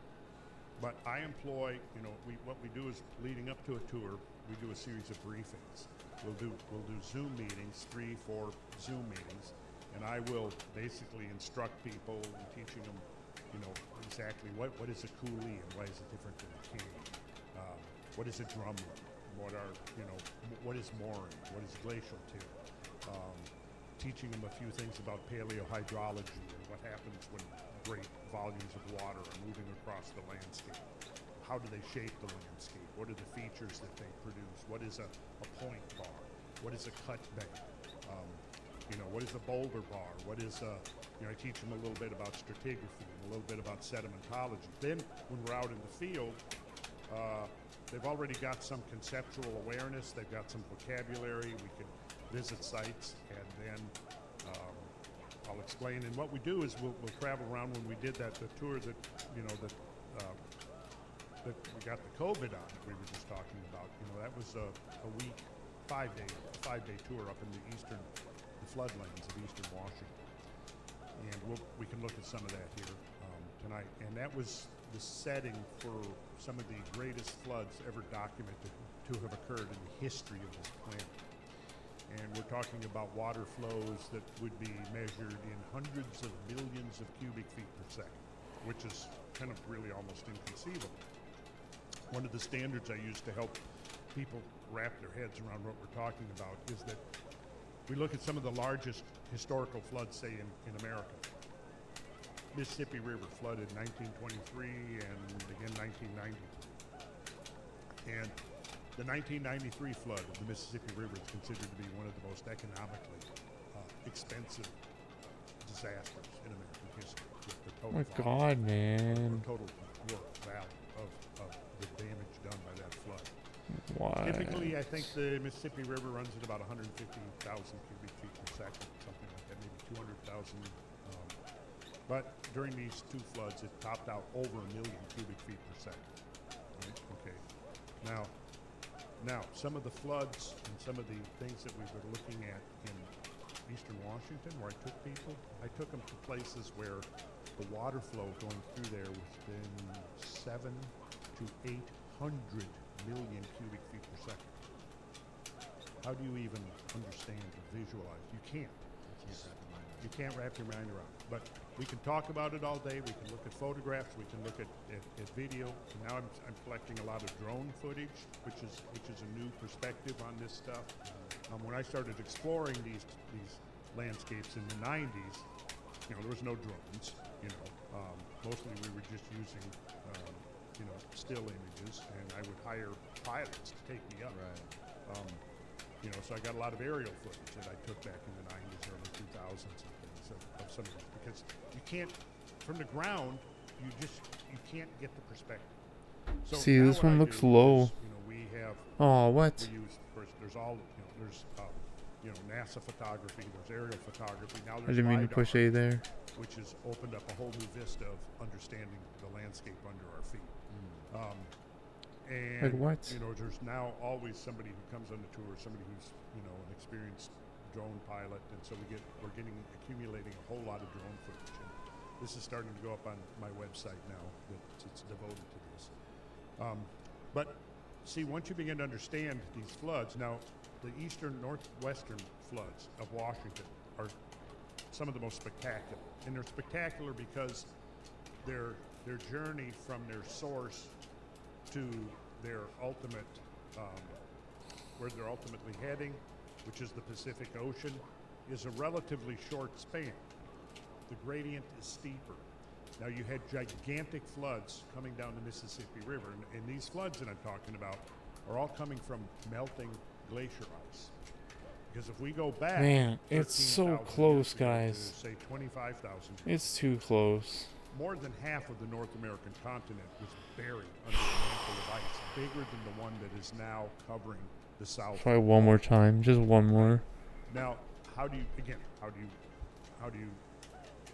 that? Thanks for being here for this We don't stream. have an explanation. There is no explanation how you can get from the present day North American environment to an environment. Maybe that's I closest have to modern wait a analog little is later the to. South. No, but it's like right about here. the It's like world, pretty of the much planet. perfect. Right. But it was.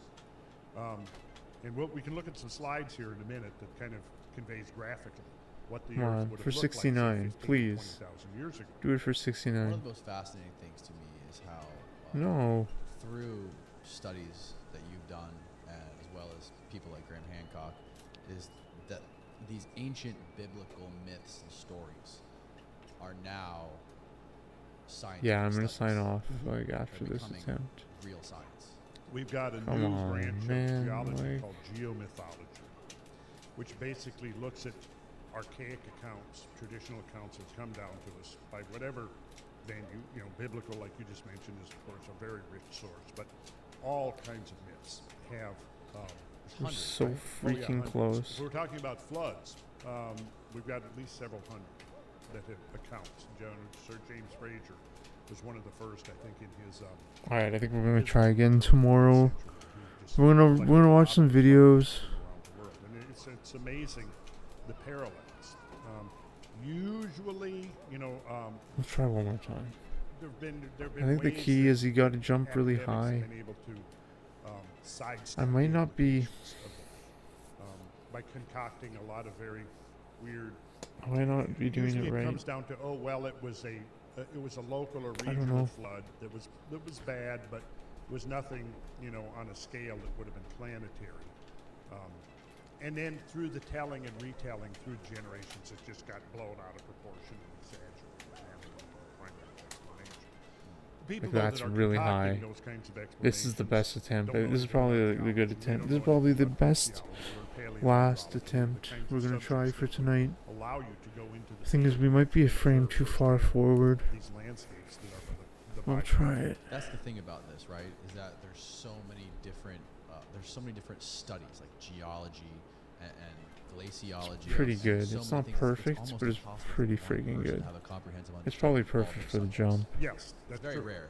Yeah, it's You are a unicorn. well, it's definitely an interdisciplinary study, and I basically call it Come on, for 69. catastrophist studies. Do it for 69, To really man. to be Do it for very 69. knowledgeable in catastrophist studies, you have to know geology, you have to know some astronomy, you have to know some paleontology, you have to know some sedimentology, some stratigraphy. Load 9. all of it. You Save. have to know about impact geology. There's Shoot. a lot of things. Load 9. People have different things that they're obsessed with and like. That's my thing.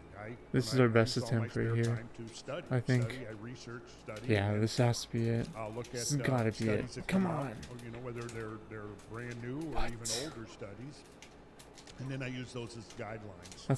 This is a good one to end on Field because trips and that was my highest jump of today, allow I that think. to go and like when I first started in visiting these floodlands in the Pacific Northwest, which is going to be mostly What? Washington, but also Oregon, Idaho, and Montana, I was using early papers that were written in the 1920s and 1930s by one of the pioneers of catastrophist flood geology, which was J. Harlan Bretz.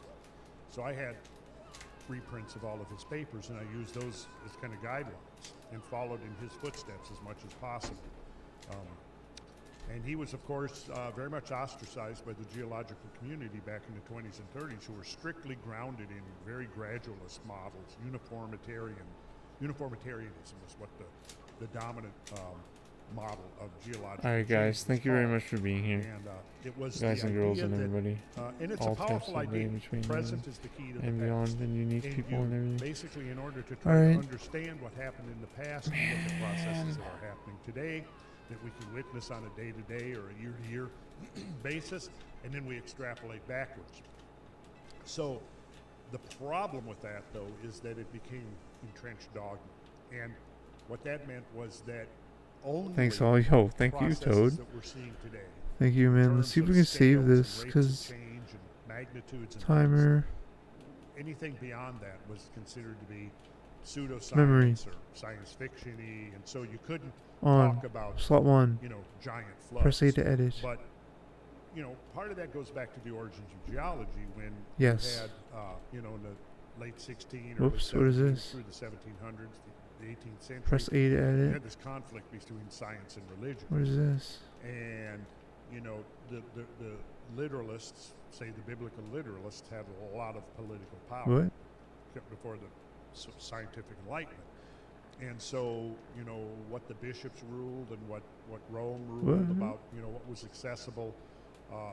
Then there was had the breakaway with the Protestants, but they were pretty much the same way, very fundamentalist about taking the Bible literally, right? And so, Alright, you know, let's wait and somebody. in that model, the Earth is only 6,000 or 7,000 years old, and that was a Toad the legend. Thank you for sharing your photos and all that info and everything, and talking and being here and streaming and chat and everything. You're the man, dude. Stranger Things possibly being in Rust being Bear only 7,000 years workers. old. And, you know, Grand Canyon is the I might put this stream on YouTube. exemplification of the idea. I really wanted to get on the cart And on you- the thing, you know, but we got really geologists now can close. look and you can say, okay, you've got sandstone. Sandstone is formed obviously from sand, but that sand can be either sand on the beach or sand in the desert. If it's sand on the beach, it's being shaped by waves and water, right? If it's in the desert, it's being shaped by wind. And we can go and we can look at sand in the desert today and sand on the beach today, and we can look at the forms that it's being shaped into by the forces at work on it. See, they're very distinct and different. Well, then you can go and look at sandstone rocks, and you'll see the same types of formations and things, and go, okay, well, that looks just like what we might see in a modern desert if we took a cross section of a dune and looked at it, and there it is. Okay, so now you got sandstone. Now you got limestone. Limestone is going to be formed usually in a shallow marine environment. Okay, you might have a peat that forms shales. Okay, so shales come from like muddy material originally. You have mudstone that can become metamorphosized ultimately into shale, and then if that's further metamorphosized, it becomes slate. Right, metamorphic means it's been subject to heat and pressure. Well, you can look at all these different kind of rocks, and you might have an igneous rock. You might have a granite, which is a type of igneous rock that forms below the surface. You might have basalt, which is an igneous rock that forms outside of the surface. Now, where I go up there in eastern Washington, it's called the Columbia Basalt Plateau. And around 17 million years ago, there was a major wound in the surface of the earth that's right now where Yellowstone hotspot is. The mantle plume that comes up under Yellowstone caused tremendous outflowing of basaltic lavas that created this